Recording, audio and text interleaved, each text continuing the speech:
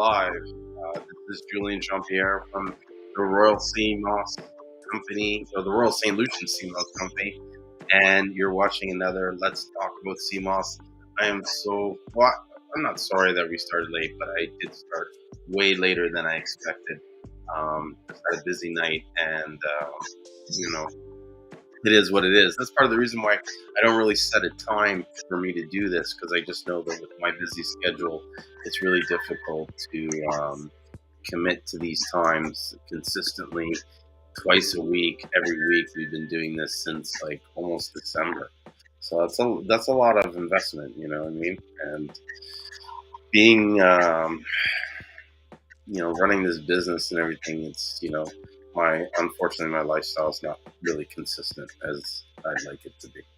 But it is what it is, and I'm happy to be in it. You know what I mean? I'm not complaining. So I wouldn't trade it for anything else at the moment. So let's get into it. What do you guys want to talk about tonight when it comes to Seamoss? I don't know what's going on with this camera.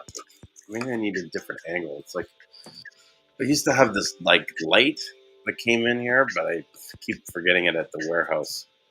And so, actually, you know what? This is what I'm going to do. I'm going to bring the two cameras together.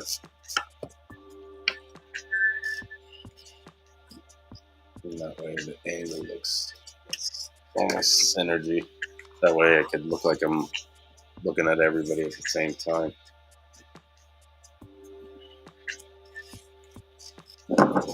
And tonight we're doing the show on Facebook, YouTube, Instagram, and Clubhouse. So, doesn't matter what platform you're on, you'll be able to get. And hopefully, I want to be able to get on TikTok. I'm really trying to.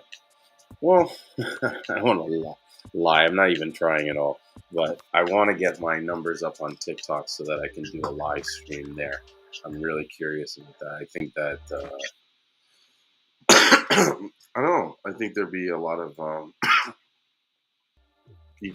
people on that platform. No, you need to get something to drink. What's up, Bowl City and Brown Landing?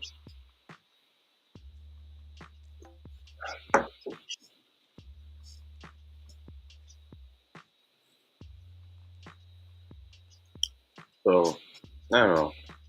Let's wait a little bit to see who shows up and comes in before I start getting into it. If anybody has any just general questions, don't be afraid to put them in the comments, and I'll try and read them. For some reason, I'm not getting all my Facebook comments, and I'll have to look into that. Yeah, Bull City, I'm good. I'm just, living life, Seamoss life. I'm actually starting to plan my trip to St. Lucia, so I'm really excited about that. So, yeah, I'm going to be in St. Lucia probably in the middle of June.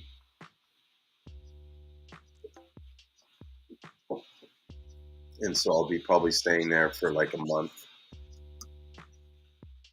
And, just chilling out and reconnecting with people. I'm really excited to run into some old friends that I haven't seen in a while and touch base. I'm kind of curious to see how things will be different when I go there, because obviously I've been doing a lot of these live streams. People have been watching them, so I'm probably pretty positive that people are going to recognize me, or those that know me are going to have a good laugh. Saying, "Oh yeah, I see you on the live stream."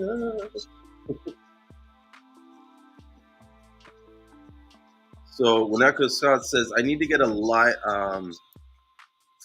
website up and going. Do you have any suggestions on sites to make it easy?" Yes, I do. So the main site that we use, or the site that we use, and the site that I would recommend is Shopify.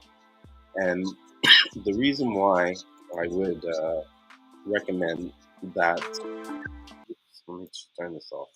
The reason why I would recommend the Shopify is because with the Shopify, almost everything is sort of set up and ready to go, and it's really easy to like add things and upgrade stuff. So, like, oh, Mr. O, what's up? Let me invite him to speak.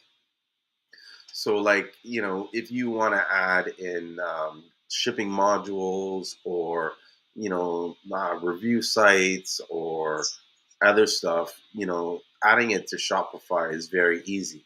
Now, there is an expense with Shopify. There's, a fee for all that you sell and stuff like that. And honestly, we kind of figured out those rates and adjusted our prices in such a way to compensate for some of those costs. And some of them we just eat, and that's the nature of the business. But if that's something that you're not comfortable with, there are other options, alternatives. A second recommendation I would say would be to go with WooCommerce, and that's doing like a WordPress website. That's almost virtually free. But the problem with having a WooCommerce website is that a lot of the setup and design is left up to you. And if you don't know how to do that, or you're not comfortable with doing that, it can be really difficult. And so that's the main reason why I recommend Shopify. It's because it's very easy to kind of like click this and just import things into it, add in a theme that changes the look in your design, start grabbing modules and just, sections and just, drag them to your website. It's all sort of drag and click. And so that's why I kind of say Shopify is a good option to go with. I hope that answered that question. What's up, Mr. O? How you been doing, bro? How's business for you? I'm good. I'm good. How are you? Yeah, I'm not bad. Curious to see how things will be different when I go there. I am trying to answer questions on some of the groups that for some reason, I'm supposed to be able to do it in one window, but it doesn't work that way. Unfortunately, these computers. But yeah, other than that, life is good. Business is good. Was out to dinner with my wife and my brother and his wife. So I'm kind of like a little fucking bloated from all the food. We a little bit over ordered, which is typical for me. Yes, yeah. I watched a video and I think you rank out all that successful. I mentioned. Pardon? I'm saying I think you rank out that successful. I watched your video. You watched my video about excess food? No, I watched your video last recording. Oh. On Facebook. Uh-huh. Yeah, either Facebook or YouTube. So I think if you do overeat, it doesn't show. You must work it out from your physique. Oh, you're saying I don't look like I overeat? Yeah, you don't look fat. Oh, listen, don't let my good looks fool you. I just wear it well. But you know what? I think it has a lot to do with the Seamoss. Although I was like a lot bigger, maybe before maybe 2-3 years ago, and even then before that, when I was younger, I was like 230 or something like that. Wow. Yeah. Yeah. Interesting story though. When I was big, my brother was like super skinny, and I used to always tease, like he used to always tease me about being big, and I would tell him like, bro, one day the tables are gonna turn, and you're gonna be fat, and I'm gonna be slimmer than you, and I'm gonna make fun of you at every opportunity that you get. And so every opportunity that I get, like to be, like he's now bigger. He's like twice the size of me. And so I remind him, like I told you, like That's how karma is. You know, what I mean? You got to be careful. What goes around comes around. I think it's a mental thing. Once the mental is adjusted, the weight comes. I'm actually a very skinny guy myself. You know what? You know, It's funny you say that because I totally 1000% agree with you to the point that at one point when I was sort of losing some of my weight, I I I was going on what I was saying to people was like a mental diet, like a manifest diet. So I believed and thought that I was skinny, and so my logic to it was that if you think this is and you believe this is, therefore you will act like this is, and you will become that you think. You know what I mean? And so it worked. Like I started eating less and sort of thinking more healthy because I was like, hey, I'm a healthy guy. I mean, you know what I mean? Like it was a strange experiment, but it was really interesting to um, to do that. Yeah. yeah, it's been a whole life journey for me. I don't know if I'm sure I am a terror survivor, and I've gone. I still suffer the effects, and that's what led me to the journey of a healthy lifestyle. And for me, it's a whole lifestyle. I was in Pio's room yesterday. Hmm. Um, yeah, he's he was talking about uh, uh, he does holistic living. I think he's a coach or something, Hmm. and it's a whole lifestyle for me. The food I eat, I ascribe a certain diet, the blood type diet. The moringa I grow. I try eat all my food is mostly what I grow, Hmm. and it's a whole lifestyle for me. And that's why I got so excited about Seamoss coming across something that I can make my life. Yeah. In terms of promoting it, in terms of even growing it and processing it, Hmm. and earning a living from it. No, and I agree with you. And you have to make it your lifestyle in some ways, and you have to have a love for it because there is so much work and preparation in sort of preparing your own foods. But like you said, the rewards from having that is kind of like life changing. I try to eat better, but when I think about wanting to eat better, I focus on the fact that, like, okay, this stuff is going to give me nutrients that are going to most importantly, affect my mood, right? And my mood is going to affect my decisions. And my decisions is ultimately what's going to affect my life. And so if I'm constantly eating bad food that's putting me in a bad mood, then my decisions are going to reflect the mood that I'm in, which is going to be negative and sort of counterproductive of what I want. I'm not going to have focus. I'm not going to have sort of drive, motivation. Do you know what I mean? I'm going to want to sit and watch TV than do what I really want in my heart to do. You know what I mean? Like I think some people don't really understand how much like food can really play a role into sort of where you end up in your life. Yeah, most certainly. It touches everything. You said Hmm. that your gut is your second brain. It controls your mental state, your mood, basically your everything. It's Yeah, important to stay healthy all through life. yeah. Yeah, and currently, I don't, I think I mentioned I make seaweed fertilizer. So I'm debating about gas to see whether I can make biogas because it does produce a lot of methane. So I'm thinking of I'm looking at biogas plants, the best, probably most effective, cost effective, and Have you that's why looked? I can make. Sorry to cut you off. Have you looked at Sagassum? Sorry, Sagassum, Sagassum seaweed. the what? So there's a seaweed, right, in the ocean. It's called Oh yes, Sagassum. I guess yeah, that's what I make my fertilizer for. Yeah, and so there are a few companies. There's a company in St. Lucia called Alagas or something like that, and they use the Sagassum as a way to make the fertilizer, just like you. And so my question is, because I don't know too much about the stuff, is could you use sagassum as a way to create this methane gas? Because if you could, there's so much sagassum everywhere.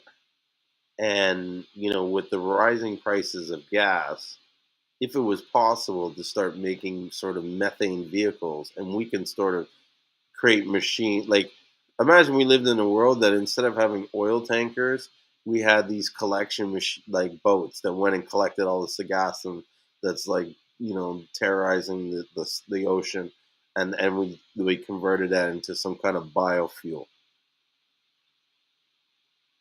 Yeah, that would be amazing. Yeah. That's why I'm looking at the best biogas.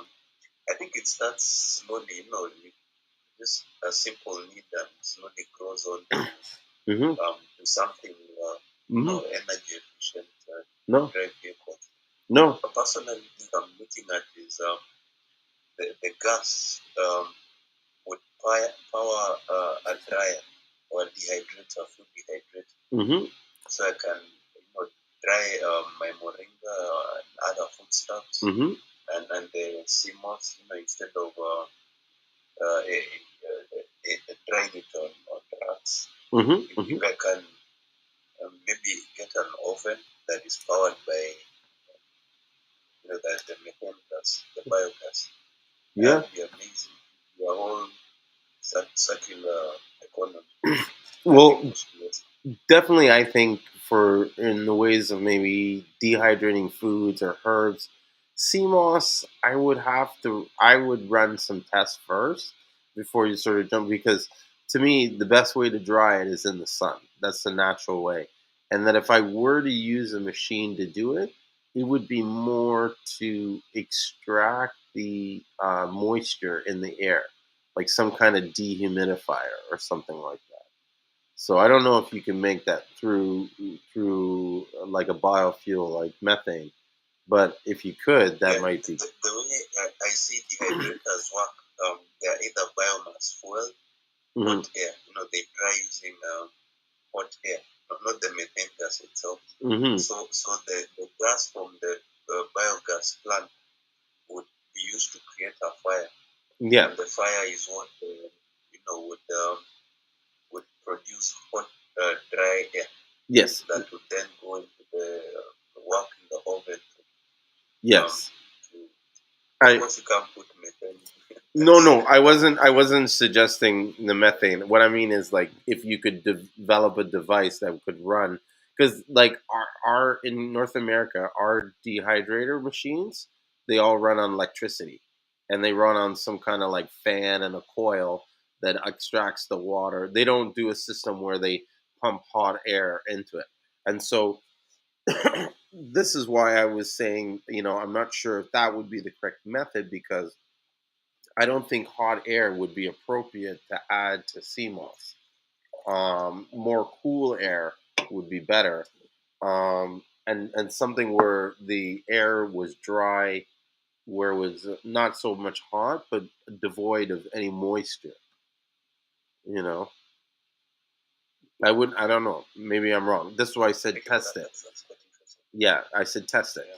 because So, what so is when in do my you use to head dry? doesn't mean what You use actually happened. dehydrators. Huh?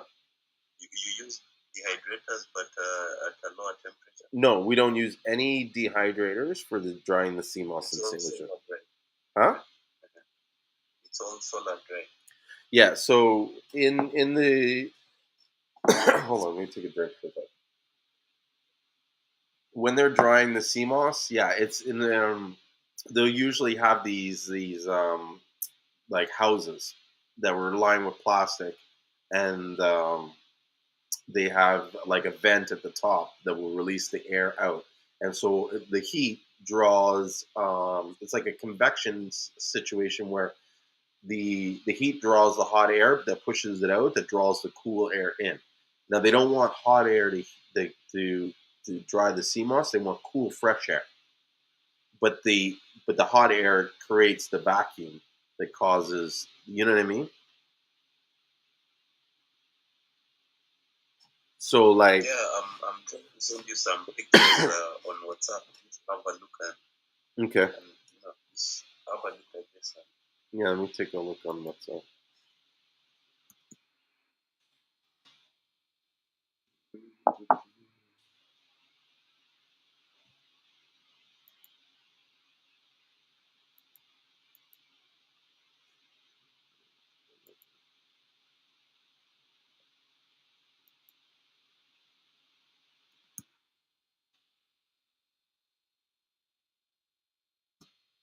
Yeah, I'm just waiting for my WhatsApp to load.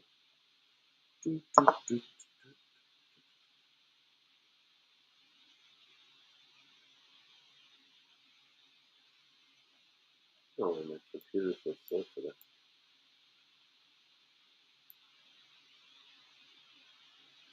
You sent it already? Oh, here it is.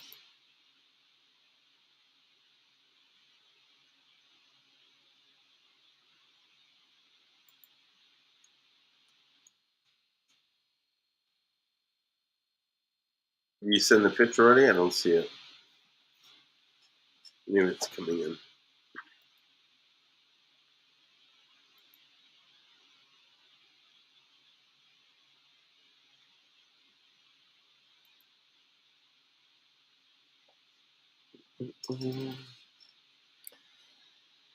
Let's see what's up, guys. Seriously.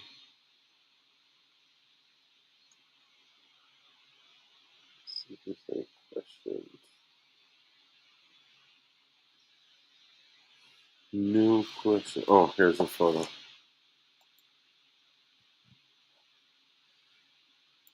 Yeah, okay, so we have something similar like that, except that you see how you have that little cooker there? We don't have that. What we have is at the bottom of it, there's vents, and then at the top, there's like a vent. And so the sun, and it's a little bit more see through than this. But the racks are similar, the same. You know what I mean? We have like 3 racks high, and yeah. But then we also have That's ones that what? sorry. That's what do you call a duo. Hmm. It uses both solar Hmm. drying because it's sort of like the greenhouse setup, and then it uses biomass. Hmm. The front thing is for burning biomass, and then it channels the air into the greenhouse, Hmm. which is circulated out and eventually ends up just first and sort of the drying process. That looks And cool. that's just one setup. Let me send you a few more pictures. So I'm debating, looking at alternatives just to see what's up. No, this looks cool. And if you could create a biofuel that does this, it could be more than just like Seamoss, like you're saying. A lot of the herbs and stuff like that. But also if you can create this biofuel, it's got even benefits for like home use. You know what I mean? If there's a way to do it, I don't know. But like if you could transfer it so that it can be used in the home, a lot of homes use propane, and the cost of propane is like you know going up a lot lately, and so I don't know. Would it be something like if you produce this thing? Would it be like a fuel that you sold, or would you develop a machine that would transfer it, convert it into fuel? It will be all home industry. Yeah. Home industry. So if the other thing is the biogas to produce electricity, Mm-hmm. which then you can use electricity for the drying process. Mm-hmm. I'm racking my mind talking to engineers, see whatever will work. And what inspired me was this video. Let me send you this video. It is this guy has been at it for a while, and well, I'm surprised to put it out there, but What? that was really there's this video. Oh, what's There's the a video video about? about it. Yeah, I want to send it to you. Okay, send it. So you have a look.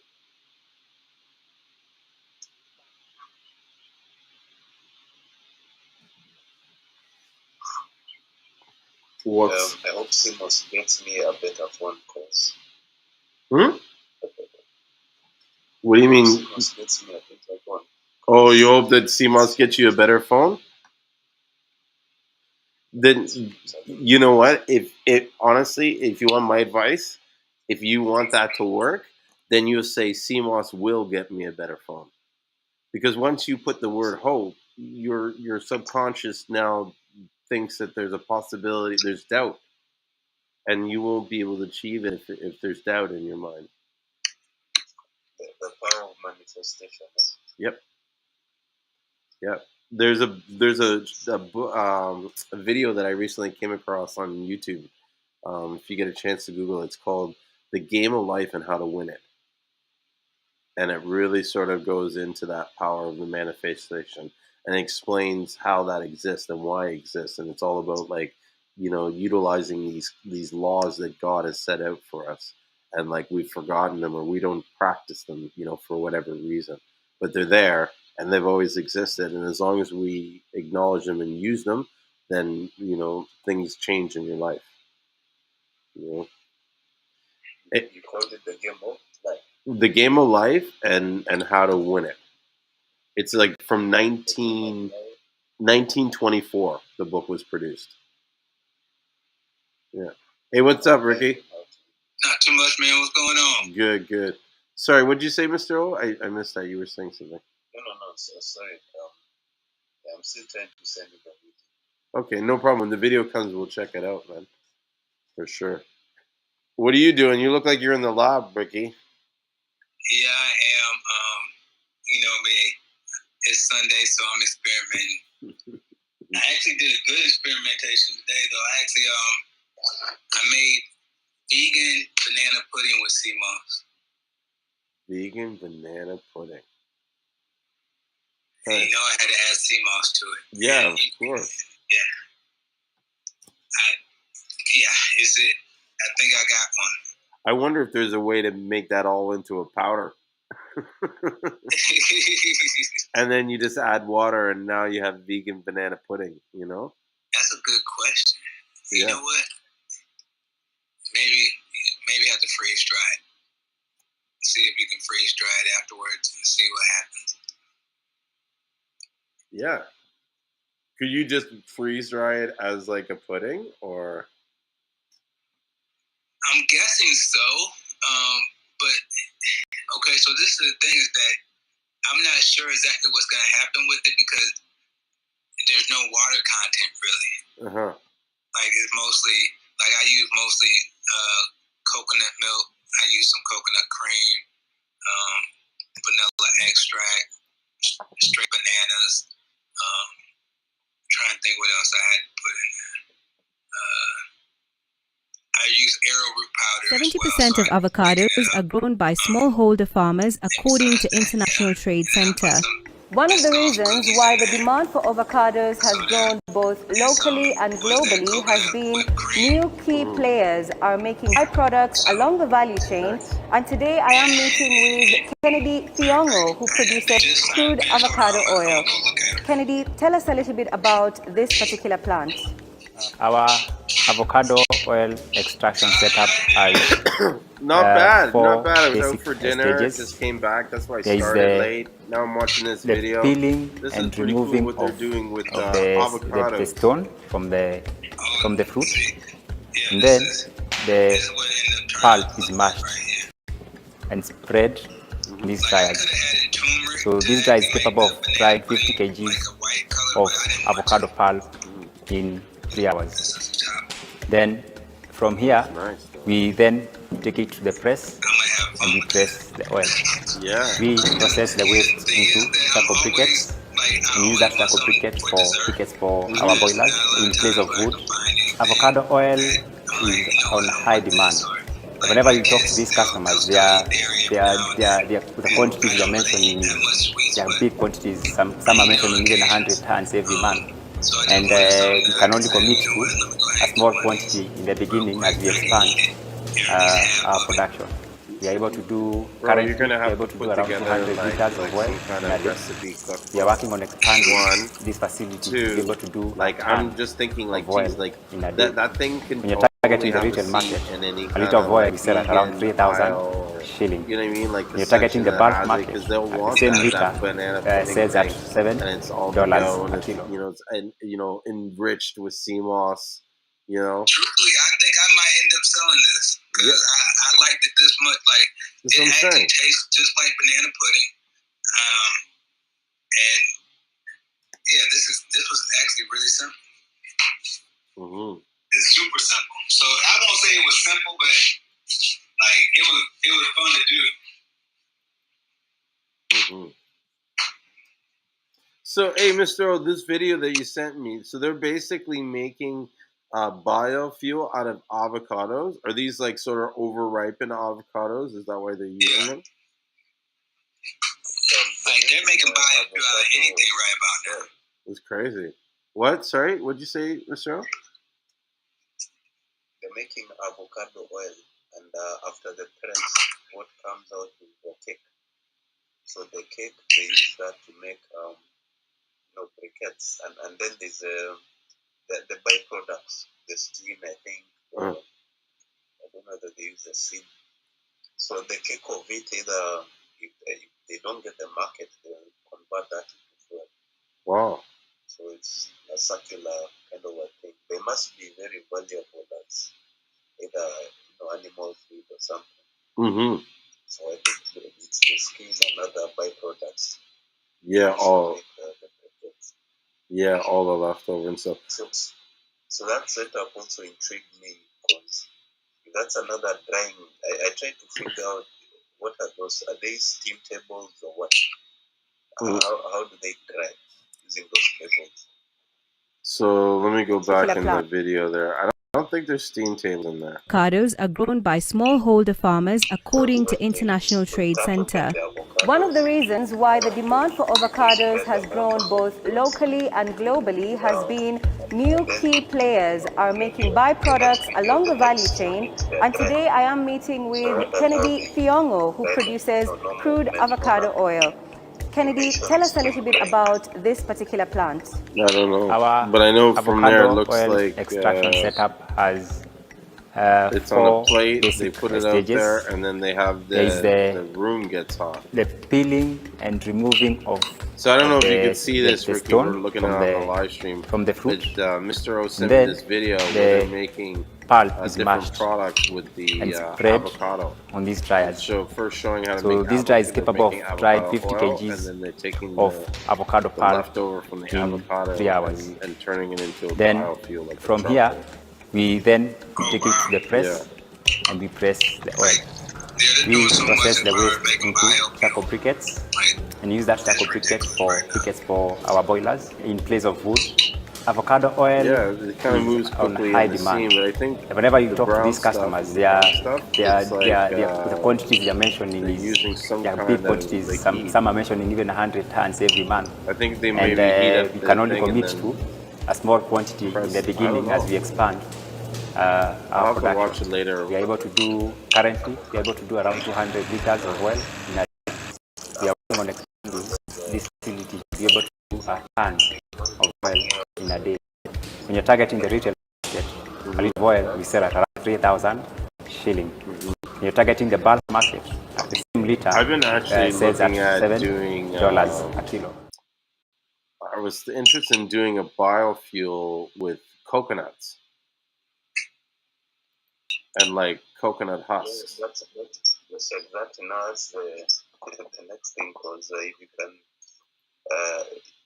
get into the coconut oil making by drying them that fast and that convenient. Just get a press. I got a few presses from. Let me send you pictures from China. Mm-hmm. And, send me those pictures because it's funny you say that. I have a friend of mine that is just like, not to say he's driving me nuts, but he's like really, he wants to get into doing his own processing, his own coconut oil because he can get the coconuts like virtually for free. and so he wants to make the coconut oil, but he's been boiling it. So yeah, hey Ricky, I think we're sending you some coconut oil. I forgot to check him to see if he included it, but if not this time, next time. But I got some a bunch of bottles of homemade coconut oil from my buddy Smiley. Smiley, yeah. That's my boy. And so Yeah, he made. you're making soaps and lotions and all that. You need the coconut oil. Man, What'd you say, Ricky? it's a jar. Yeah, you just ate that vegan peanut pudding. Yes, and it was good. Nice. So, Mr. O, you can't see it, but he was like, he made this vegan banana pudding. And it had like slices of banana and stuff like that with Seamoss. I'm going to start saying Seamoss enriched. You know what I mean? Because it's like Seamoss will enrich everything. And so it's enriched with Seamoss. And it looked good. You looked like you were enjoying it, bro. Boy, that thing, okay, so I made it in these 8-ounce jars because I wanted to see how good it would be. Uh-huh. Yeah, I think 8 ounces was just good enough. Like, I think if I would have did a 16-ounce jar, I think I would have overdid it because I would try to eat the whole thing. It'd be too much. It would have been too much, but 8 ounces? Yeah. Whew. That was good. that did it in. That's all I needed. Yeah. Hey, I'm happy with myself on that one. It looked good. It looked good. I'm not even a vegan, and I would probably be like yamming that down. Hey, Mr. O, you sent me these photos. What are these photos of? This is like, is it a thing making biofuel in it, or Exactly, the biofuel plants. from coconut, or from what? That's what I'm hoping from the seaweed. It looks crazy. Ricky, you should see this thing. Yeah. Hold on, I'm gonna see. I think I have it. Yeah, I have it on the Facebook and YouTube. All right, let me turn on Facebook. Sorry? So that is from one company. So I'm looking at the alternatives. Mm-hmm. Those are amazing because the brand of there's this seaweed and fresh water. Mm-hmm. Hyacinth. It's called hyacinth. They make biogas out of it. So if they can use that on hyacinth, it can also be used on other weeds. Yeah. Water. Yeah. Well, it looks cool. It looks like it's this big, like, balloon tank, you know what I mean? That's capturing all this methane gas. Yeah, that's why I was trying to figure out what it was. I'm like, okay, what are we looking at? Yeah. But it looks like this, like, crazy contraption. Basically, it's like a long square, a rectangle, with the plastic bag in it. And I think the first photo you see, the bag's not really fully full of the gas, and then the next photos you see them getting bigger and sort of bigger. Okay. Yeah, that's crazy. Oh, that's nice. And so they're putting what medium in this? Coconuts or other stuff? There's one where they did with hyacinth. I don't know if you know hyacinth in freshwater lakes and oceans. Mm-hmm. There's that weed that takes over if not regulated. Water hyacinth. And what's it called? Hyacinth. Maybe my pronunciation may be a bit off. Yeah. But hyacinth. Let me type the word for you. Okay. Hyacinth. Yeah, that's nice. Mm-hmm.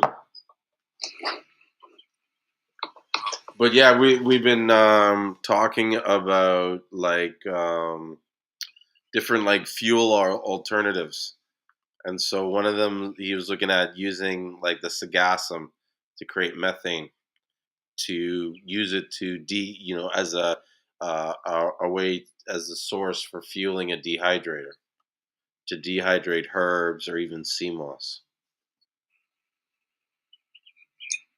Hey, that sounds fancy. Yeah. I want to see it. Yeah. I want to see it be done. That's because if it can actually be a success as far as using it with a dehydrator, just think what else it can be a success for. So that's a good way to start, just to see. See how much energy it puts out. So yeah, definitely for the herbs, you know. Yeah. You want to have that thing for the herbs. And hyacinth. Yeah, is that how you pronounce it? Hyacinth? Hyacinth? No, I don't even know what that is. And so it's a seaweed? It's a freshwater weed that can easily overwhelm a lake or check. Maybe you watch a YouTube video or just pictures of it, and you get the picture. It has been a problem in our lakes, so they use the biogas. They made a biogas plant to extract energy from it, which I thought was amazing. And if they can do that for that, then easily a small home setup, most definitely you can work with awesome.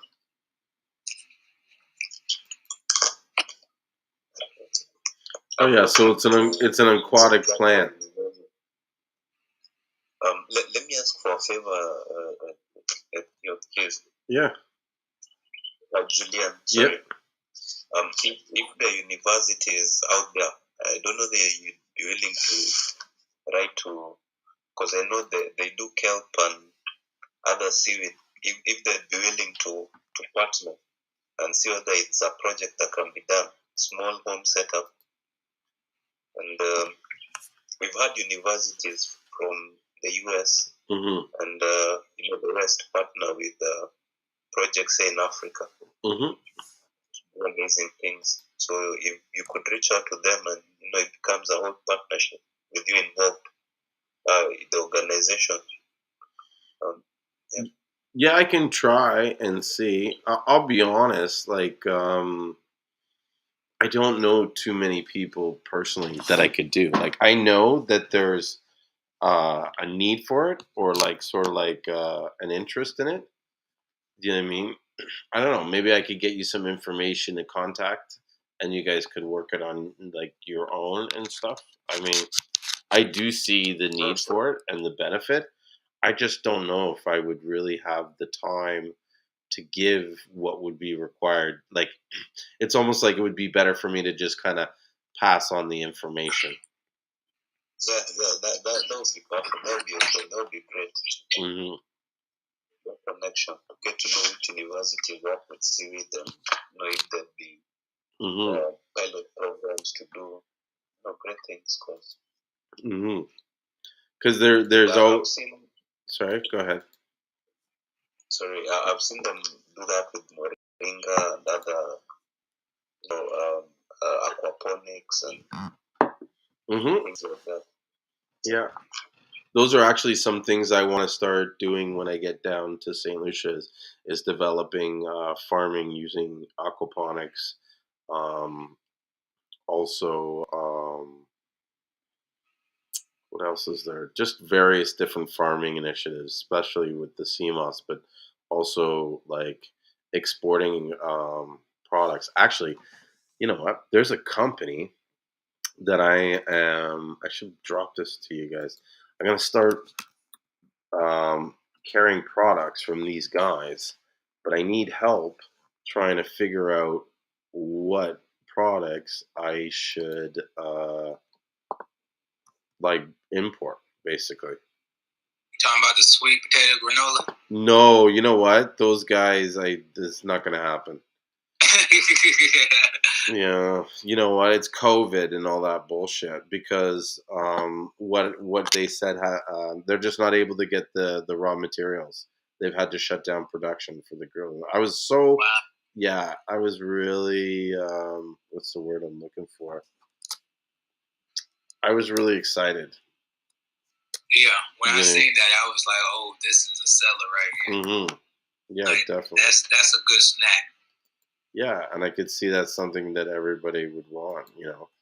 Hence, you know, I don't know, maybe I could talk to them and see if there's a way that they can give me some of the components and you know, I put the rest of the components together and then, you know, we make it. We'll have to see if they trust me. It's funny because one thing I've noticed in a lot of businesses, there's a lot of people that would be successful in business, but they can't be because um, they um, they have this fear. You know what I mean? And like, for example, I have a buddy of mine whose family makes this hot sauce, and the hot sauce is amazing. It's really good, and his whole business is centered around like all the food they cook in with the hot sauce is in it. And you know, we've been trying to get him to like bottle and sell this hot sauce. And the only reason why he hasn't bottled this and sold it on a mass scale, like scaled it up and sold it in stores and everything, is because they're afraid to give the directions and the recipe to someone else for fear that they're going to make the product and cheat them out of their money.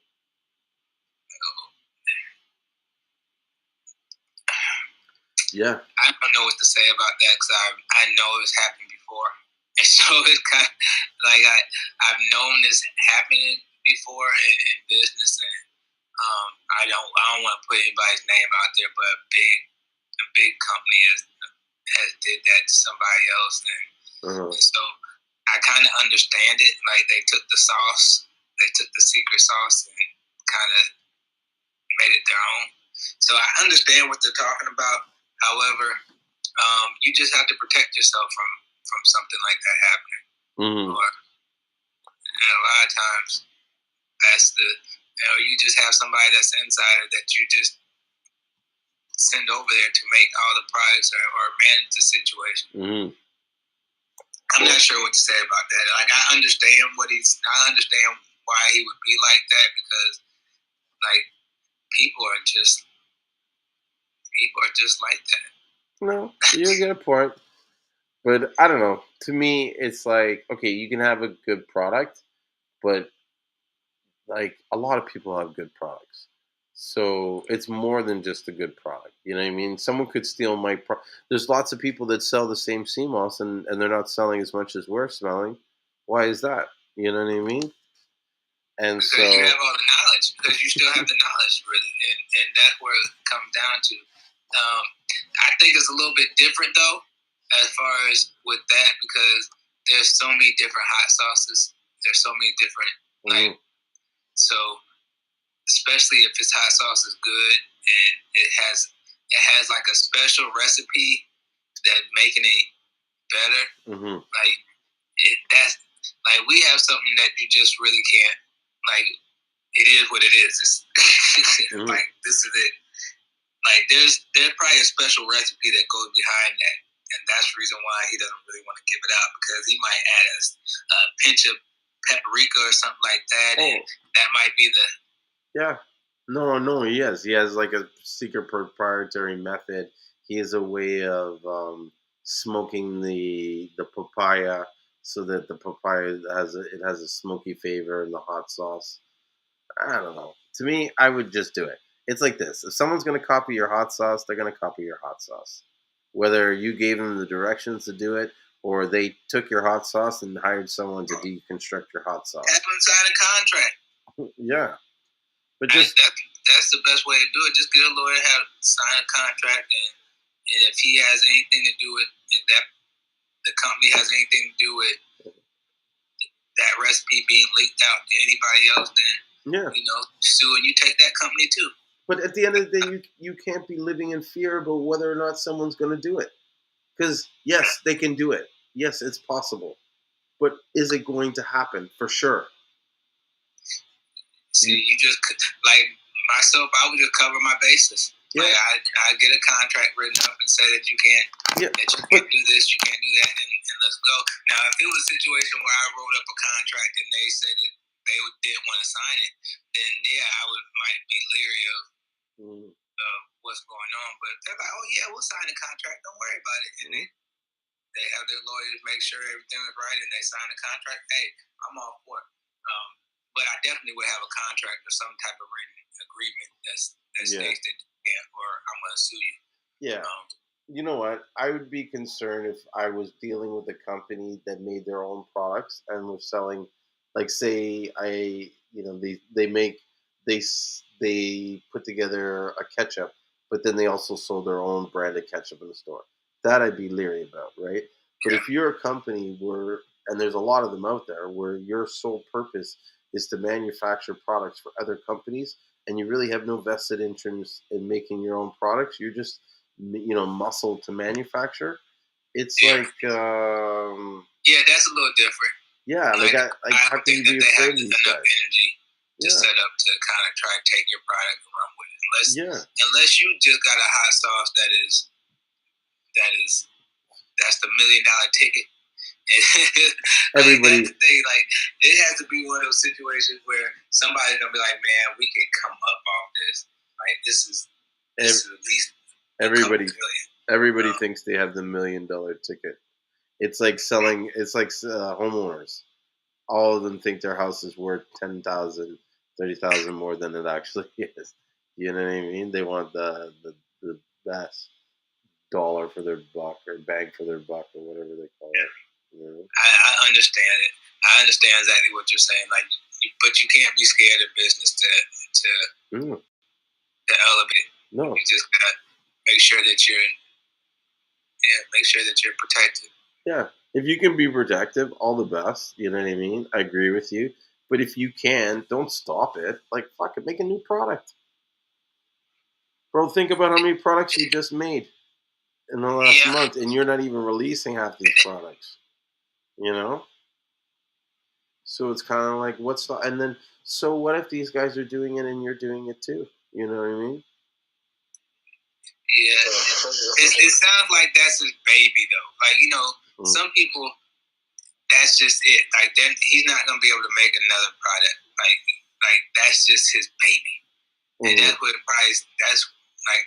how he thinks of it too. Like, I'm not gonna be able to make another product. But then once you think that, it becomes reality. Exactly. So I can never make another product. You never make another product. That's the thing. Like, that's probably how his mind frame is going. Like, I'm not gonna be able to make a product like this. This took me years to develop. Like, when people would take that, this took me years to develop and come up with this specific. Yeah. I see at some point. Yeah, they get real. How to say real? They're guarded. I just put it like this. They're guarded when it comes to, and they won't do business. I bet you he's turned down a whole bunch of business as well. Oh yeah, like, dude, that's what I'm saying. Like, so many people wanted to invest, take the thing, like, make it, how you say it, like, scale it, and he turned it down. But he's a good guy, and like, his business really turned out. He got some kind of hold on a second. He got some like one of those kind of like influencer social media sites to review his restaurant, right? Well, it's not even like it's like a takeout shop, and so they reviewed his takeout shop, and then from there, another place reviewed him, in the paper, and it just kind of like his business took off from there. And it's interesting because a lot of people don't see and utilize the power of publicity. And that's something maybe, if there's a nugget that we can drop all night, is like, I wonder how much it costs now to utilize someone to do some kind of PR work or get them to develop some kind of article so that you can then push to all these sort of news sites and newscasts, and it's sort of like, it's an article, but it's an advertisement at the same, because they have them all the time, right? But Yeah. you put I know a couple companies that do that. Like you just bring them, you send them your product, and they do it's almost like a review for your product. Mm-hmm. Yeah, that's something that I know happens. I don't even think it's that expensive. Mm-hmm. It's just probably not the influencer or person that you really, really want. Mm-hmm. Like I think most of the time to get influence that you really, really want, you have to go out and find that person. Mm-hmm. You gotta hound them. You gotta kind of be anywhere they're at. You know what? Another had another idea, and this is something. It's not even really an idea. It's something I've seen before, and I'm sort of regurgitating.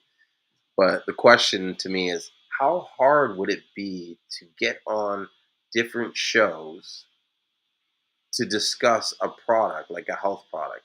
So there's health shows all the time, like Good Morning America or whatever, this and this and that, right? Imagine you created sort of like a presentation, a quick 2-minute television presentation where you could come in and talk to the person and talk about gel, but then slip in your business, slip in your site, this and this and that.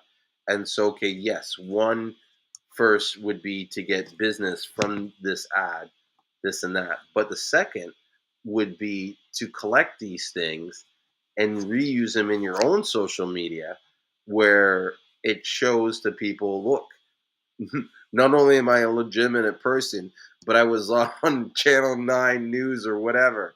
But you got on Channel 9 News because you called them and said, hey, if you got nothing to do one day and you want to run a segment on Seamoss, I'm here for you. Call me up. Which they probably, I don't know. I've seen guys do it in Seamoss. Like there's one guy who did it from this company, and he was on like a morning TV show where they asked him questions about Seamoss, and so that's where I'm getting the sort of idea from. I think I like that idea. I would actually go with it as well as trying to get product placement in some type of TV shows or movies, to where it's just your product. It's just in the background, and kind of see, like, just think of a bag of sea mosses in a commercial, as far as just in the background, or a TV show that's just in the background. I think that's actually, that might make sense. Although my initial thought is, if you were going to do that like on national TV, you would almost need to make sure that your product is like nationally available, that they can walk somewhere, call you up quickly, and yeah. I don't know. I really might have to think about that. Would you go on the TV and do it? Probably not, but I knew it. That's why I asked it. Probably not. Like, I'm more behind the scenes. I know. That's what you always say. That's why I was like, oh, let me see if you do that. You know what? But people always talk me into all type of things, so you never know. Like, you never know. Bro, you have to spend some time on this Caribbean blue, if anything, to get some ideas on different products. But I think I'm going to bring in some of these products and start selling them wholesale. But they also have them available, like you can white label a lot of these products. I remember you said that on, I think I actually wrote that stuff down too. I just haven't been able to get to it. And it's Caribbean blue? Yeah. And so one of them I like is the Volcanic Sulfur Mud Soap. I think I'm going to bring that in. And these are things that's like me or you could not make, you know what I mean? Because the products are unique to that particular area, especially the sulfur mud.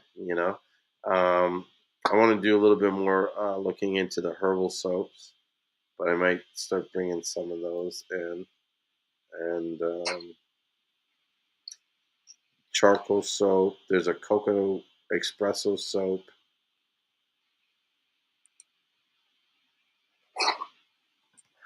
A volcanic mud scrub, and then a mask. There's even a volcanic sulfur mud cleanser.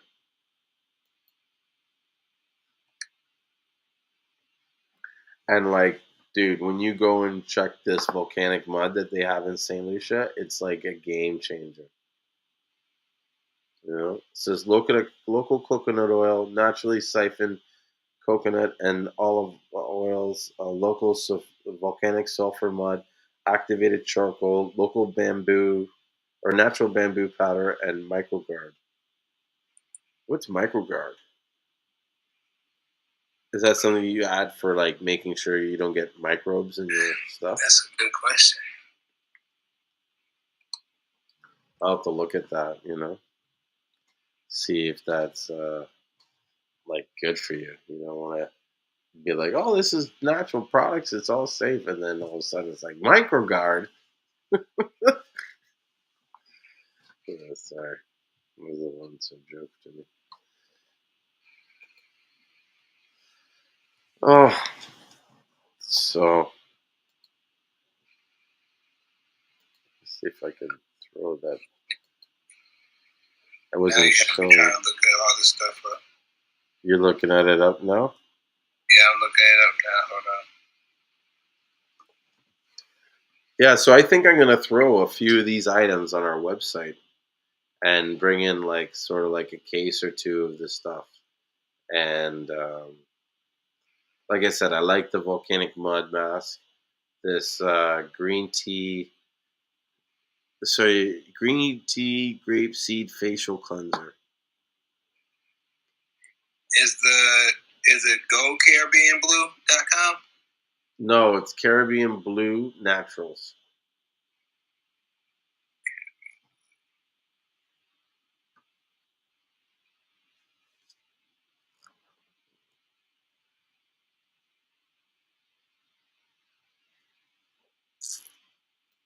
Okay, now it pops up.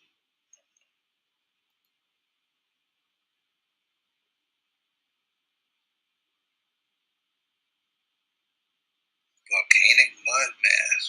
Mm-hmm. Coconut scrub. Facial scrub. Bull City said, people get turned off by preservatives, but sometimes they're necessary, especially if the products contain water. That is so true, because the water... Exactly. There's like 2 or 3 different preservatives that are actually somewhat natural. Crystal knows all of them. I can't even remember what they are, to be honest with you. Yeah. But I talked to her about it, and she was like, "Oh no, you have to go and you have to look up this preservative, and this preservative, and this preservative is actually vegan friendly or something of that nature."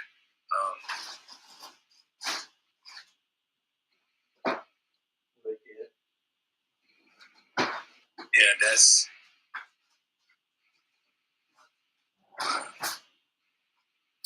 I'm getting a little snacky. I get like this late at night. Like, it's the worst for me.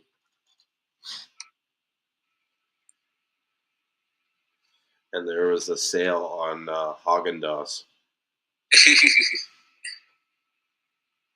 said there was a sale on Haagen-Dazs. Yeah. So I got like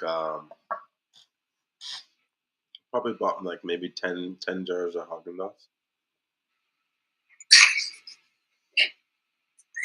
Nice. 50% off.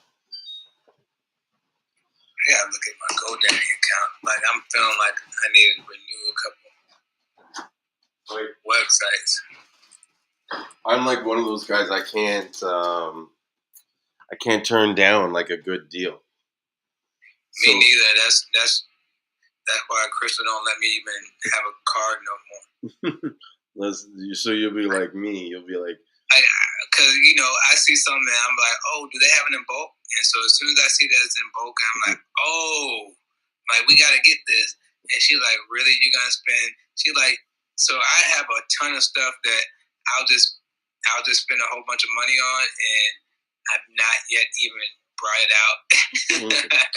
She's like, why did you spend all that money on it? I'm like, because I'm like, sooner or later I'm gonna get it, and sooner or later I'm gonna have a website, and I'm gonna tie everything in. She's like, but like you had to buy it like 5 months early. Yeah, because you gotta make sure you have it when you need it. Exactly. Like, see, you understand. Mm-hmm. It's just getting her to understand. And she be like, nah, you're not buying no more products. Like, I buy products all the time. That's my problem. Mm-hmm. That's your thing. That's what makes you happy. Yeah, I love products. If you didn't buy all those products, you'd have nothing to work for. Tell her that's what I said to you. Exactly. She'd be like, "You're not allowed to talk to that guy, Julien." She gonna be like, "See, you and Julien, right? That's the only thing she's gonna say. You and Julien." Yeah, this kid's a bad influence. Talking that stuff. Oh man. And he co-signed all your bullshit. What? She's like, he co-signs all your bullshit. Exactly. That's my homeboy. Bro code, bro. Co-sign it. Bro code. It's bro code. We can't get out of it. Yeah, that's it. I know the bro code. I'm bro code hard.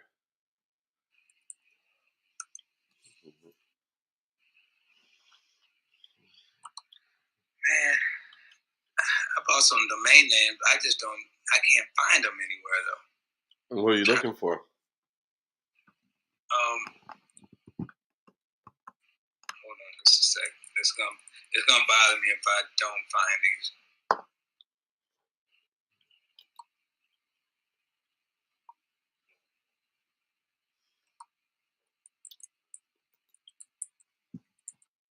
I registered the domains for. I think I told you already. Registered the domains for Seamoss Buyers Club. Oh, did you? Yeah, so SeamossBuyersClub.com. I haven't built the site yet, but I'm going to soon. I just haven't figured out how I'm going to make the club like. But definitely, I think I might get some people's input and see what's up, and try to see if I can get a little community going on it. But I think it would be good to like work together, to have people like network in some way. I'd like to be able to like do something where I can get do a little bit more advanced teaching of like marketing and what we're doing in our business. There's a lot of things I don't feel comfortable discussing like in an open platform where anybody can see. Yeah, so, I agree with you on that, bro.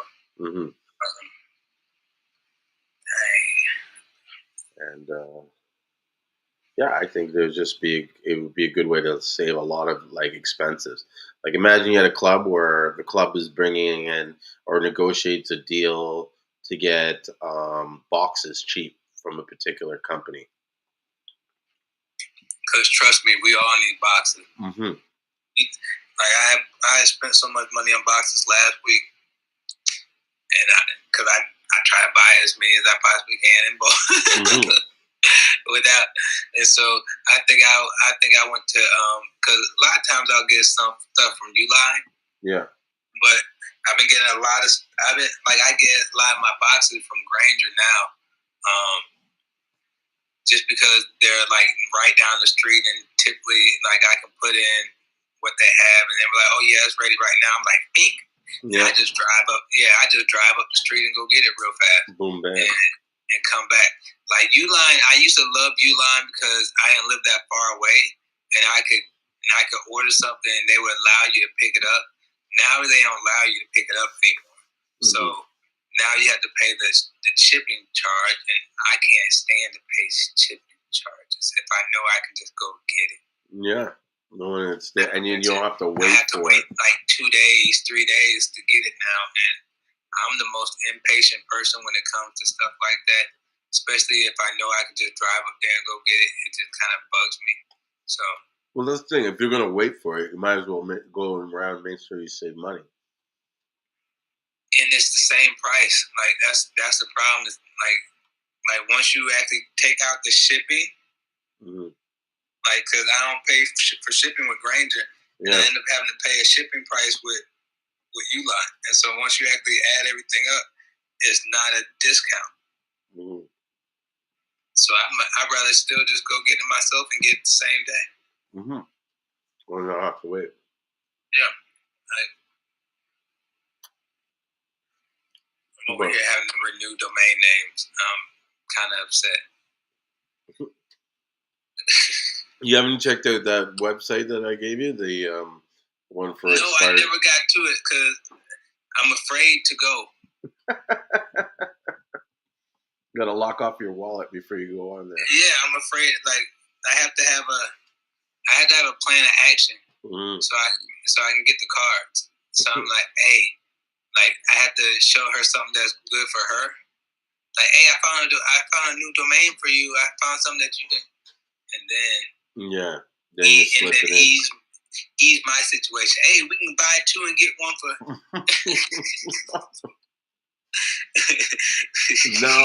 No, Ricky. Yeah, I gotta come up with a plan. I gotta catch a wire. That was funny. I know what it's like. But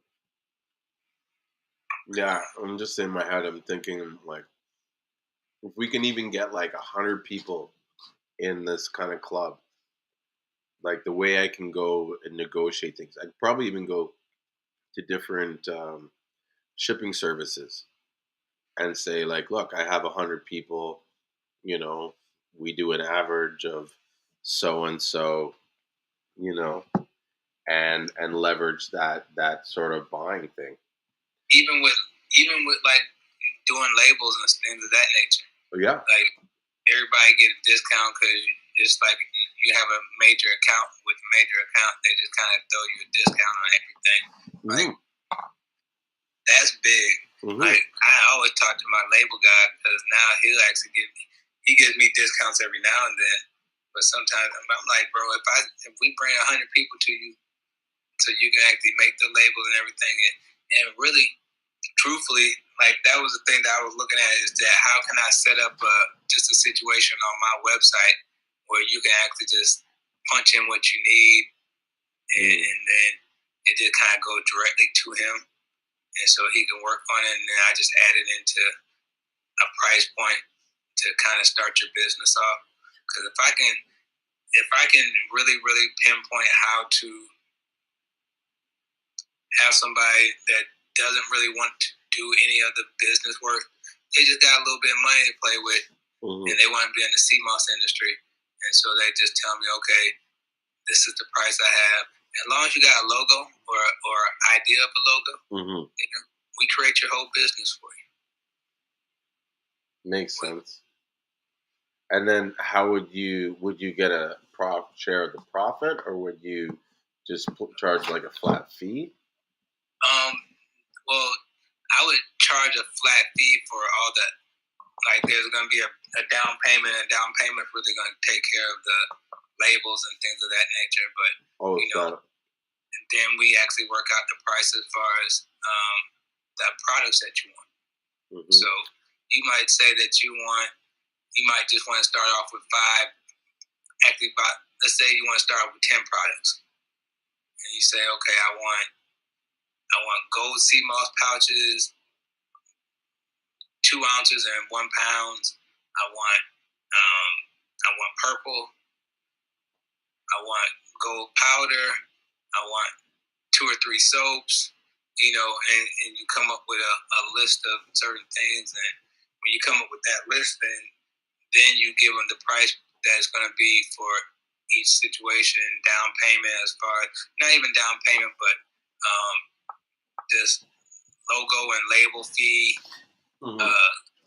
making your labels, all that good stuff. You actually just give them a fee and tell them what. Before we start, you have to pay this.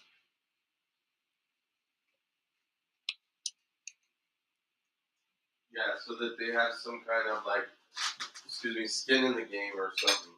Yeah, it's like I don't want to do all this work and send all the work to my guy to do, and then you don't want to pay.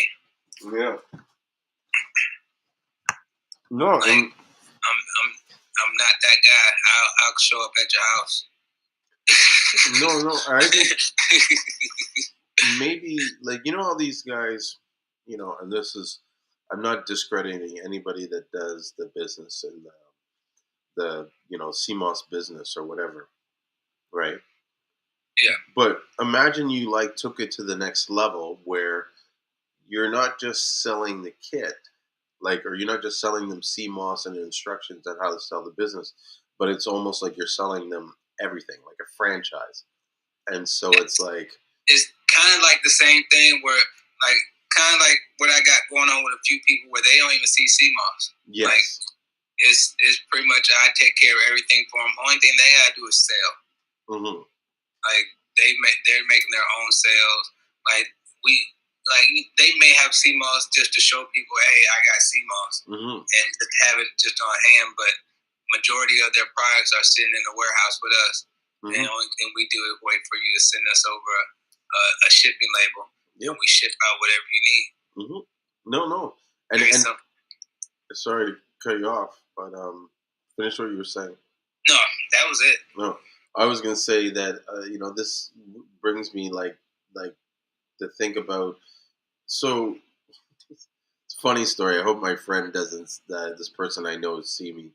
I don't think she watches these live streams. So, anyways, so we have this like friend in our family, right? It's like my wife's friend and my brother's wife's friend, right? This chick, and for a long time, they wanted to know.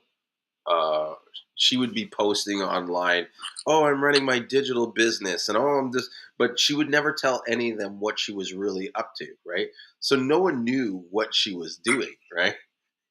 Until recently, my mom calls me, and her husband has this habit of buying into all these like online businesses and stuff. So she's upset at me and upset. She calls me upset, like, "Oh my God, he did it again. He bought this business. I don't know what to do." Like, you know what I mean? Like, she's kind of venting to me, right? But what's interesting is the business deals with, I got to get more information, but it has something to do with ionized water. Oh, okay. Yeah, or alkaline water. So I was like, whoa, hold on a second here. I was like, maybe we can, help him out here, and maybe in the future I might bring my mom's husband on and get him to talk about these products. But it was just the point of me telling this whole story is that this girl developed this business, and it was something that she kind of bought into, and she sold it to the idea, like they work in that like multi-level thing where it's like you got to build the downlines and stuff like that. Yeah. And so a lot of times it's an MLM situation. Yeah, but a lot of times these businesses, it's like, or these people, they want to get into their own business, but it's like they don't want to develop the business. I just want it's almost like, here, give me this. This is what I do. Da, da, da, da, da. So it's kind of like, imagine you created a product that was basically a Seamoss business or health business in a box. Do you know what I mean? And so and part of the fee included you sitting down with them to develop the design, the labels, the this, the that, and so you kind of get them basically saying, "I'm going to get you to this stage, and all you got to do is sell, and we have your supply and your product. We can house it in our warehouses. You don't even have to take anything. You just kind of call us and say, this is what I want." Like almost imagine like Amway, but it's not Amway. It's my own independent business with my own name and my own design, and I can market it the way I want. You know what I mean? Because I don't know about you, but if I had $1 for every single person that tried to sell me on these kind of multiple schemes, and it's ridiculous. Yeah, but they go crazy with that stuff too. But there's nothing really sort of wrong with them. The reason why they don't work for me is just I'm too independent and I couldn't follow the structure of what they have set out for that business.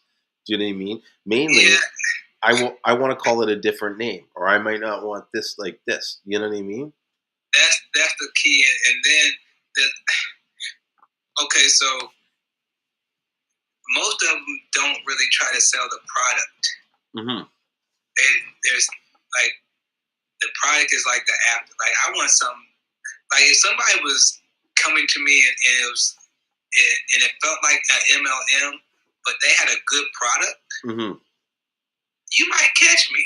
Mm-hmm. Like you might catch me because like I don't really care about anything else but the product. Yeah. And that's really the thing is that they get into the situation where they're not worried about the product itself. They're worried about getting people on the team. Mm-hmm. And that's where it more comes into the issue. Like it's not about the product anymore. It's about, okay, how many people can we get on the team? Mm-hmm. And I just wanted an MLM that was about product. Mm-hmm. I never found one that was more about product than about getting your downline and getting people to come in. And I agree, and I think that stuff is all bullshit. You know what I mean? That's all making extra money for these guys, and then they sell you on the marketing materials because then now you're focused on recruiting, which is garbage. But imagine you were developing, you were sold a system for say $5,000, and it basically it was like a custom business in the box. You know, some of it was template driven, but most of it you tailored to what your design is. You know what I mean? You sat with a graphic artist, he helped you work out the labels and stuff like that. But then there was actually systems in place already that you kind of follow. And it's almost like all you got to do is take your sheet and your information, which would come with all your like. Imagine it was all stuff that would be branded with someone else's design, but because you know it's your name, it's now branded with your product label. And if you want to stick pictures into it, you can stick your own pictures into it. But there's like a template or like a pre-designed look. It's the same thing with us in realtors. You know what I mean? Like I can go to my site right now in my back end and build a whole listing off just pulling about a couple things together. You know what I mean? And so imagine it's like that kind of business. And so you're partnering with someone like you who has all the products, all the stuff white labeling, and he stores it and carries it for you, and you just order it.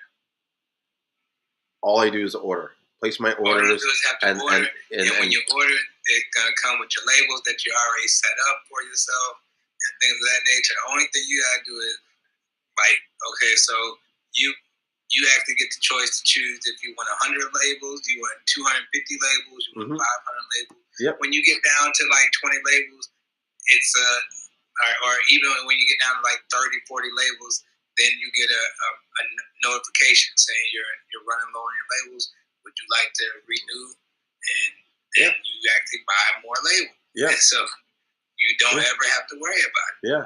And you save a label because the guy that's printing your labels is printing 3 other companies like you know what I mean, and their labels all around to the same label guy, you know what I mean? And it's all so it's almost like semi-custom. Some of it has to be template driven, but some of it can be custom and related to your business. And then what it does is it sells these people on like, you know, just focus on the marketing and sort of like the delivery. And we'll take care of the supply, the inventory, and everything else. To me, I feel like that's going to be kind of like the future, or someone that can come up with that really is going to disrupt the game, because then it pulls people from wanting to buy it to now they you know what I mean, they don't need to supply it themselves. You know, it's like Amazon.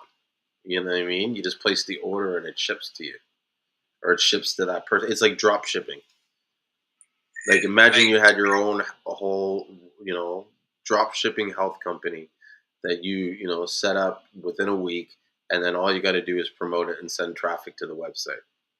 That's actually what I'm trying to do. I probably need to create that app on Shopify. Dropship, like to set up just for people that want to drop ship. Because the thing is that a a lot of these apps are set up for you to drop ship. As far as you just get products and you drop ship them, but it's hard to find where you say, okay, I want to be a drop shipper. No, they have those. So it's under a different term. They're called multi-vendor marketplaces or multi-vendor the shop, like a multi-vendor shop. So you can basically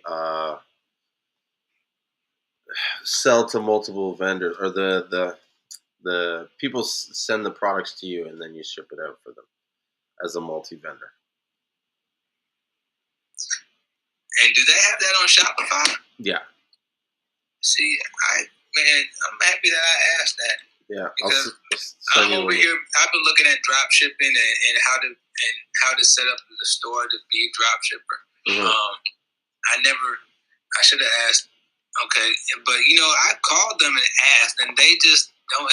They don't know. I'll send you the different. There's a few apps that do it. I'll send you the links to them tomorrow. Not a chance to look. There's a few of them. Because there's different methods on how they can do it. There's ones where they'll, like, when the person places the order, they have to have a Shopify site, and they can link their Shopify site with your site, so that when certain, and it doesn't have to be all their products, it could just be some of their products, and so when there's purchased, some of their products get sent, it even calculates based on the fact that it's coming from your warehouse and not the other person's warehouse. Oh, that's nice. Yeah, because that was one of the things that the challenges that I ran into is like, okay, how do I calculate the shipping correctly for these people, or how do they know what shipping charge to charge if I'm coming from a different location from them and I'm doing the drop shipping for them, Yeah,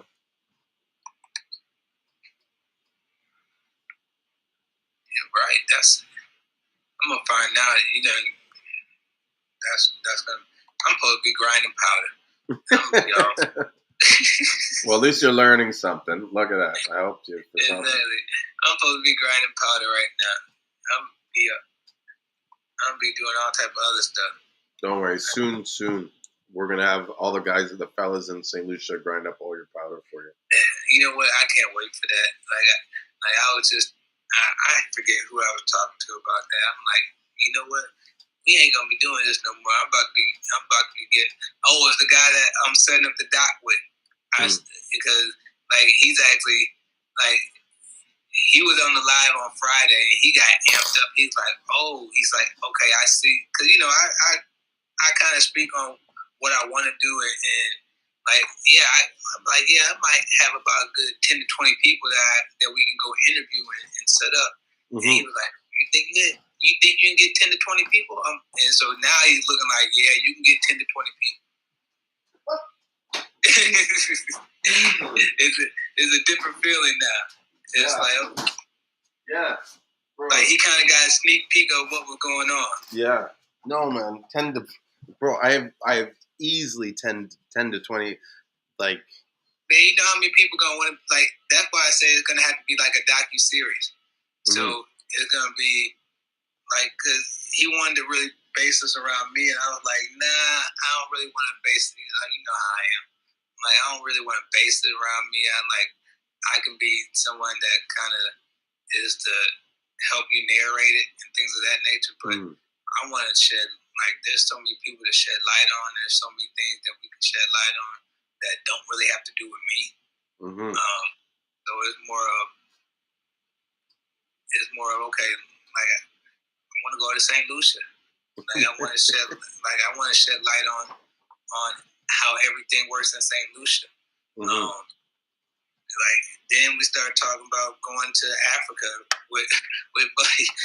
Let's go to Africa. Let's go and see what we can do in Africa and how we can start the business as far as import and export. And it might not be Seamoss. It might be something else besides Seamoss. But this is the journey that's playing. That we're mixing these different herbs with the Seamoss to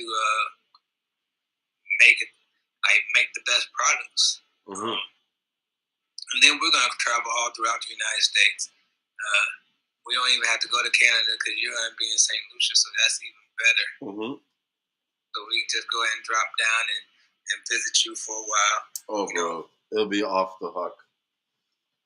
You know what I mean? You guys come down there and hang with me, and we'll like go in the water and like meet all the guys on the beach and shit like that. And like Yeah, buddy. See. Yeah, I'll we'll do an interview with my buddy Mr. Smith, who's like the local, like he's an old time Seamoss farmer. But now he just owns a business on the side of the road. They sell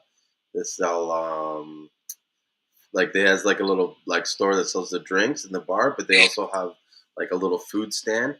And then he's got his daughter named Glenda, who does wraps on the road.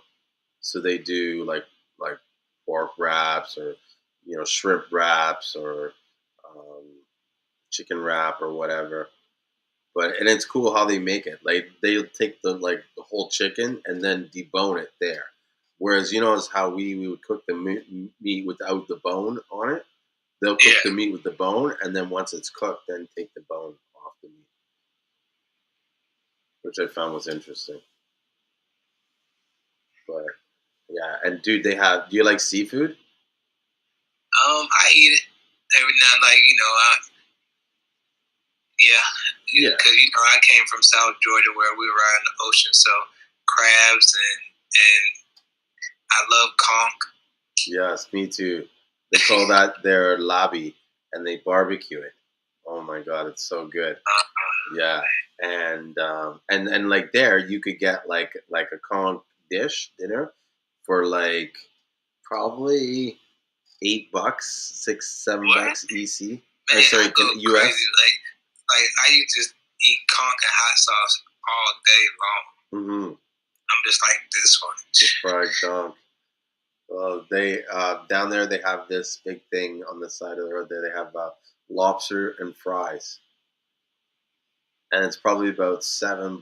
And you basically get a lobster split in half with the tail roasted, and then they'll put a big plate of fries on it and stuff. So it's like delicious. Oh man, that sounds so good. Yeah, man. I can't. I'm happy Crystal went to sleep because talk about seafood. Seafood. She go crazy.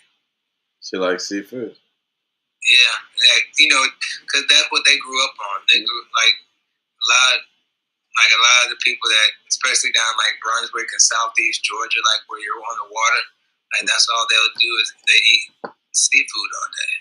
Oh wow. They have like the low country boils all the time. Like, I'm not a big fan of the boils. I went there once for my birthday. Crab boil. I think it's called the Crab Boil. There's some restaurant up here, and it was like they put it in the bag and stuff like that. But I found the seasoning to be kind of like blah, not that too flavorful. It was like mostly a lot of paprika. They have a lot of what is it? Like you get a lot of crab legs. Like okay, so the craziest thing is like the best crab legs I had came from the Midwest. Like when I would go back home to Iowa, and my stepmom and her family would actually just go crazy and cook me crab legs. Like I'm talking about like a whole table full of crab legs. But they would actually smoke them. Like they would actually slit them, and then they put them on a grill and they smoke them. And when I say like that was some of the best, because it was easy to break open, and then when we broke it open, like the crab meat was still like it wasn't like really juicy, but it was tender. Like you can actually get it. It was still tender. You can actually just like grab it off and it was just oh man. I go crazy. I don't want to talk about crab. I love crab meat too, man. Snow crab especially. Oh my gosh. Good stuff. But I hear you. Let's talk about other stuff like Seamoss or Yeah, whatever. I want to know if anybody has any questions. I ain't had no good questions lately. Yeah. Besides some of the questions that Battle asked us. Oh yeah, that was cool on Friday night that we met there. Yeah, it was, especially with Chris. Like Chris, So Chris came on and changed the whole entire. He got everybody want to go back to Africa. that was awesome. Yeah, You know what I mean? I thought that was amazing, like how he kind of just showed up on the blue, and you know, but you like I don't know if I got to tell the full story from it, but me and him were like arguing over price on Seamoss and this and this and that, and like normally people would get upset like with some of the things that he was kind of saying to me, but I was just kind of like keeping my cool, this that, and because at the end of the day, like you're either gonna buy the CMOS or you're not. I'm not gonna get all personal about it. You know what I mean? If you can get it for the price you think you can get it, then that's fine. All the best. You know what I mean? So look at Bando's here, and also welcome Empress and Asha. They were gonna talk in a minute. I know Empress said she's here to just get motivated, which is good. I love helping to motivate people. Yeah, I'm probably gonna have to go to a clubhouse in just a second because I'm gonna have to do some grinding. I got like 10 pounds of Seamoss that I have to grind. No problem, man. Come in. Yeah. Come so join in. Like I'm on my schedule. Like I have until like 12:55, and then at 1 o'clock I'm on grind mode. So I'm gonna stay on here till 12:55. Then I'm gonna switch over. Mm-hmm. Well, hey, before you go, do you know a good site for labels? To get labels made, or just to have somebody create labels. Mm-hmm. That's actually the good question. biggest question. Like to get labels made is onlinelabels.com. Okay, so this is the thing about what I do like about onlinelabels.com is that so say with myself, I may have 3 different designs I need printed, and if they're the same size as far as dimension wise, you get a discount. So you know how a lot of times you'll actually get one design and it costs like $90 for 100 of them. Yeah. So if you actually have a different design, but it's the same dimensions, you can actually put that on there, and you might get those for $33 for 100 of them. Really? Yes, and that's the thing. Because I'll actually do I kind of wait. Like I think this last one I did, it's like I had like 3 different designs as far as that I needed. Actually, no, I had like 14 different designs, but they were all the same size. And it got down to where some of them were like some of them were like $22. Like 22s. Was it like $22 for 100 of them? Oh, wow. Yeah, so like it goes down really low. So I would go to onlinelabels.com is a good place to go. I always tell people go to Fiverr. I got my guy on Fiverr. I actually put his name in the. Yeah, because the one thing that makes me hesitate to going on Fiverr and stuff is when I've done stuff on Upwork or Fiverr, it's like I've never been happy with the work that they do. It always seems like they did some kind of mediocre shit. That I was like, why did I pay this guy? It's not like I saved any time. And, you know, like you really gotta look and find certain people on Fiverr. Oh, somebody asked if I sell gel. No, I do not sell gel. That's the one thing I don't sell. I sell everything else but gel. Well, you know, it's so funny. Battle showed. I don't know if I'm supposed to be telling this, but he showed me his newest apparatus that he bought, the Cyclone blender. Oh, he got one of the big boys? Yeah, so seeing that thing, bro, I was like, maybe I should get into gel. Right? But I think if I got into the gel, it would be something where, like you were talking about doing this drop shipping, It's like I wouldn't sell retail gel from my store, but I would go and like make 1,000 jars of gel for you and bottle it, and you know what I mean, put your label on it and get all that pretty. Now I'm going to answer somebody's question because they're asking, is it easier selling gel or just the moss? Okay, so this is what I'll tell you. You make more money selling gel. However, I would always have moss as far as raw, just to, for another stream of income. I think most people actually, their base of their business is selling gel, which makes sense because the markup on it is wonderful. Like you can get 16 to 20 jars out of a pound, sell those for like $15 to $20. So the prices are definitely a lot better selling gel. Oh yeah, by far. Now, when it comes to like selling the raw, okay, so this is, and I'm kind of gonna break it down. Like when it comes to selling the raw, like a lot of people think that they have to buy 20 to 30 pounds to start off selling raw.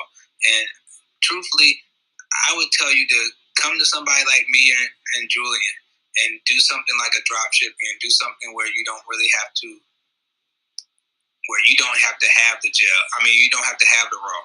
Like we have all types of raw, and as long as, like I know that typically you're probably going to be purchasing from one of us anyway, as far as just getting the product that you need for your gel. It's only really a conversation with me and telling me, hey, like I want to sell packs. I want to sell 1 pound. I want to sell 2 ounces. Like you give me what you want to sell, and we come up with a strategy. So you don't have to spend all your money. Yeah.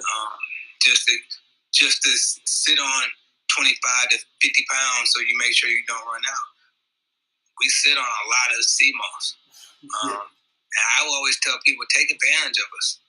Like we're here for that. Like we're here for you to say, okay, this is what I want to do with my business. Can you help me with that? And I'm all for that, and especially if everybody can make money, everybody's happy with it. I will go that route.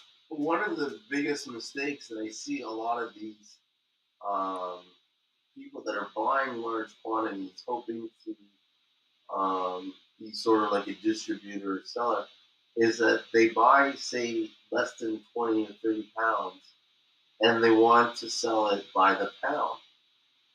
And I'm kind of like, at that rate, you're not going to sell a lot. Like, you know what I mean? You only have 20 pounds, and it's kind of like, well, what if you sold that all in 5 days?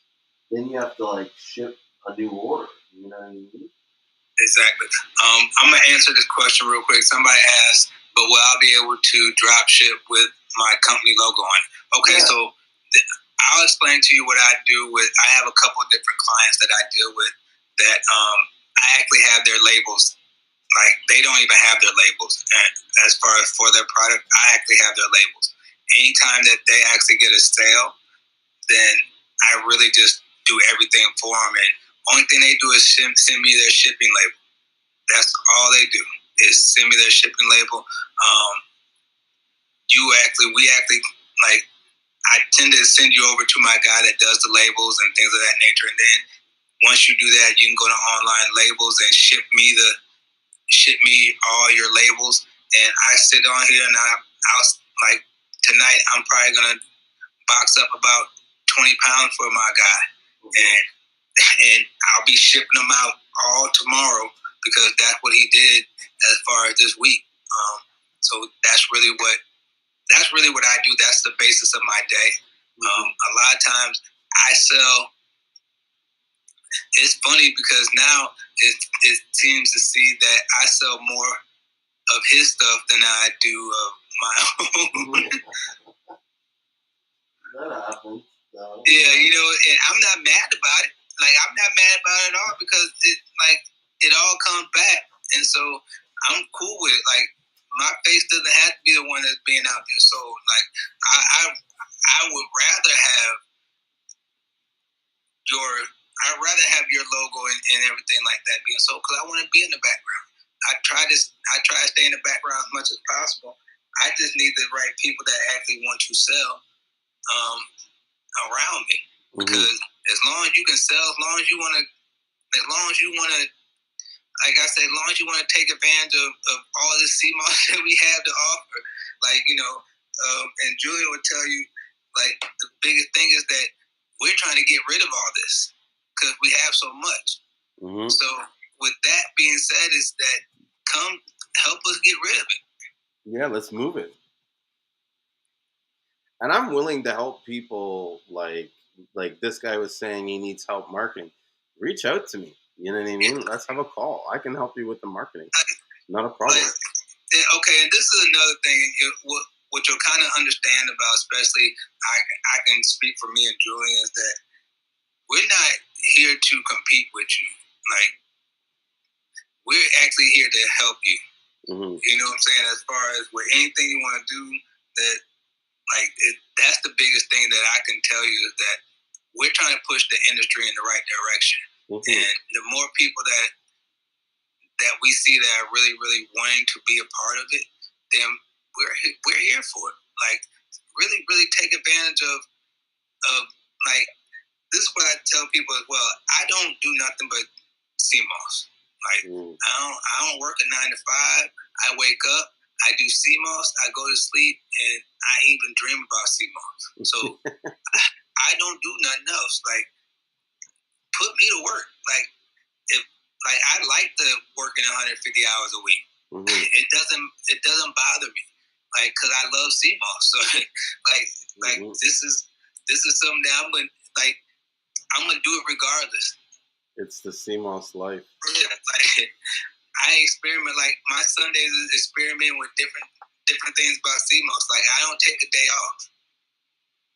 No, that's funny you say that. I don't either, and I feel like that's the sort of what's the word I don't want to say it's the key, but like, in order for you to be sort of successful in business, you need to put a significant amount of time, focus, and dedication. Now, you may not need to work at a full-time job, but you almost need to work it like a job. Like, you get up, this is what you do. It's embedded in your lifestyle.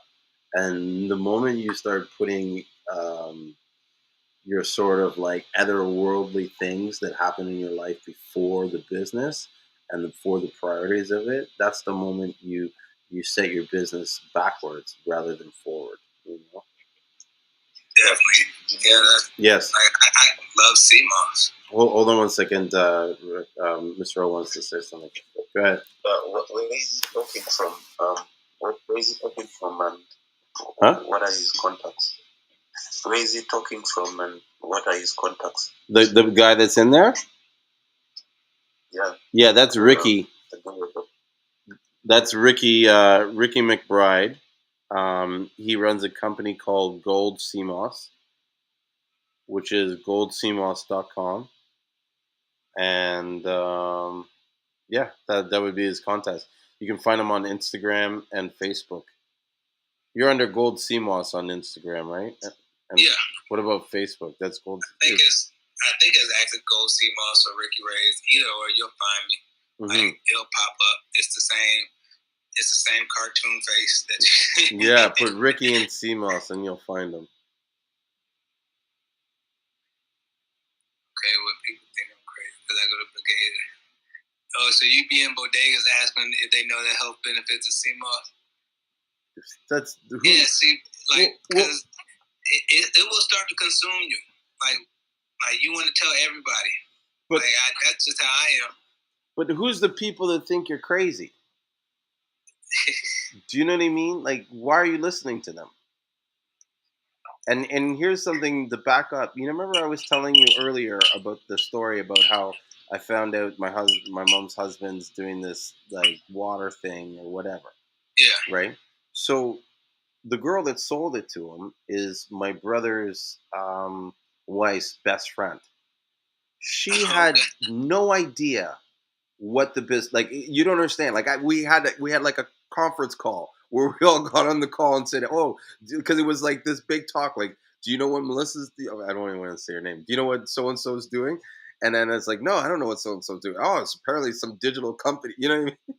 Because she would be posting all these. Out the iodine water. Yeah, but imagine you're posting all these pictures, and it's like she's like buying a new car, she's doing all this thing, and it's like, oh, I'm doing this. Well, my digital business runs in the background, so everybody's like, what is this digital? No one like, you know what I mean? So, yeah.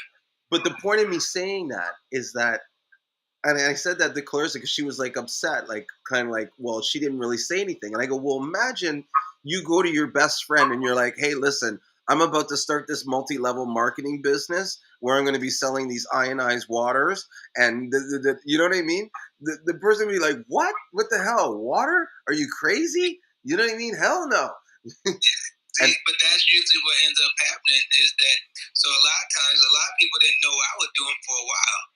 Like, because I really, like, you know, you get into certain businesses and you don't try to sell the people around you. Mm-hmm. Like, you just say, hey, this is what I'm doing.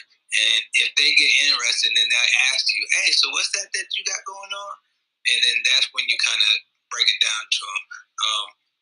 I used to go, like, you know, in earlier situations, I would go crazy trying to get people on this other stuff that I was doing. Mm. I've learned from experience that, you know what, the people that want to know are going to seek you out and find you. Exactly. That's a great point. They will find you. Like now I got family members that they hit me up. Like, I have a family account. I say, you know what, I know that y'all gonna hit me up. I know it's about, I have a family account for y'all. So yeah, boom, boom. When you ask, hey, yeah, I'm gonna send you a couple capsules and just pay for shipping. That's all I ask. Just pay for shipping, and then promote it for me and pay for shipping. That's all I ask for you to do. Yeah, spread the word. Hey, Asha, I see you unmuted your mic. Did you want to talk? Ask a question? Yeah, I'm here now. I just rolled the windows up, still cruising. Nice. But yeah, I was just listening. Kind of tired today. I had questions that I had written down, but they're at the house, so. Well, that's okay. We'll probably be on by the time you get home, and then you can ask them then. Oh, let me switch over to Clubhouse. I'm gonna be right back. Okay. Go grinding. How's everybody doing? I'm good. I've been, taking it easy this weekend. Had a busy week. I'm gonna have another busy week. So, you know what I mean? Just wasn't really working too hard. But just resting my energy for next week, getting ready to go on the trip, which I'm really excited for. So that's gonna be in another month and a half. I'll be in St. Lucia. So. I can't wait to say that. Oh, I was just talking to someone the other day, like, and then, I shouldn't really be talking about it now until like I'm actually there, but the truth is it's going to be kind of game changing because I'm pretty much going to be doing like live streams from there almost every day. I'll be meeting with like all my friends that are there. Like compared to what I was doing last time, because last time I was kind of like, not saying nobody, but I had nothing to really show, or nothing to really show people or show to someone. Whereas now there's this community and groups of people that are interested in learning more about it that I can really sort of, like sky's almost the limit. Okay, yeah. Mm-hmm. Progress each time, everything gets better. Oh yeah, always. That's what you got to do. Always trying to do self-improvement or improving yourself somehow. Yeah, for sure. I know I'll be tuning in. So I don't even know if I told you I actually got to go to St. Lucia once. I was on it was a cruise. So it was like 8 days or something like that. So we went to different islands: St. Kitts, St. Lucia, St. Martin, Barbados. And I remember St. Lucia. It was like it was just, I don't know. It just kind of stood out to me compared to the other islands that I went to. Even though, if you come from the States and you've never been to an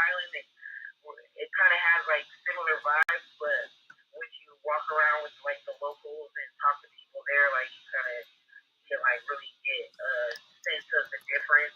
And there was just something about St. Louis. It felt like there was like a portal of some kind of like life-changing energy there for me. Mm-hmm. And it could have been a little joint that the taxi driver hooked me up with, but it was definitely not like the stuff that we have here. It just felt like euphoric high. Basically, like the top of the island, and we just kind of cruised slowly down. And I was like, man, I can see myself here. And so I'm on, even before I knew anything about Seamoss, this was like 2013. Mm-hmm. And I was like, I'm coming back someday. And so it's interesting how things are starting to come full circle, that I'm getting my Seamoss from St. Lucia and having talks about getting out there at some point. Oh yeah, yeah, and it'll be fun, I'm sure, to go back and sort of go back and re-experience. Oh, St. Lucia is just like there's no words I can say to describe it. I am so excited to go, and it wasn't really setting in until like just the other day or whatever. Where I was like, okay, like I kind of like committed to going because I'm one of those kind of like up in the air guys. So like it was kind of like my wife came to me and was like, okay, so what's going on? Are you coming with us or not? Because we're going. You're like with or without you. And then it was like, oh shit, do I want to like deal whatchamacallit, you know, deal with them going and me not being there. Yeah. Yeah. Sorry, I was just Gotta go. well, yeah, I gotta go. I'm always say if you have the opportunity and stuff, because even if you want to go to St. Lucie, even if you're going to another state or city for a weekend or something, there's something that's gonna strike something inside. Like during COVID, when things weren't really open, every weekend me and my family would just drive out to like the country just to get some fresh air or something, and it like kept us from, a lot of people started getting kind of depressed and like, different stuff from being stuck in the house and not really being able to like be with their families and stuff. So we just got out of town, and even that was life changing in those moments. So St. Lucia is gonna be amazing. No, you definitely need to get out of town to do stuff like recharge or, sort of disconnect. And so that's the one thing I'm really like looking forward to is disconnecting, like getting up and not having to worry about going to the warehouse. Oh man, which I got to do tomorrow morning. Fuck, and I got to, I have to get my tire fixed and all this other shit that I got to get done before I get there. And adulting. But I at the same time I'm not complaining about it because I really like packing Seamoss. I think it's a lot of fun, especially when you get like fresh new Seamoss. You get a new shipment and you open up new boxes and stuff like that. Oh my gosh, it's like you're rushing to fill those boxes and stuff. And what? I love the smell. I love the smell of the Seamoss when I get it. Yeah. I don't know. It's like this subtle.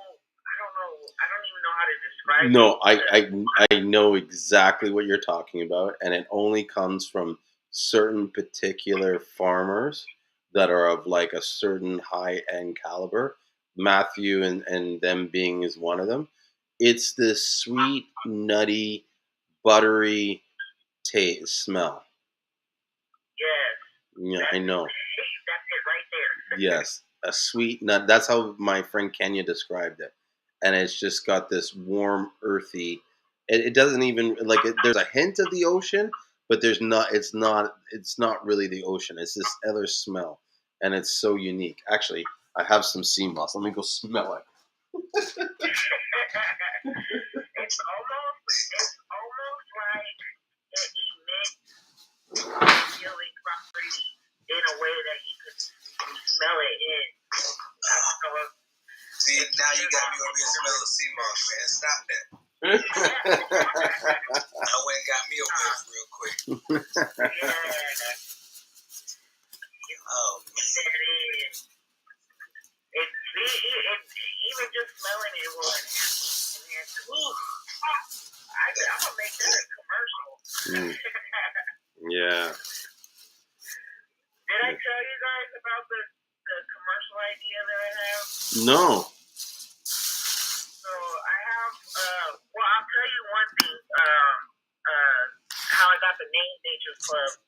So I have a niece who's about to be 10 and a nephew who will be 8, and then my other niece just turned 4, all from my older brother. And my oldest niece told me one day, this was a year after I tried to come up with my initial business name or Seamoss name, and she came to me one day and was telling me how she had a group at school with her friends or a club. I was like, what? You got a club? She said, yeah. And we even have a name. And I was like, what's the name? She was like, Nature's Club. And just a light bulb just hit me. Boom. I was like, this is why I love kids, because they're young, they're creative, they're closer, to spirit and everything, and it just flows through them because, they're not tainted by life. There's nothing in them telling me this is not going to work. Mm-hmm. So everything is just like, that's it. And she started talking. I was like, what do you guys do? She's like, nature stuff. Kids always kill me. Like, duh. So that's how I got the name. And then when I started making like some of the flavored gels, I have, if you look on the Instagram, I have little videos of them doing little taste tests. And the smallest one, she needs to be an actress. She's just very animated. And so I had this idea where I have a brother who's 6'8". He just turned 18. He's a basketball player. And I want him to like act like he's opening a jar of like Seamoss gel or something like that, and he can't do it. So then he calls over Autumn, the baby, and she like takes a bite of like Seamoss gel or something with Seamoss, and then she easily opens the jar, and then she's like, Seamoss strong. Boom. Just simple to the point and everything. Eventually I'm gonna figure out how to get that into like some kind of like link up with somebody in film and do like a little short something. Fiverr. It doesn't need to be long. Yeah. You could do it like Fiverr. Yeah. Describe what you want in Fiverr. Told me about that. Yeah. Ricky was just talking about it. One of the girls from our vending event told me about it the other day. We had a chat, and I hadn't heard of it. I was like, I use Canva, but she was like, no, I use Fiverr for this, that, and that. So I'm gonna download that and check it out. Yeah. No, you should do that. Check it out, and you know what I mean? It will help save a lot of time. And well, I mean, not in that. Like for that kind of thing, it's like you don't even know how to do it, right? So how are you gonna do it? Like, yeah. That's probably the cheapest way to get someone to do it. You know? Yeah, because I have a couple friends that I know that are in film, but they probably are busy. Schedules conflict and all that. So that sounds like it's up my alley. Stuff to figure out how to do that. Mm-hmm. But yeah, I don't know. I just felt compelled to share that because I haven't really told anybody about it other than my brother that's going to be in it. Mm-hmm. And because he's an athlete, I want to get to him and like his teammates to do some kind of like sports drink. I want to do like a Nature's Club Pro line eventually. Mm-hmm. For athletes, and so I have some ideas for a few different things here. Oh, what I was going to ask was gold. So gold Conjures Christmas. How do I come across that for one? And two, is it like gold moss? Is it loses its color right from being in the sun, like sun dried?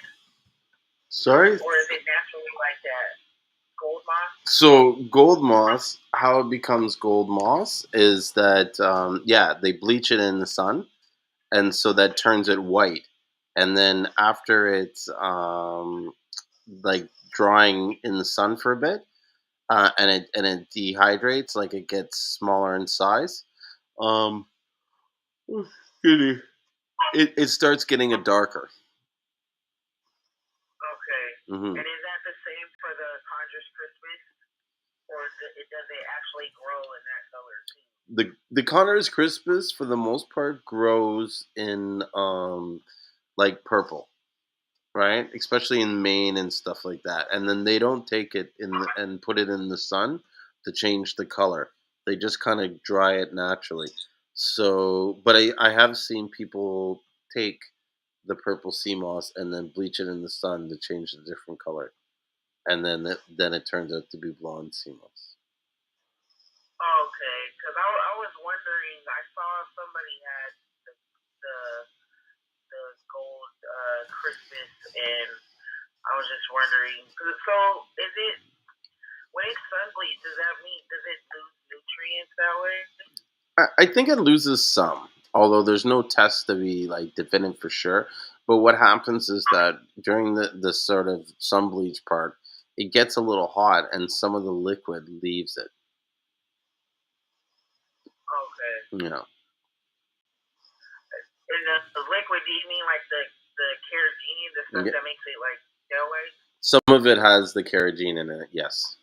Some of it is just the moisture from the Seamoss from it being wet. If you go on my Instagram, in the top, there's these tabs, and one of the tabs says harvest. If you go in there, you'll see me cleaning, bleaching, and then drying the Seamoss in different stages. Okay. Yeah, I'm going to check that out. Yeah, it's on the top page there, and it just says harvest. It's a pretty interesting video. So it shows the bleaching process and what the Seamoss looks like as it goes through the different stages, or it's not different stages, like 2 stages or whatever. Yeah. And with the gold Christmas, does that help with the flavor too when they sun dry it? So what happens normally with the gold Seamoss is that it's done that way to be more palatable for regular consumers. And so a lot of people, if they were to try Seamoss for the first time at the full strength of, say, like purple or green, they might get turned off with it. And so, because it's so strong in the sea smell and stuff. And then I also think that the bleaching part makes the Seamoss a lot more safer because it kills a lot of bacteria and stuff with the heat. Okay. Yeah, because I get people asking me the differences between them, and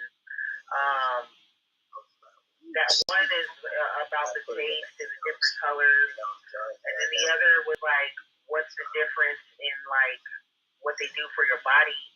And this is what I came up with in my head. It just so I look at like the Caribbean is warmer water, and then like Ireland and Maine where Christmas grows is colder. So I just look at like what hot water, cold water does. So hot water to me strips. So I look at Seamoss from the Caribbean helps. Like if you're going to maximize the use, it would help detox. And then the Christmas would help like rebuild your cells. Like cold water helps rebuild. I don't know. That's just thoughts in my head. I don't know if I'm on the right path. Yeah, I mean, hold on. Rick, you need to mute yourself. Is there a way for me to mute you?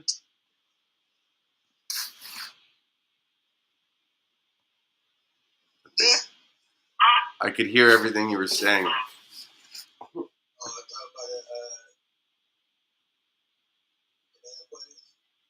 You're telling them about the banana. Yes. Man, that pudding was so good. Oh, actually, you had to see this guy eat it. Like, I thought there was like a prize at the bottom of it. Like, he was just like, he almost licked the jar. Like, if he could stick his tongue in the jar and lick it on camera without being seen, I think he might have tried that. It looked good, though. Oh man, It was that good. Like, that's why I was saying, like, I'm happy that I only made an 8 ounce. If I would have made 16 ounce, I would have been done. that's funny. I was actually craving that the other day. I think it's because my friend told me she made some a couple weeks ago, and I never got any. And it was vegan. Is everybody here vegan, plant-based? No. No, I'm not even really vegan plant-based like that. But like when I make my own stuff, I like to make it vegan plant-based because I try to be vegan plant-based as much as possible.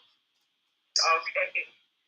Yeah, I'm planning to transition back into that, at least maybe like an 80-20 type thing, just to start and get disciplined. Because I think I mentioned to you guys I did that for 8 months, and I felt so good. And then COVID hit. When I got my taste back, I had to get the salt and pepper wings, and just fell off from there. Oh, no. But definitely want to get back onto it, into the plant-based lifestyle, I guess. Yeah. I watched Sports Over Knives today, and that movie is actually it's a game changer. Like as far as it'll make you think about some stuff. I have to go check it I out. want to say I started that one. I don't know if I finished that. That was a while ago. But there's a few on Netflix, I think, that were pretty good, and I can't remember the names of them. I had a list of the documentaries they had on there, but they're pretty good. And definitely, I feel like when I'm being more conscious when I'm eating something, like, and I'm actually thinking about what I'm eating, that's when I'm like, I don't even need this and stuff. But in your everyday life, when you're just going and grabbing something, it's just like, oh, this is, you tell yourself it's food and stuff. But yeah, I need to watch that. I want to watch the guy that did the juicing. Fat, Sick, and Nearly Dead. I watched it years ago, but I'm gonna rewatch that one too. Which one that you're gonna rewatch? Fat, Sick, and Nearly Dead. Oh, I never heard of that one. So this guy, he was overweight, and I don't remember if maybe he was on the verge of diabetes or some kind of he had some health issues, but he went on, I believe, I don't know if it was 60-day juice fast, juices, smoothies, and stuff like that, and he just basically like documented everything. But that one's pretty good. I think it's also a book as well. I want to say, but I'm gonna check that out also.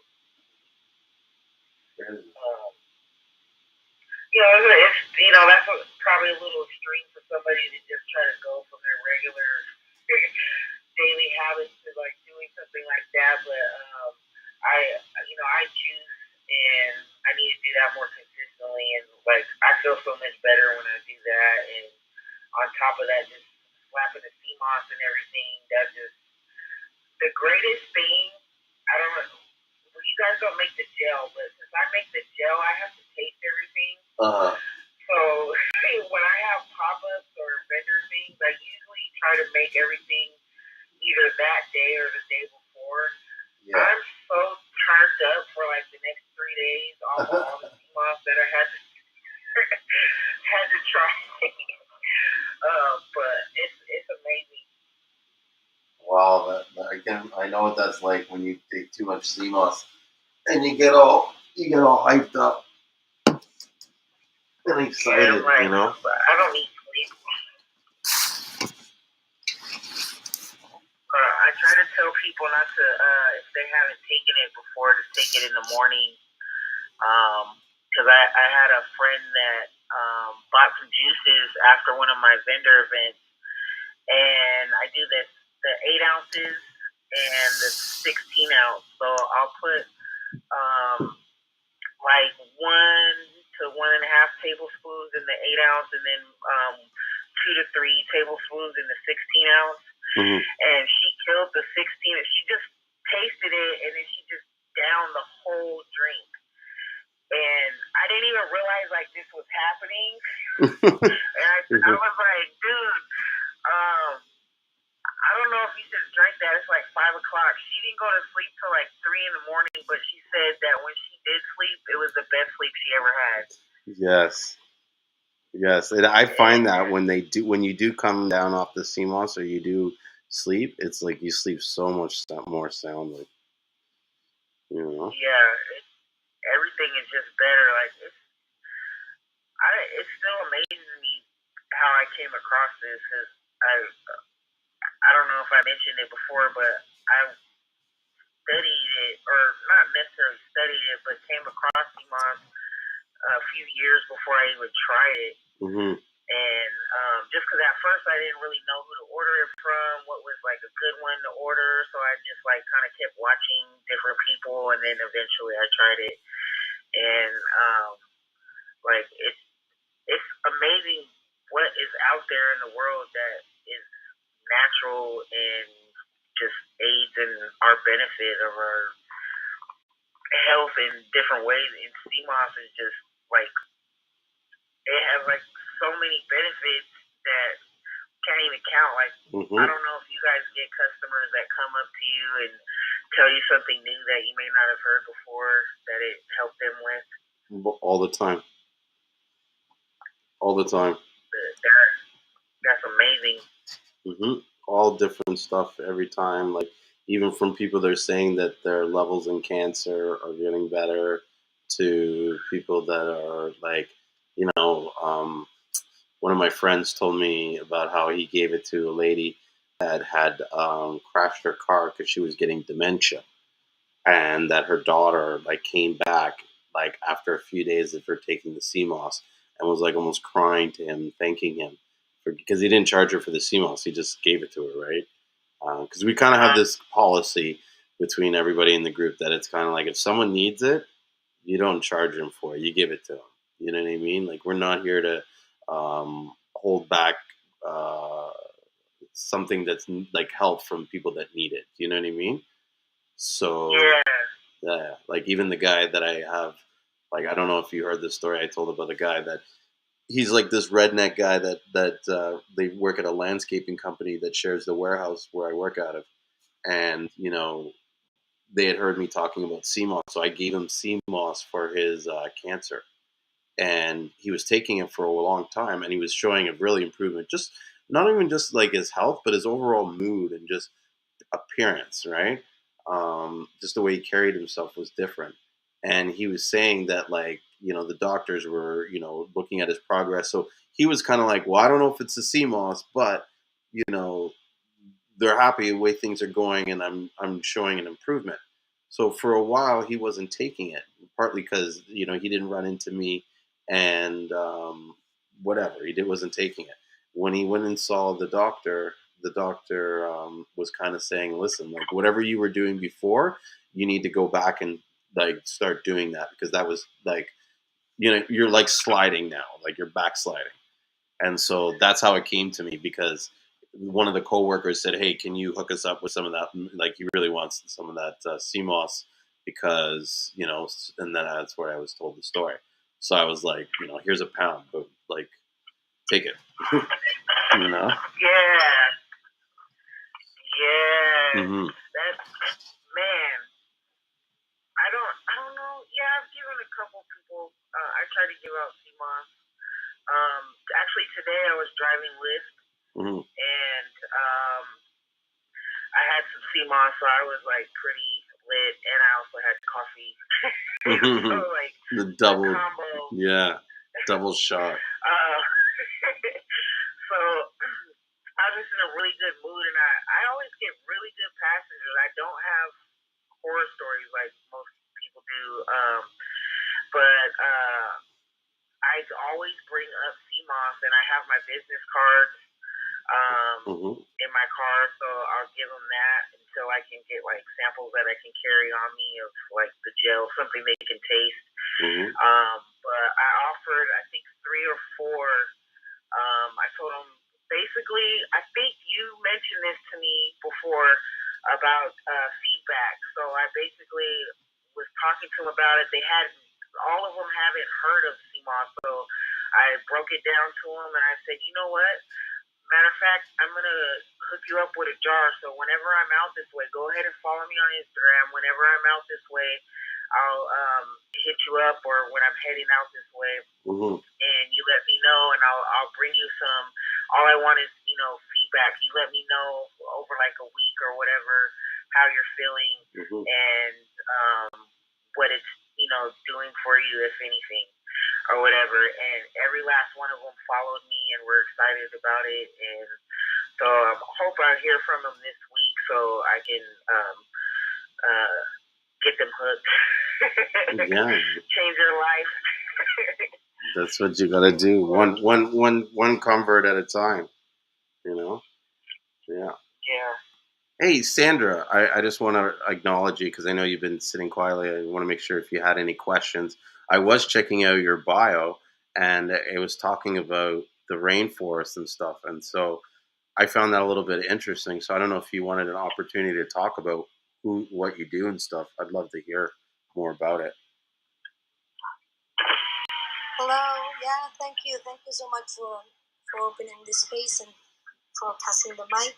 Yeah, yes, no. I am in Peru. I live in the Amazon rainforest of my country, this region called Madre de Dios. I moved here 13 years ago. I was born and raised in Lima, which is the capital. But yeah, I found my home here in nature in the Amazon. And I work in conservation and sustainability in this part of the planet, but connected to every other part of the planet. And between the Amazon rainforest and the oceans, those are one of the main tipping points.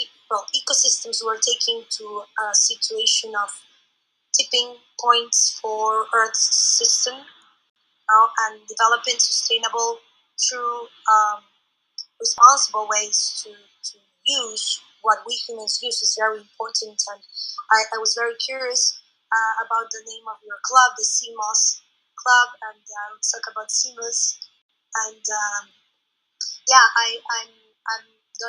I'm a biologist, so I know like a bit about a lot of every life form, a bit, and I know a lot about a few that I've dedicated, my time, I guess, because it's hard to learn everything about all the life forms on this planet. Of course, we're a lot, right? And in the case of sea moss or seaweed, these are a group of like algae, right? That grow in the oceans naturally. Yeah. And I've been in contact, and I've been like connecting and seeing a lot of really interest taken to this group of species on our planet. And I heard you speaking at the moment about the healthy eating, not eating them, and using them as food. And I don't know if you've heard about this, but there's also this industry that it's called the blue carbon. It's the blue carbon industry. So sea moss, seaweed, properly managed, can help us solve climate change crisis.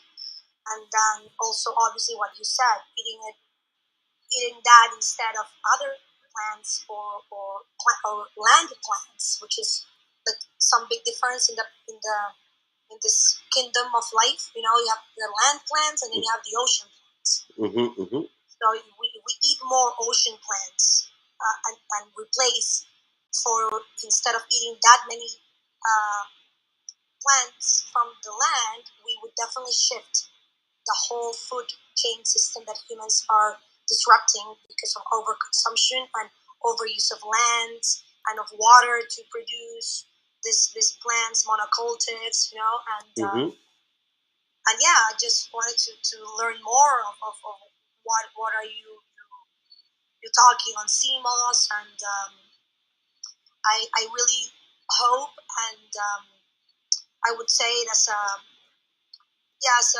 little tip, recommendation, wisdom from the heart, that if you consume sea moss, I do recommend, because what I've learned from it is that it is usually farmed, ocean farmed, or like wild crafted by people around the world in the amazing, our planet is called Earth, but we're really more ocean. It should be called ocean, right? Or water. Yeah. But anyways, I do recommend making sure that what you're buying comes from a true, responsible, sustainable management of this group of plants, because if it becomes popular, it's great for the health that it can cause us and create on us. And usually, most of it, I understand, is natural and organic. But you never know if you don't really research what you're putting into your body. You know what I mean? Yes. So that's what I would recommend, and I would love to learn more and see if it's something that I don't think in Peru. In Peru, we do have like naturally we eat some seagrasses as part of our diet. But it's something that if you are from the ocean, it's part of your diet. And people from the ocean that have this as their diet, they're definitely a lot stronger, healthier, in every sense. So it is definitely a good way to go, and it is. I know that there's this amazing properties, right? Medicine, like it heals your body in so many ways. And I actually have. No, thank you for coming here. I appreciate you coming here and just even, having the interest and the curiosity. I actually have a question because, what you talk about is of extreme importance to me and of interest. And so I guess the question is, like, based on your knowledge of sustainability and stuff, what could you see could be the potential damaging effects if we were to say focus more on sea moss from the wild rather than trying, like, because you stress the point of making sure that the sea moss is sustainable, but why do you think that it needs, like, why do you recommend that it needs to be sustainable? Because when you, for example, we're talking about two ways, right? The wild crafted and then the ocean farm. And everything that we do as humans, we have to do it in balance. If we overdo something, we will break the balance, to be redundant, of the systems that we are using or extracting resources from. And we will create, eventually, the more you overuse, the bigger the break, and all of a sudden you'll be not only without the resource, or you'll destroy everything around the resource, and then the resource will be gone. So if we concentrate, if we don't balance, and we only go wildcrafted, and we start farming, because it is farming, it's taking it out from their natural ecosystems without creating a closed cycle of renewing that that one species that we're using as a resource. We will create an ecological balance that it's we're gonna be out of that really quick. It becomes so fashionable, and we don't find the when the word sustainable, what does this mean? Sustainable means fulfilling our needs as humans, through using resources, using species. We use species or minerals, Mm-hmm. right? Like we use life forms or we use non-living things.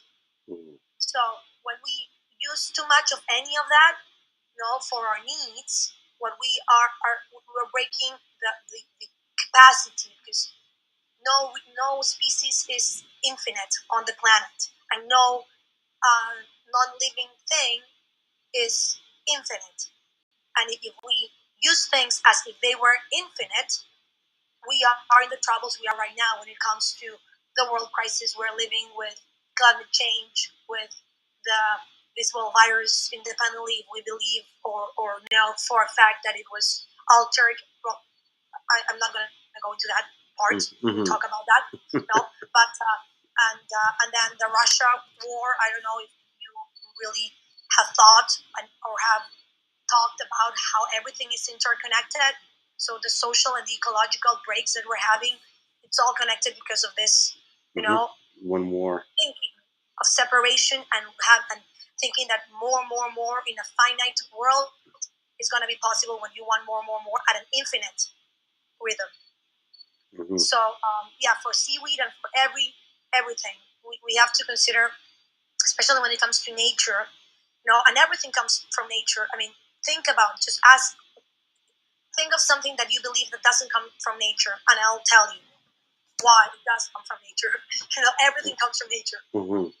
Even the things that we believe they're not, like our house, our laptops, the internet. Okay, the internet doesn't come from nature per se. It comes, but it comes from it comes from the use of the cosmic highways of nature. Mm-hmm. If it makes sense what I'm saying, right? Well, yeah, in some ways, how they create this nodes and networks is similar to how nature evolves and sort of grows and propagates.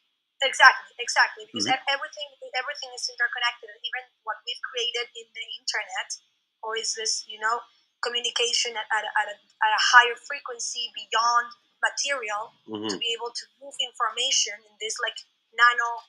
It's nano waves, right? It's nano waves or microwaves even. So yeah, but I think I got derailed on Listen, you will find in this group we always get derailed, and that's okay.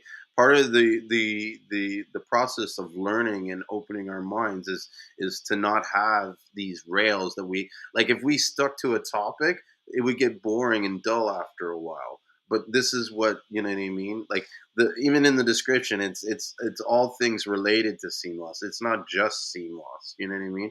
And I think it's more about us exploring our minds and our knowledge, and then we take what we learn in the whole grand scheme of things, and then bring it back to Seamoss. But for me, I'm a very so to give you a little bit of background of who I am. I export Seamoss from St. Lucia, and we sell both wildcrafted and cultivated or farm raised Seamoss. I'm very experienced with all aspects of the Seamoss industry, from starting the Seamoss to drying the Seamoss to packaging, farming. Like I've set up the farms, I've done everything. And so for me, it's frustrating to see these people go crazy over wildcrafted when I know that it's all the same Seamoss. And there's really no difference between the Seamoss that's coming from the rocks and then the coming from the wild. And maybe you can touch on this more, but my experience is that there's a lot of things that are dependent on the algae and the Seamoss itself. Not only like balancing the quality of the water, but providing food for not only large animals but microscopic animals and phytoplankton and stuff like that. And so to take this out into the water in great measures, it's devastating. Like people don't realize that, and I've said it a few times in these lives. It takes 10 pounds of Seamoss, of wet Seamoss, to make 1 pound of dry Seamoss. Okay, I export probably somewheres in the range of 1,500 to 2,000 pounds a month. Okay, so that means if my Seamoss was all wildcrafted, I'd be taking 30,000 pounds of wet Seamoss out of the environment. You know what I'm saying? A month. That's like 360. Like that's half a ton a year. Me, just me, and I'm not the biggest seller in St. I'm probably the smallest. You know what I'm saying? So it's like when I see all that happening, and it's just like, and you do the research, and you realize like, I've tried it. Like I've tried the stuff that we've dove for, and then I went and tried the stuff because I was kind of like, all right, well, I need to know the difference. If I'm going to sell something, I got to know what I'm selling, right? And if these guys are saying it's better, is it really better? Or is it just something because no one could say why it was better or prove it except for the rocks, which I was able to, through my due diligence, prove that the rocks mean shit. So here I am. I'm going all over the place now. Point I'm trying to make is that I totally got you. Yes. yes, is that I'm a big fan of farm raised, and I feel like more people need to understand that this product is a good product, and just not listen to all this garbage that people have that like care more about the planet than your own than whether or not you're getting 10% more minerals. Because even if wildcrafted was more, like really, or how much like more better do you think it's twice as better? It's not twice as better. You know what I'm saying? And you're killing the planet. Yes. Yes, I agree, and you're right. It's you are speaking of part of the basics of sustainability. It is a triad. A triad means that the three things are interconnected equally, and but there is high hierarchy. It's called a holarchy of being, and obviously we have at the highest level of being is a natural capital. Because without a natural capital, we humans don't exist. Then it comes us, the social, the human capital. Without humans, we don't exist like individually, right? Because we can't be an isolated organism. We are one species, connected to this other species in nature. And then the next step lower actually is inverted. The whole thing lower is the financial capital. But we've inverted this hierarchy in putting above all the financial capital, up below that the human social capital, and even below that the natural capital. So when you say what is better, there needs to be a balance. The three of them have to be in balance. If you have too much of one, or use too much of one, or abuse too much of one or of two, or even of the three, things will start collapsing. And in our case, what you are saying is that it's true. Our species sometimes is more concentrated in making money than it's more concentrating in only humans. And most, unfortunately, from my experience, it's heartbreaking to say that of this almost 8 billion humans that we are living on this planet right now, it's a very few that are aware and include nature and this consciousness of nature, human as one, to grow together in finance and abundance. It's very few of us that are create this oneness, as you say, right? Because you make $10 more, but then you abuse a human because you pay them below what it should be, a wage that it's decent and honorable to a human being. You know what I mean? Yes. And then you make $10 more, and then you destroy and kill hundreds or thousands of species while you do this. So there's this immediate need of truly snapping out of this like insane way of humans, how we act. Yeah. Truly, I appreciate what you're doing, and that you're being an example of finding the balance, the balance of every industry, because we humans are humans of creating things and from raw things, and using. The less we use life forms, the better. In abusive, controlling, destructive ways. The more we use responsibly carrying this. Obviously, I'm not going to go into the deep end of asking the question if Seamoss or seaweed has consciousness or something like that. They do. They do. In a sense that they are part of us. We are them, they are us, we are one. But there is what it's called the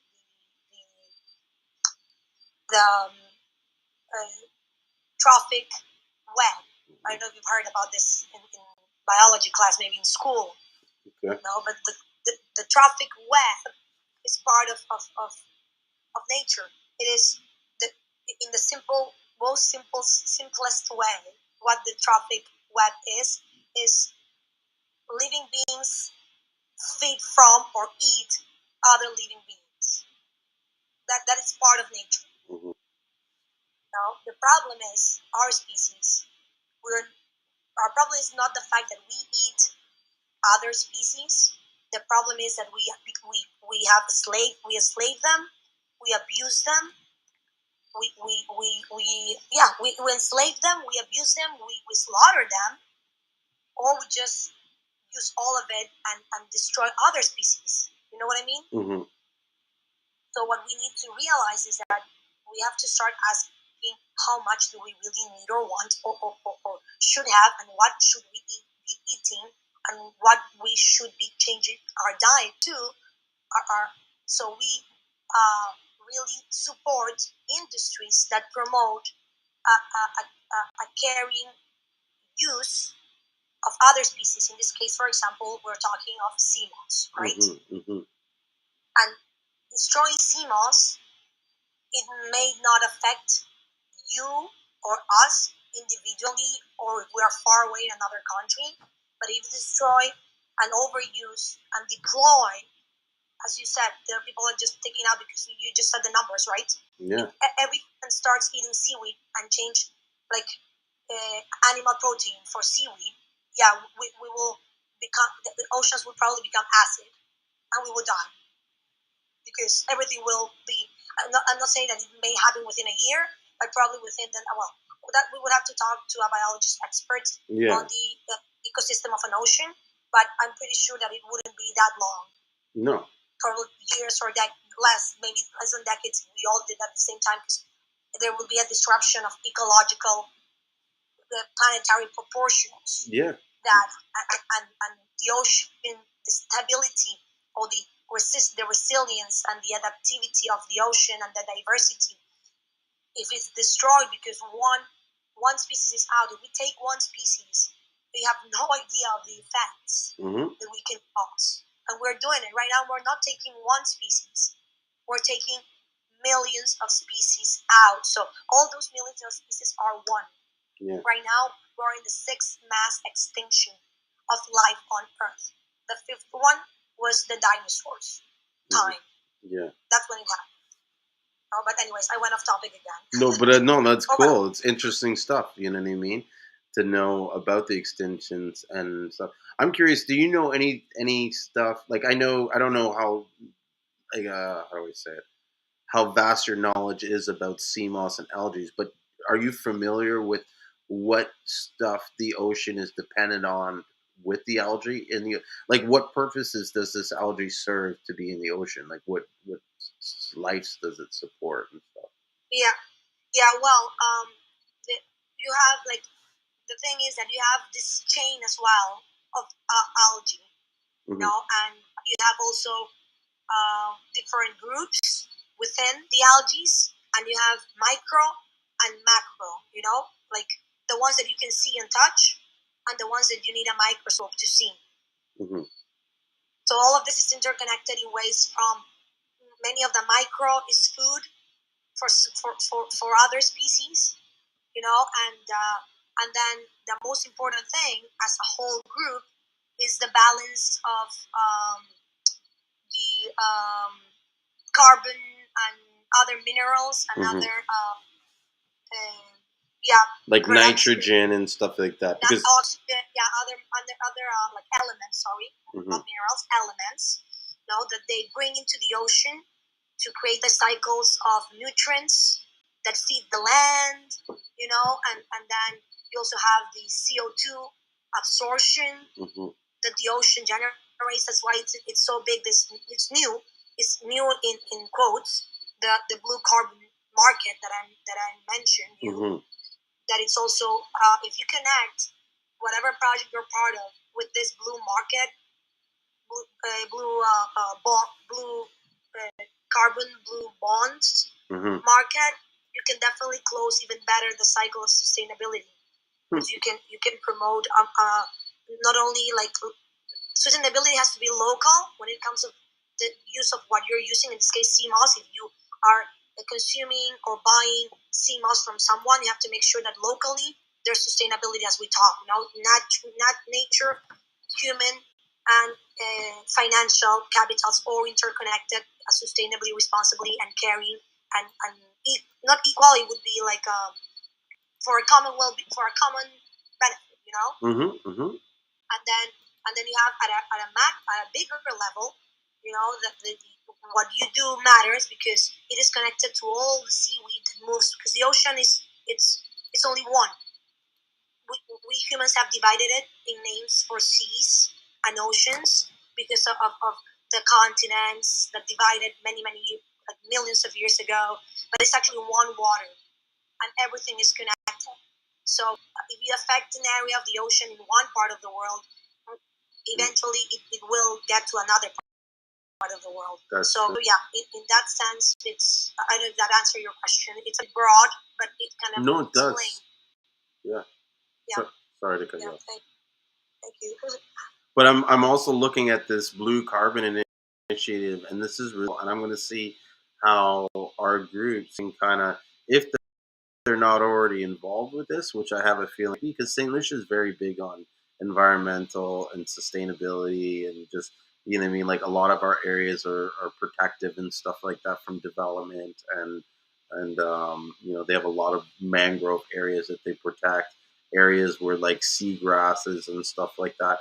Like even where one of our Seamoss farms are, it's an area called Bois Chaudot, or Bois Chaudot, and Bois Chaudot means many sea eggs. And so this is an area that's full of like seagrasses and stuff, and the sea urchins are like really abundant in that area and stuff like that. And so the whole area is sort of protected because, one, they want to keep growing the seagrass, but also, because it maintains a good habitat for these sea urchins that they want to like be able to protect and make sure that they are there for a long time, because I think there's a lot of over harvesting of them. Yeah, I do have to say that also part of the management of the seaweed, what you said, yeah, they're definitely connected with more. We are connected to everyone on this planet, to everything. But what I would like to make it a representation in our minds. Imagine yourself as you being a knot. Yes. So the closer the beings are closer to you, humans and non-humans, your connection it's more direct. Yes. But at the end, we are all connected in this like metaphysical, energetic realm. So their species are more closely connected to others, but we do have to remember that there are other species as well that sometimes we don't even think about. And for example, somewhere people right now are killing whales and are killing like the big ones, in the ocean, or killing fish, and like if you haven't seen Seaspiracy, I recommend it's on Netflix, I believe. Okay. Watch that documentary, Seaspiracy. I'll check it out. And everything is connected. So that the extreme fish industry that we have developed as a species, it's definitely destroying the oceans. And in the case of seaweed, one problem of seaweed that maybe if we find, I cannot talk right now specifically for an area, but I have read articles and I have seen conservation efforts to restore marine ecosystems, because the amount of seaweed specific species of them, because definitely there's so many species of groups that we would have to learn about all of them and see maybe how varied we can be. But anyways, that would be a whole new show. That, you know what? Show. We should come back next week and talk about that, and just dedicate one about the different species. You know. Yeah. But continue with what you were saying. Yeah. Yeah. Thank you. To finish on this is that I read about this. One of the Rhodontia. I don't remember the genus, but it is the red algae. Right? It's a group known as the red algae. You have the green algae and you have others. Now, so in the case of the ones known as commonly known as red algae, when there's a disruption in the ecosystem, sometimes there are excessive amounts and they overtake areas of ocean and they don't allow the oxygen to come through, and that can also affect, the local wildlife. So that's a good point. I never thought about that with the oxygen and all that kind of stuff. Exactly. So if you're overproducing in ocean farms, you may be, especially in areas, for example, closer to coral reefs, in areas where it's there's a very hot spot for biodiversity, that they are regions of our ocean, planetarily wise, that are so biodiverse. There are key, and among them, and one of them mainly, are the coral reefs. They are in different parts of the world. They're usually connected to shallower waters around the sandbanks or rocks, closer to shore.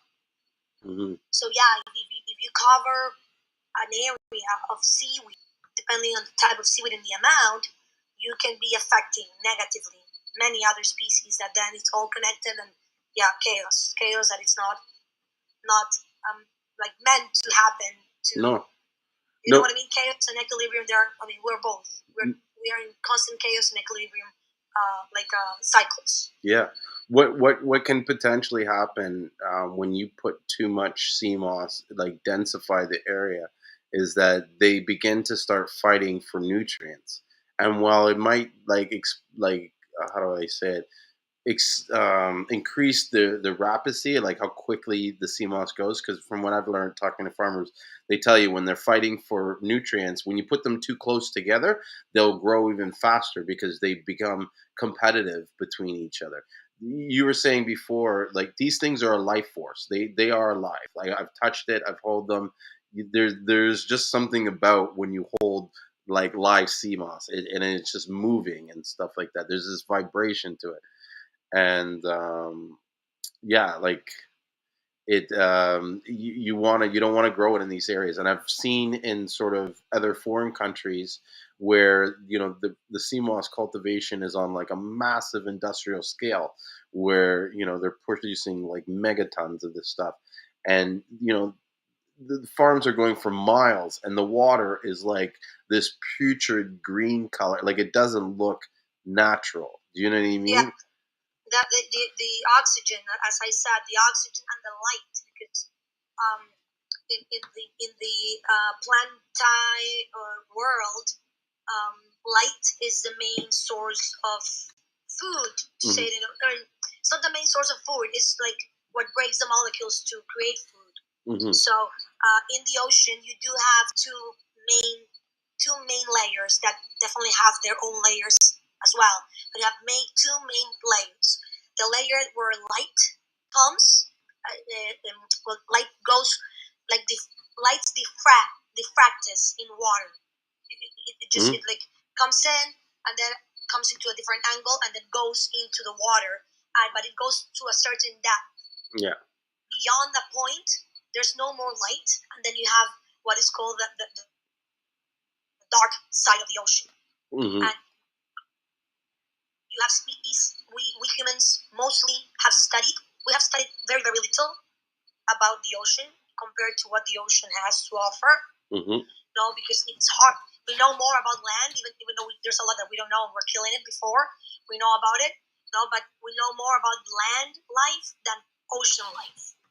Now, there is this whole area of ocean life that it's beyond our possibilities to get because of the light and because of the depth.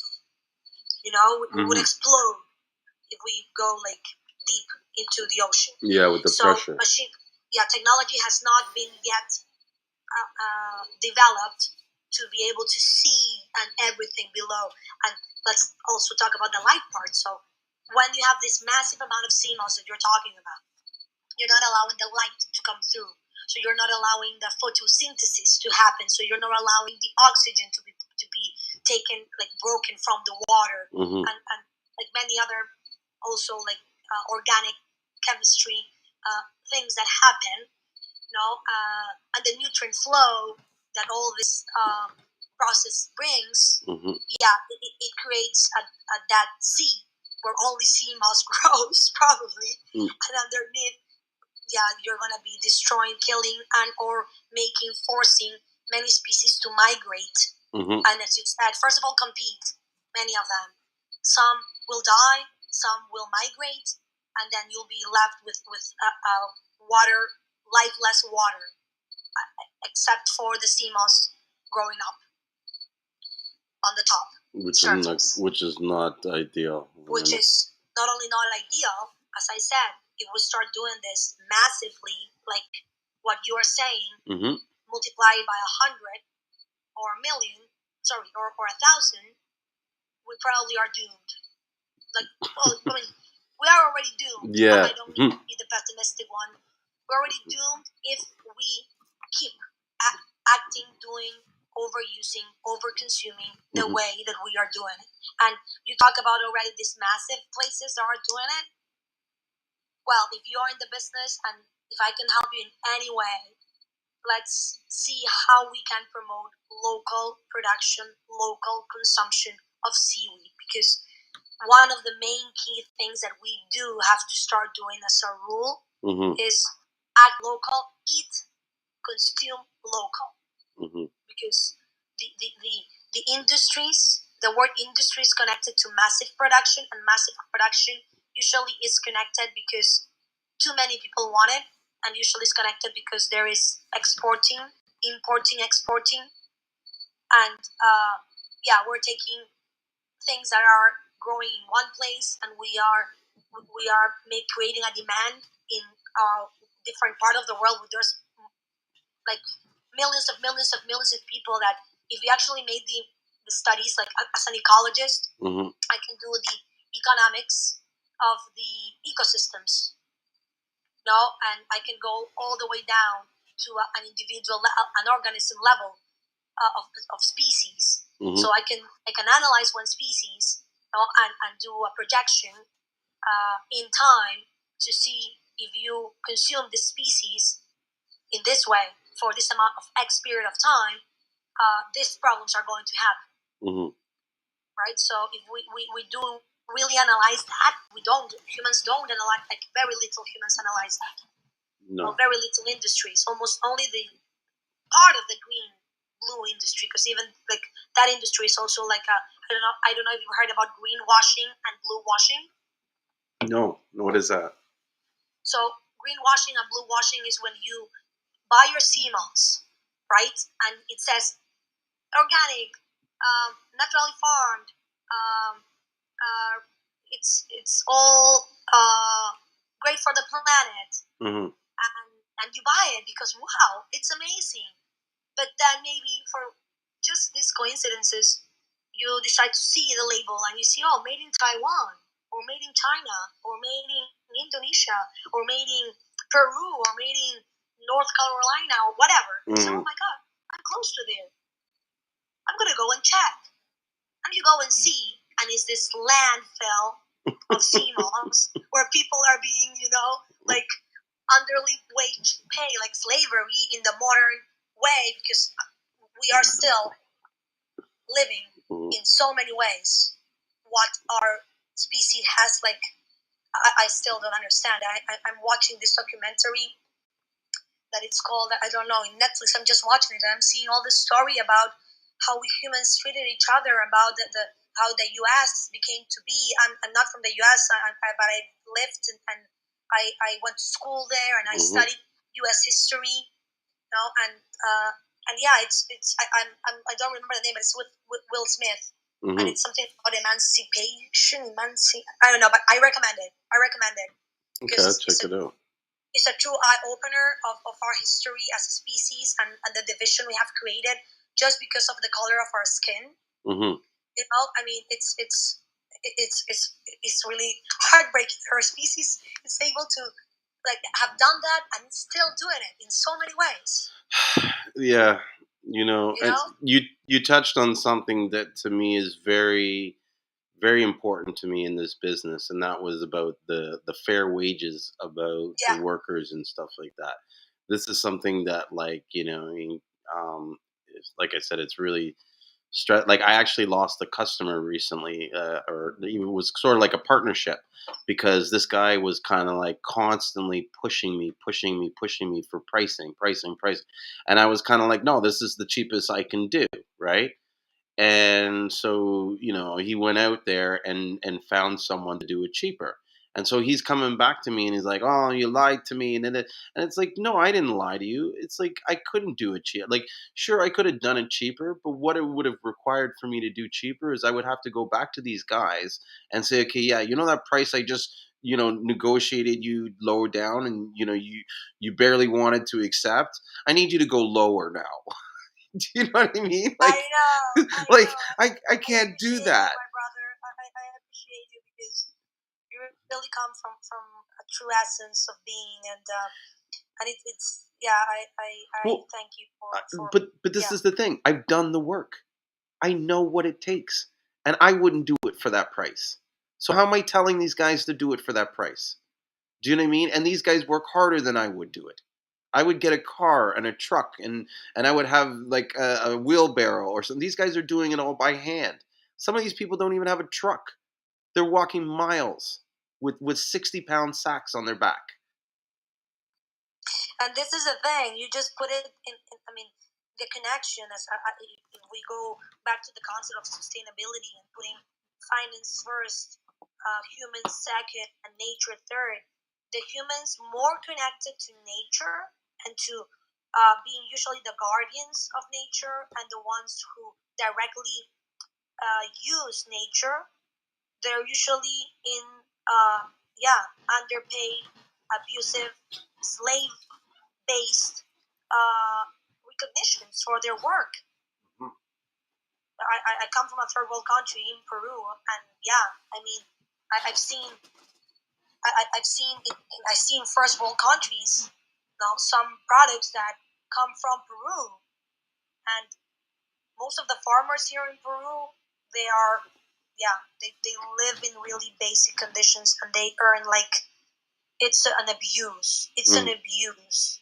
The way they are underpaid and underappreciated and undervalued for the enormous effort that caring for the land, caring for the species, harvesting them in a true organic, natural way. Yeah, and sorry to interrupt you, but I just want to add, but the pride and the love and the passion that they put it, like these, like it's how do I say it? They're not doing it for the money.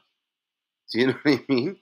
These guys have been doing it for years. It's like a tradition to them. It's a way of life. It's like it's that Seamoss life, and they would do it for free almost. Yeah, and I mean, what I would say to that is that when you are connected to the land or to the water, or to the earth, and you know how much it takes for that specific species that you care for to grow and to provide you what you need, because most of the people in these natural areas producing or harvesting, that's the word I guess, species that it's part of their culture and part of their life from ancestors to come. They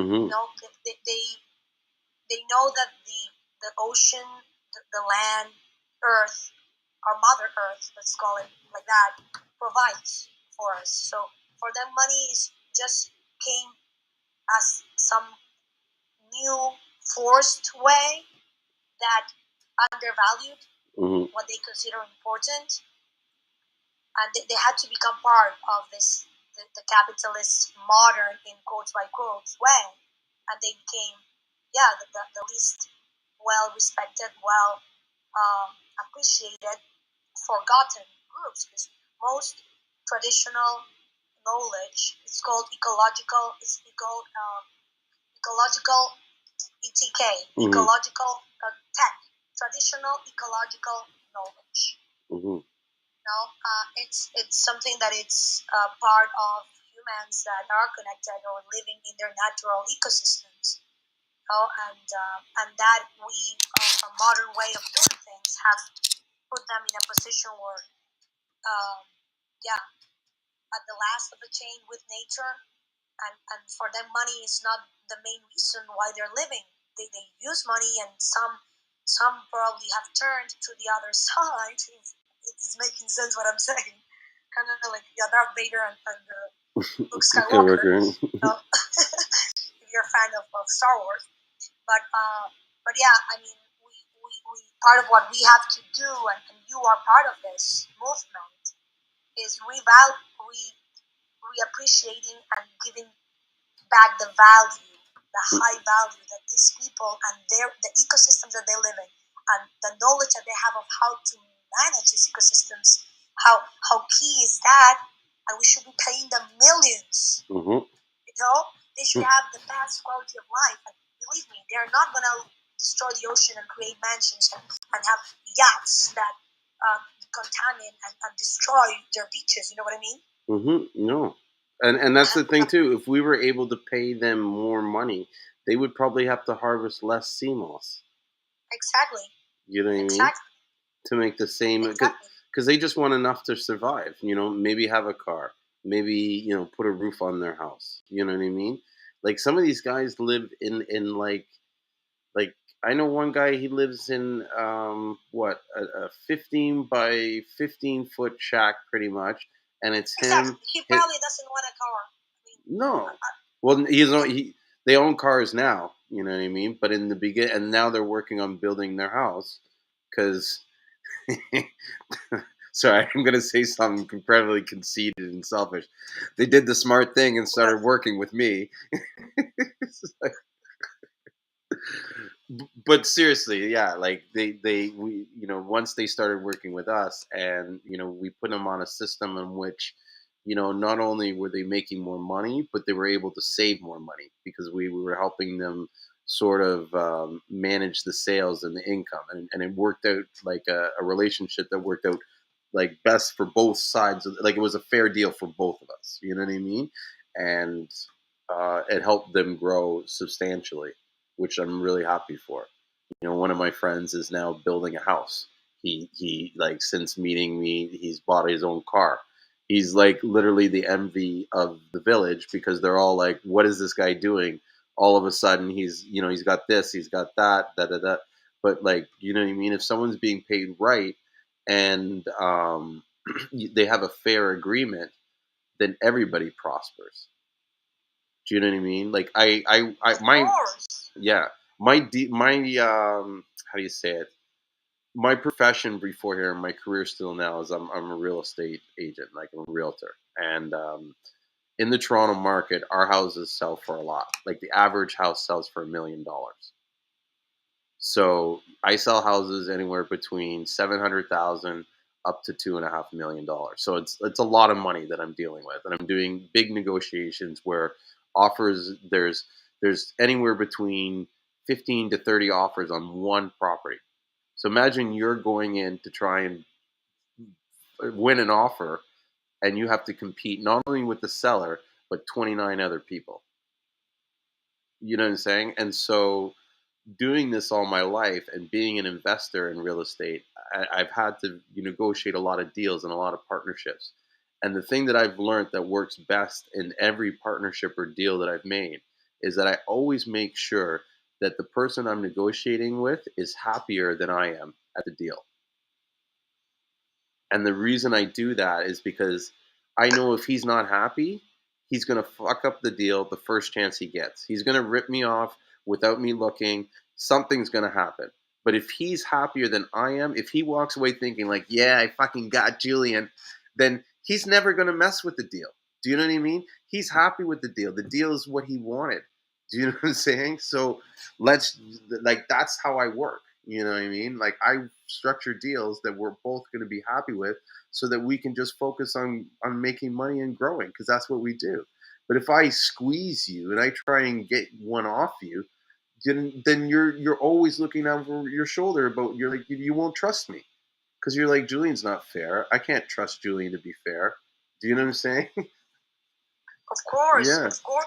And I really like the way you have you can express what it's all about. A partnership, it's not possible if both it's only two, if it's three, you know what I mean? The parts. If the parts of that partnership, how many parts it involves. All the parts, it's not a true partnership if not all the parts feel and know that they are getting what they deserve, that they are opening themselves to something better for them and for the other people they are with, creating a partnership. Because, we have grown in a society that has been going for millennia of years. I'm not even, I mean, the worst part has happened in the last couple of hundreds, but in the last millennia of years, our species has become so egotistical and separate, and so in this illusion that we are separate, that making deals with a person, creating partnership is about taking advantage. Yeah. And only gaining you over others. I mean, and then we wonder why we are in this crisis that we're experiencing at the moment. You know? So yeah, I applaud you for following that vision, mission. It is heart-centered.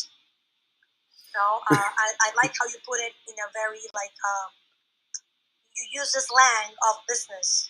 And I really would love to connect more and see, because there's some people that it's harder to get to them to see this, but the way you spoke, it kind of just puts it in a simpler, people that are not yet open to the full consciousness of human equality and nature equality. No, and they're only thinking about the money. But we use your metaphor, not your metaphor, but your it would be your mental model. It's called mental models. Yeah, mental models are like unique. You have your own mental models. I have my own mental models. Mr. O, Oscar, Asa, C, Beth. We all have our individual, personal mental models. You know, and when we get together and express them, and we share our mental models, we create new ideas, creations, inventions. Exactly. You know, and when we can do it on our own, but the more we connect mental models, the greater, the better we'll all be together. So the mental model that you use, it's not going to apply to everybody, but it will apply to a big group of people that if we help them to start there, we can start shifting the system right away. And then eventually they'll realize that it's beyond that vision of, I want them happy, because if they're happy, they won't F me, you know? They won't stab me, you know? I mean, eventually we'll lose that, because we'll stop thinking about the stabbing or the effing, you know? And we'll start thinking about the growing, the trusting, the sharing, the loving, the winning all together. Yep, I agree. Which is the real way to go, right? I agree, and it's partly one of the reasons why I do it, is to kind of show other people that it can be done, that it is possible and it's safe. If I can do it, like, I want people to look at me and be like, well, if Julien can do it, I can do it. You know what I mean? And because there's nothing special about me that, and you know what I mean? Like, there's nothing special in me that there isn't in anybody else. The reason why I'm at where I'm at is only because I pushed as hard as I could to get there. And if someone pushed as hard as I am or harder, they're going to pass me. Do you know what I'm saying? Or they're going to be at that level, and I'm happy for them. You know, but I also want to add this in.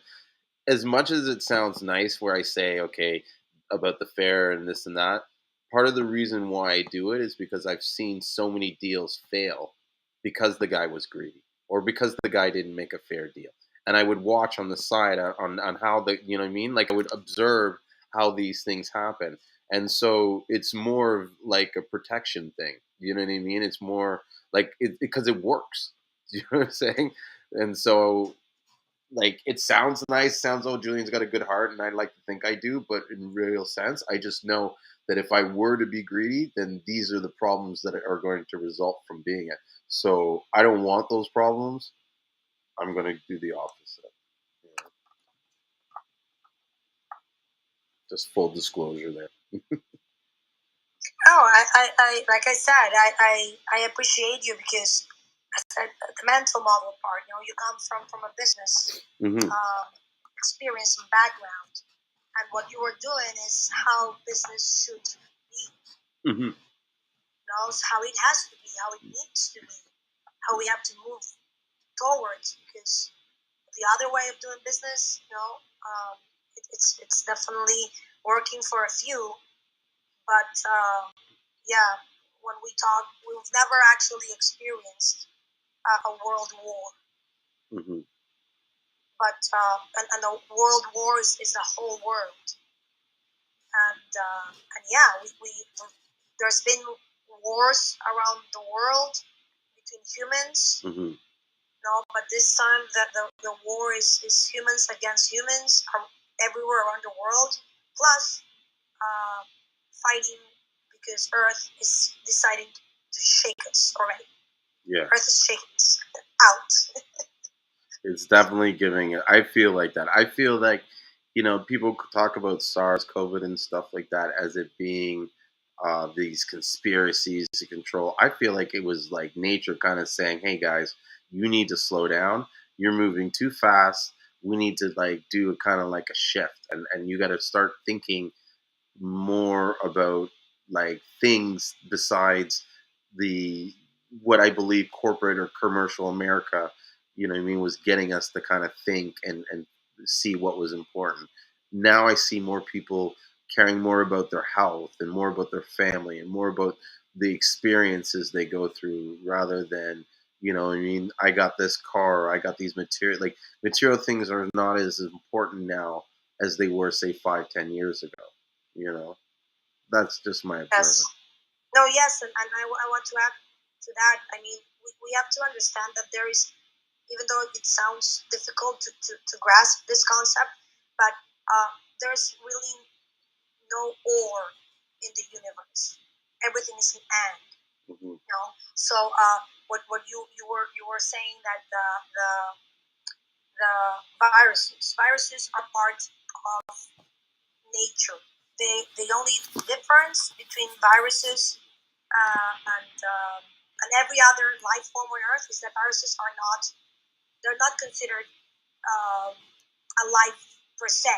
They have life cycle only when they are inside their hosts. So viruses have existed since life existed, or before life. Actually, it's said they come from this other group called prions. That is like before life existed, these things existed. Yeah. Yeah, the same. These single cell organisms and stuff. Like that. Yeah, kind of thing. Yeah. But even there's So in the case of the viruses, they are this like genetic material that it's like non-living when it's in the outside atmosphere. And it can be different. It's everywhere. And then when it comes into it's said to be also inside. They are dormant. But when there are disruptions in the ecological balance, they become pandemic or epidemic, and they start destroying, killing the species that their host is. So definitely, it's part of the cycle of reducing populations on Earth, the viruses, and also other micro beings like the bacteria and protistae. But why did I say that there's no or? Because there is also bioweapons, and that is real. Bioweapons have been created by humans based on using genetic material of viruses and bacteria, and yeah, that they are being used. Well, I can never say. The only thing that I know is that I don't know, right? So the only thing that I can say is that yeah, I'm 90 something percent sure that I can say 100% because we can never say anything 100%, except the fact that we love each other, that we are one. I think that's the only thing we can say is true. But then the rest, we humans are very limited in what we know. So I can't say 100% that they are humans, but I'm pretty sure that yeah, it's a fact that yeah, it has happened, and it's probably happened. It has happened with COVID. Originally, the original SARS that the virus came from, it happened because humans started destroying nature by over-consuming and killing and hunting animals, and yeah, this type of SARS appeared and passed from humans to non-humans, from non-humans to humans, and vice versa as well. It happens, but then someone did take this SARS and go to the lab, and for some reason, I'm not going to go into that detail. A lot doesn't add up in this, what just happened, you know? And many of these are probably coming similar because we're in a point of cosmic changes that humanity is in a true process of, it is sad, this is sad, huh? That we're in a true process of awakening as a species, but there's a group of people that they don't want everybody to wake up, because if everybody wakes up, they'll stop having control and they'll stop being able to control abuse over use. You know what I mean? Somewhat. I mean, a lot of times everybody talks about this control, but I don't see how people really have control over me. Okay, so the way that we as a species, you know, are controlled at the moment is that if you analyze your life and you ask yourself questions like, you didn't decide where you were born, you didn't decide your name, you didn't decide your hometown, you didn't choose your parents, and then you have all this, and you are conditioned since you're a baby, and you grow up believing 100% that what you have been taught is true, but that is only based on a fraction of what is true, and we believe sometimes that what we want to do in life is what we really want, but it's usually connected to what we have experienced. It's usually connected to what our parents say, or who we live with, or where we were, like that, right? So right now, I don't think, and please tell me if I'm wrong, there's going to be a human that is an adult, because kids are saying it already. Children are talking about it already for a long time, and they're actually asking us and begging us, you know, to start awakening. You know, which is that I don't think any human right now can say that truly the governments that govern all the countries in the world, maybe there are scales, definitely, but the most people that are governing us and putting the rules and setting the table play, they are connected with corporations, huge ones. That the last thing they care about is the people that they hire or that they're connected to, or the ecosystem that they use for their industries. Agree. And we buy and go to the markets and we buy from these people and we elect these people, even though when we elect them and they fail, we allow them to still be there, or we allow someone similar to them come, and it's a vicious cycle.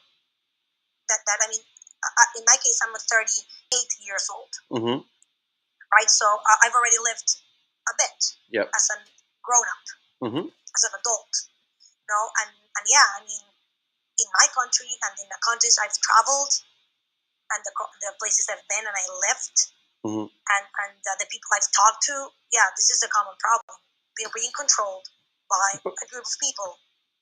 But that just, set the tone, set the rules, and we just follow them. And when we want to complain or demand rights, revolutions have happened, right? We have a lot of freedom now compared to 50, 100 years ago, but we didn't. But it's a freedom that's still conditioned by ways we have no idea. And we're going to the crazy subject right now because it's very deep what I'm talking about. There's so many there's so many hidden truths that we have been, like false truths that we have been told. A lot of times. And there's many hidden things that have been destroyed, and the ones that have not been destroyed, they're not everywhere published or talked about or shared or taught in school or taught in universities or taught at home. And it's a long, big subject, and there's things that it took for me individually, my journey.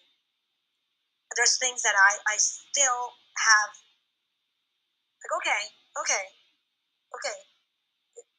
if this is real, okay, right? Wow. But yeah, I haven't seen it, I haven't felt it, but yeah, we can't say that it's not out there. You know what I mean? So, but yeah, I think that I'm definitely right now went into a very, like branch outside and beyond kind of thing. Sorry. No, it's fine. It's just I'm listening to it, but it's like I feel like yes, there are things in this world that can influence us and that can manipulate us and that can set us down. But it's like we choose to accept those things. Like we choose to accept what our parents are telling us. You know, Totally. so it's kind of like we can change that narrative if we want. Like people always like I don't know. All my life, I've always felt that. Well, I am in this world. I don't really believe I live in this world. Or there was a saying I used to have. I can't remember it saying it now, but it's almost to the point where it's like I don't subscribe to the typical stuff that most people like subscribe. You know what I mean? In this world, like the barriers that people put up there that don't really. I don't see those things. Like there's, you know what I mean? Like I'm the kind of guy like I wouldn't hesitate to go to an area where normal people would be like, oh my God, what are you doing? Like, I'm the guy that crosses the red rope without even thinking.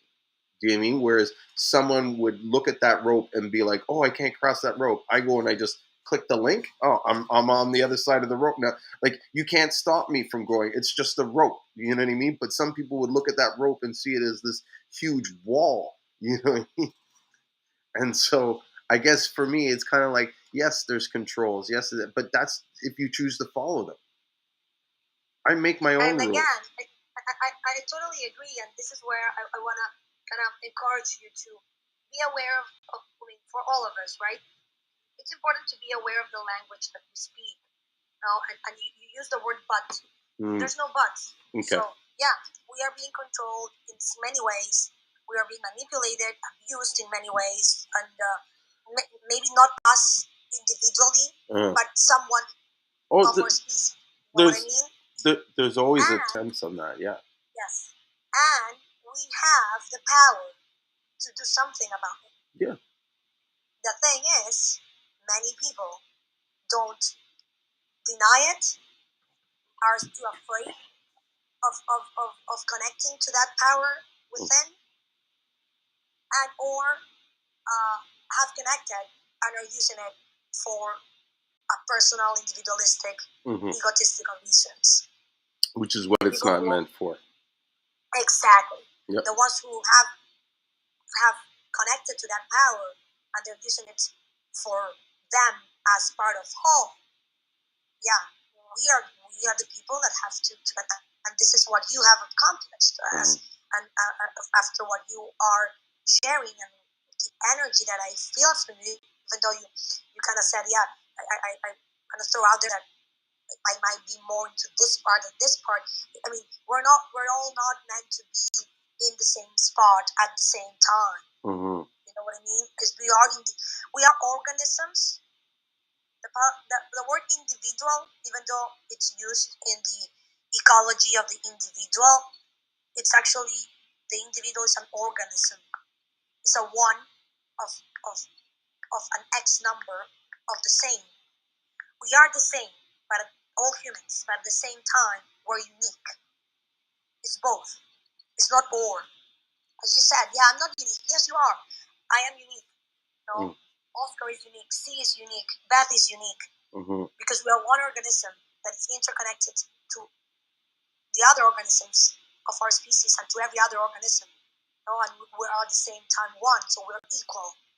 But our uniqueness and being able to awaken to our power within, based on a heart, true, caring, trust, honest way of being us, and breaking the mold, breaking the shell. You know what I mean? It usually happens when people have experienced hardship in their lives or trauma. It's usually, that's why life, it's known to be, life is hard. But you deal with it, or life. There's many sayings. Yeah. Life is there's one I forgot. But anyways, life is hard because we have to face things that are beyond our limited comprehension when we come to this material world. And because we have been conditioned to believe that the material world, the physical reality, is the only one that exists. But if you understand that we are made out of atoms, and atoms, that is a basic basic element that we're made out of, and atoms are made of subparticles that are just in nothingness, going around. It's this nucleus of positive and this negative energy particles going around, waves of in nothingness as space. So if nothingness is inside of us and we're everything at the same time, and we are part of a universe that is also nothing at the same time everything, it's hard for humans to comprehend it. To comprehend that, and then to be open to it, because you are told, no, what you see is real. If you don't see it, you're crazy. Yeah. You have a problem, psychiatric problem, probably. Yeah. No, it's you're right in a lot of ways, and a lot of people are limited by these sort of rules and constraints that people, that life or society has developed for us to kind of like, sort of live in between or whatever. It's, I don't know. It's tough. I'm just so glad that I don't, like, all my life, even as a kid, I always knew that I was a spirit in a dirt body, and that this is just more of like, I'm like this host, and that there is more, there's more to me than what I see in myself. I don't know if you've ever heard of this thing called the Landmark Forum. They have this thing in Canada where, my mom sent it to me. They try to say it's a cult, which is funny because when I looked at it, I was like, these guys aren't a cult. They just need to sell. And in some ways, in order for their program to work, you have to, it's sort of like a certain level of conditioning and brainwashing, but it's done in a way to open your mind so that you are more receptive to seeing things. And so in order to follow through all that stuff, they have to be sort of repeatedly conditioning you to come back and finish the course, because most people will do 10% of it and leave, but then be like, oh, I didn't get anything out of it. And it's like, yeah, you didn't get anything out of it because you didn't follow through with what you were supposed to do. And that's your whole problem in life. You know what I mean? And you blame everything else. You carry around these rackets of all these problems in your life, and instead of just dealing with them or letting them go. But one of the things that they said to me, it was one of the only things that during the whole thing that I felt that was something, most of it was like a confirmation of what I already thought. But this one thing that they told me was just like, it kind of like blew my mind. And so he drew this circle, and he said, imagine this circle is the representation of everything in the universe. And then he drew this small slice, right? Little piece of pie or whatever. And he said, this is the part of the stuff that you know that you don't know, or that you know that you know. You know how to drive a car, you know how to walk, you know how to do this, you know how to do that. Here's a slice here. This is all the stuff that you know that you don't know. You don't know how to be a surgeon. He was like, imagine this whole other world or this whole other circle represents all the stuff that you don't know that you don't know. And so you don't even know that it's possible because you don't even know it exists. You know what I mean? Like the way he explained it. And it was just that, like, aha, like there is so much shit that we don't know that, and we don't know that we know. And if we try to act like we know what we know, we really don't know anything. You know what I mean? Like we're all dumb. And in order to learn, you have to come from that perspective because otherwise you're gonna miss the lesson. You know? And so that was the big aha. I would love for if you can share with me on the back channel the name of this group. I would love to learn more about them and connect. Because what it sounds like, I would believe is that more than conditioning, what they're doing, it's known as neuro linguistic and neural thinking transformation. Yeah. So part of the thing was the neuro linguistic programming. And Exactly. and I've done a lot in neurolinguistic conditioning. Like I've done a lot of research on that. I was a big fan of Anthony Robbins, so I followed like all his stuff, read all his books, and then that led me into understanding neurolinguistic programming. And you remember how you go about the language and stuff. I 1000% agree with you that our thoughts, or not our thoughts, our words translate actions and stuff, and you have to be mindful of what you're saying. And while I do try to be mindful, it's incredibly difficult. But what has happened is I've become aware of the amount of stuff that other people say, and when I listen to them talk, and I'm just kind of like, you don't realize how you just set yourself up for failure, just even in the way you set your sentence up. Like, why did you even say it that way? You know what I mean? Like, there's so many ways you could say this conversation, and what did you like? Sometimes I would call my sister on stuff where it's like she'll say stuff that the sentence doesn't even make sense, and I'm like, well, what were you saying? And she's like, I meant this, and I'm like, well, you didn't say that. You said something completely different. Like, that's what you meant, just say it. You know what I mean? But they want to. I don't know. We're going on a different topic, but yeah. Yes, thank you for the amazing conversation. I don't know if Mr. Oscar or C are there, and I don't know. I didn't want to maybe sound like I was answering you back and not allowing them to maybe share if they're there. Are you there still, Ricky? I think he's grinding Seamoss. He's up, probably. Unless maybe, I don't know. Around 3 o'clock, we usually it gets late. But, this was such a great conversation. And I'm glad that you came in the room because, you know what I mean? I love it's not too often that I get to talk about subjects like neurolinguistic programming and other stuff like the sustainability and stuff. Like, we've been all over the place. And yeah, it was a great conversation. Yeah, thank you, and yeah, happy to. I think I already joined the club. Yeah. You usually get together on specific dates of the week and times. Yes. So I've been doing this since December, maybe late November. We do it on Sundays and we do it on Wednesdays, usually around 9 or so. And I do it on Clubhouse, Instagram, Facebook, and YouTube. So yeah, so if you ever want to come on live, you know what I mean, on one of the videos things, whether it's Instagram, Facebook, or I have software that can bring you on through a web browser. But I would love.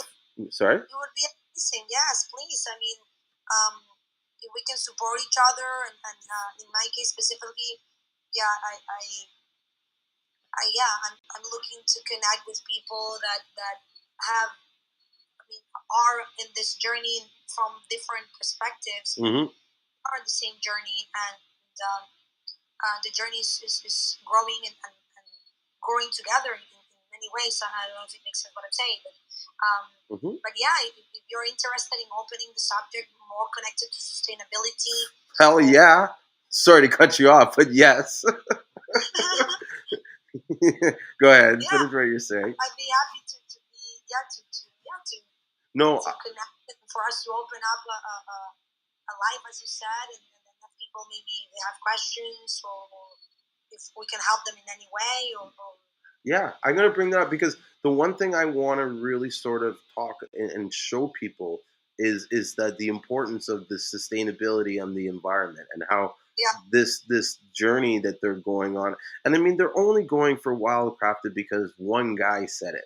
It's not like there's a whole team of people that have like done tests and proven this and did this and says, okay, beyond a shadow of a doubt, this stuff is better. No one's saying that. Only one guy says it, and everybody's listening to what the one guy said, and it's like, okay, maybe 20 years ago he was right, but in this day and age, I don't agree with it.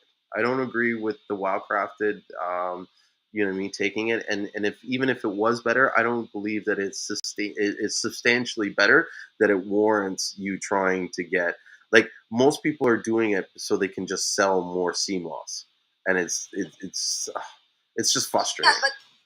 But this is what I'm not bad. Sorry, this is what I'm saying about the greenwashing, blue washing. Mm-hmm. It is. I mean, usually it's a word connected to when you say you're sustainable, or say that it's better for your health and for the environment and for the ecosystem. You know, when it comes from the land and when it comes from the ocean. You know, when you say it's good for you and it is responsible. So as you said, many people are using apparently this one person's opinion based on exactly what, because this is something important as well. We have to see where it's coming from, and if it's coming from just one person, even though if that person has a lot of knowledge, I do believe we need to learn to contrast and to research. And I know many people don't have the time, kind of thing. So something that I also encourage entrepreneurs and business owners is to really be informative, you know, of be transparent. Because believe me, the more transparent, the more open, the more sustainable, the more responsible, the fairer, or the more fair, if it applies, the fairer you are, you're multiplying your business by 100x already. Yes. You might not get in the shortest term, no, but some things, yeah, depending on the business you are, yeah, you will see it right away, especially now with the tendency, with the way how consumerism is flowing. It's flowing to a more conscious way, no, holistically.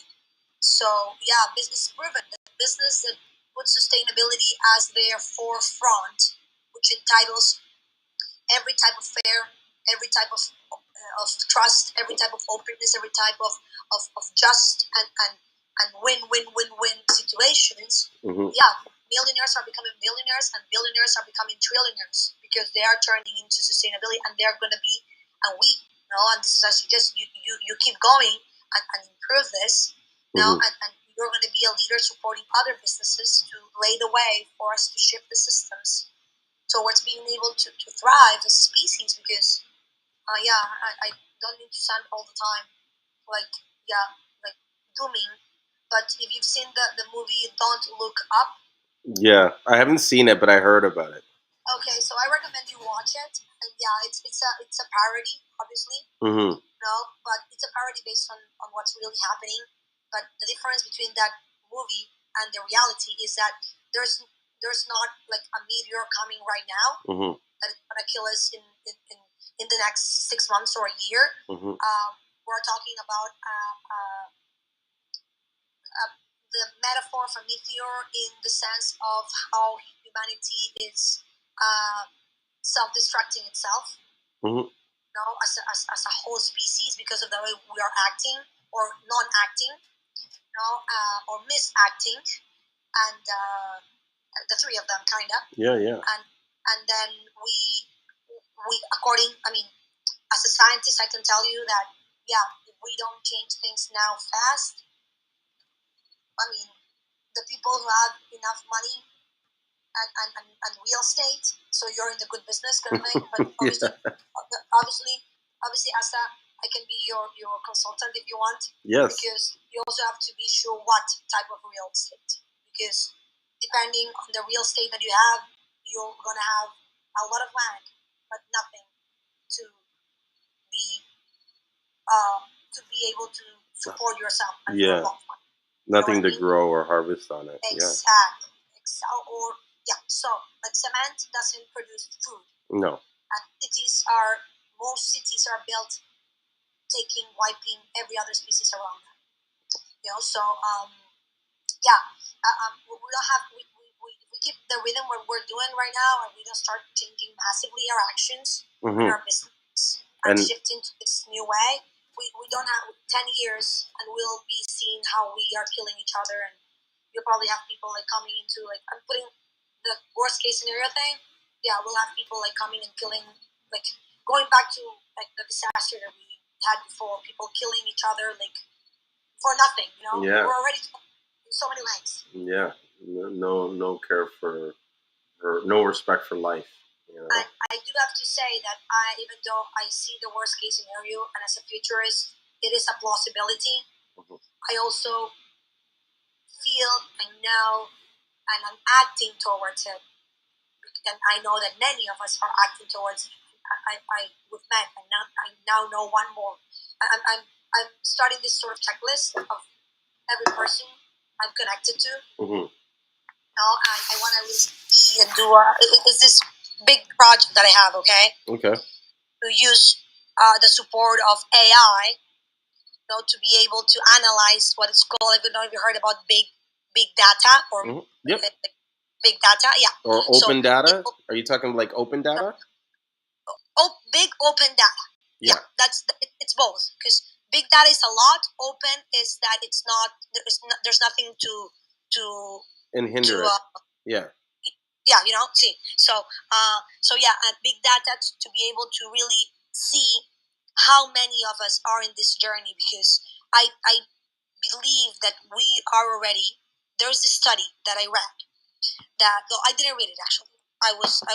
We discussed it in a group that I'm part of, and I was gonna get. I have to ask about the article, obviously, but they said that this article talked about this studies that prove that if 3% of a population, a 3% out of 100, a 3% of 1,000, a 3% of 100,000, a 3% of 1,000,000, and a 3% of 8 billion, 3% of a population has a new way of doing things, and they do it together, the system entirely changes, to this new way. Yeah.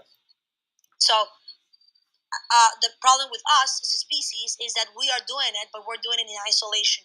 Most of us, we're not connecting. You mentioned, right? Seaweed, Seamoss.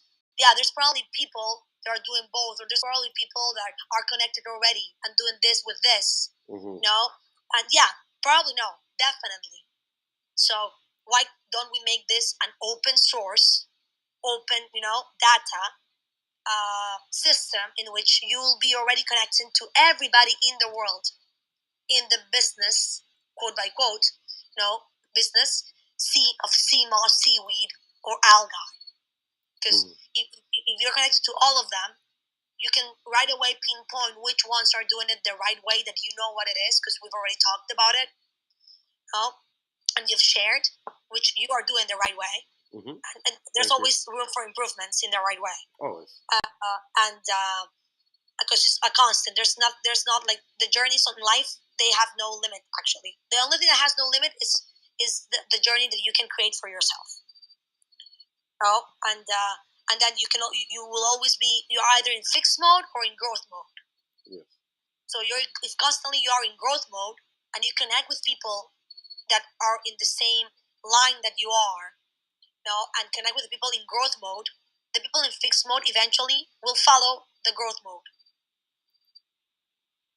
So if we are able to do this massively, my futuristic predictions is that in 5 years, in 10 years, the system will be changed in 1 year already.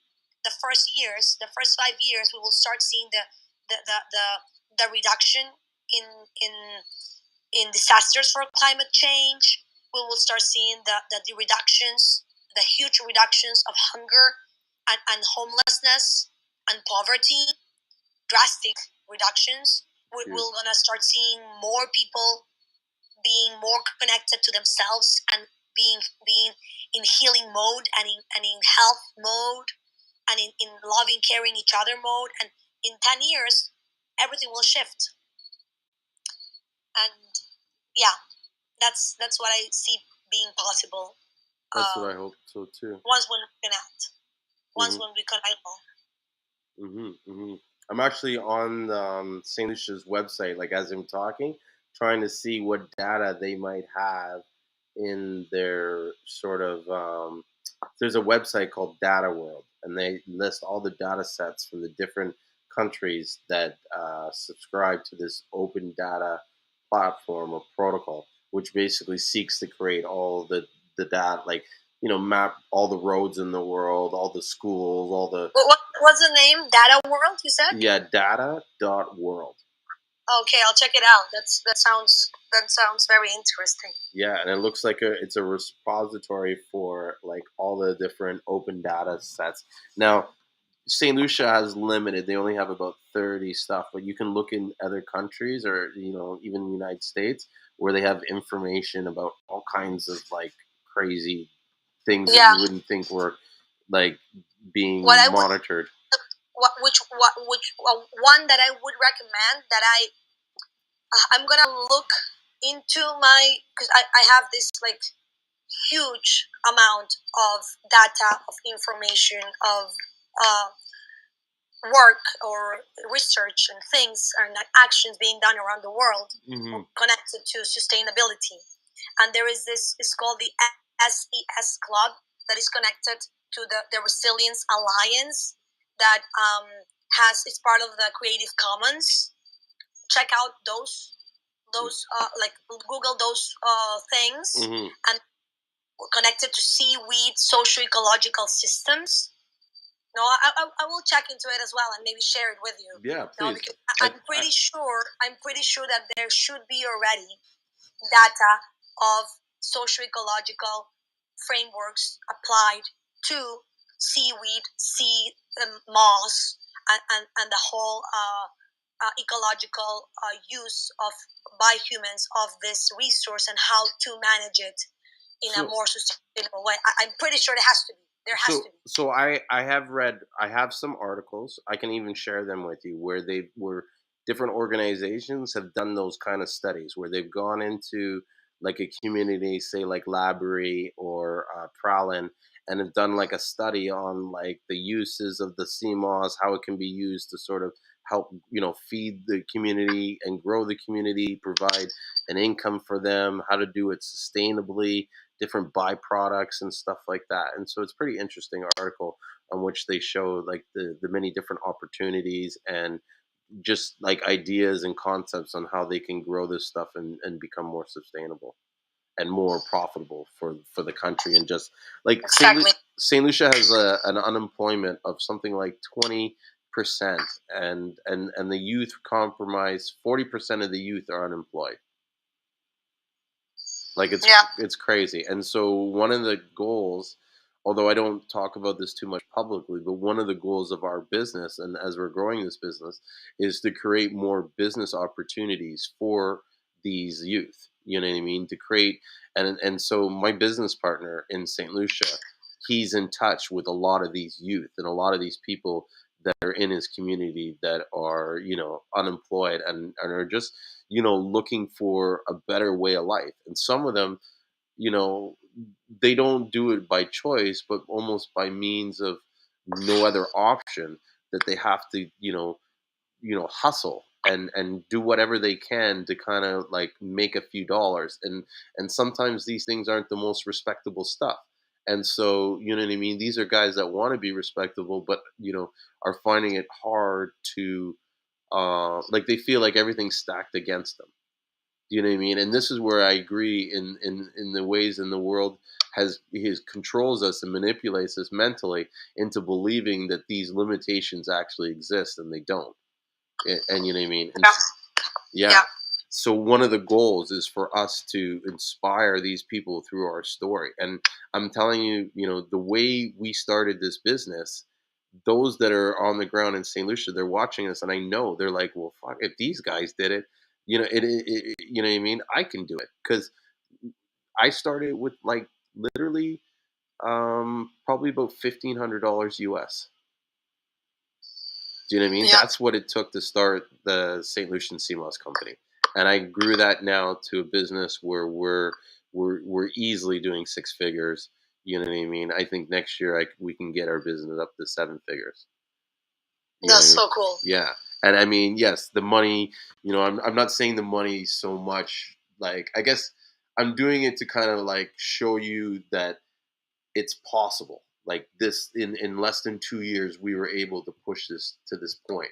And like I've said it before, there's nothing special in me.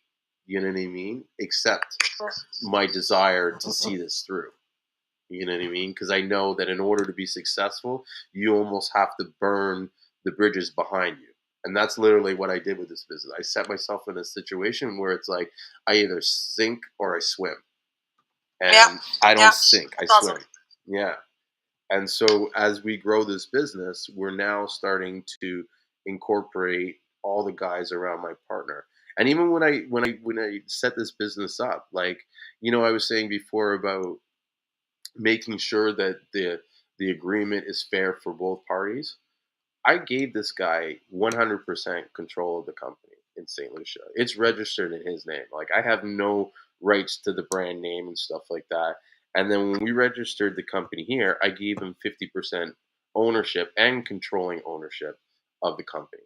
And so he never has to worry about whether I'm going to screw him over or anything, because he's legally on paper owns it. Do you know what I mean? Like, I more work for him than he works for me. Mm-hmm. Do you know what I'm saying? And because of that, I never worry. Like, we're best friends, and we we're having the time of our lives doing this. And that's awesome. We're making money, but I'll be honest, we're putting more money back into what we're doing than we're actually spending it. That's amazing. Yeah. That's amazing. Yeah, I mean, and that's the model, right? That's the model. The more people doing the way you are doing it, the more we'll be able to really shift the systems and support more of our fellow brothers and sisters. Because in my case, as you also said it in your own way, I also like really resonated when what you said about you feeling that you were a spirit. You said, well, in your case, you use spirit in dirt. You said, right? In a dirt body. In a dirt body. Yeah. So yeah, I mean, in my case as well, I also feel that what I've started to really say it first in my mind and then out loud is that I feel that I came from. I mean, I'm born here on this earth now as Sandra, and maybe I also came to this world many years ago before my soul, my energy, but I feel that I come from somewhere further away, and that when I came here to this earth, well, definitely there's things that I don't remember, I guess, but I really feel connected to everyone, and I'm talking humans and non-humans. Mm-hmm. That's why I do live my life in the now and concentrate in what I can control. Mm-hmm. But it has been hard, and for a while I did go into this depression period, like through like depression, clinically, being treated and like stuff like that, and where because I really couldn't deal with the amount of pain and suffering that our fellow brothers and sisters, so many right now. I'm not even thinking about the people that suffered, but they're suffering right now because probably their ancestors suffered, Mm-hmm. and it's and then not even let's not even go into the how we are treating and abusing and making also suffering of every other species.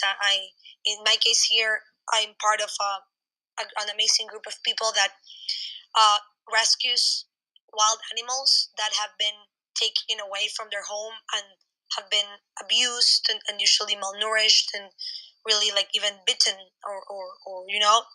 And I've been a mother and babies. I'm talking babies, not. I mean, I have a son, an 11-year-old human son. Yeah. But I've been also the mother of baby pumas, of baby wow. howler monkeys, of babies spider monkeys, of sloths, of baby tapir. I love sloths, by the way. Sorry to interrupt you. I just wanted to say they are so beautiful. Cool.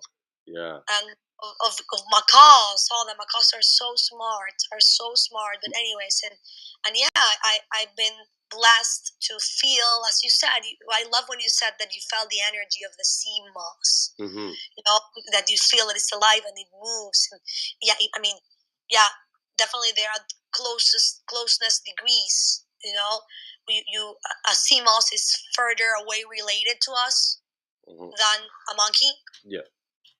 So yeah, we first of all we are a lot more similar to a monkey than to a seamoss. Yeah.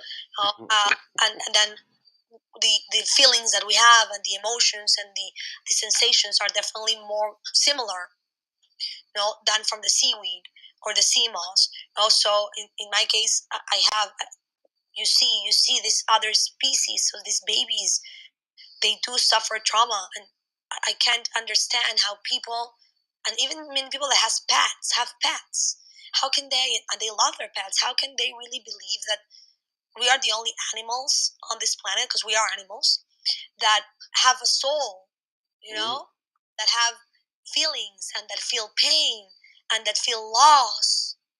I mean, it's crazy, and that's I think it's easier to believe that because we are eating them in a very cruel way. No, but anyways, interesting you say about the eating part and how we like, you know, we dominate these people. But I do believe that in a lot of ways we we we were built by something foreign.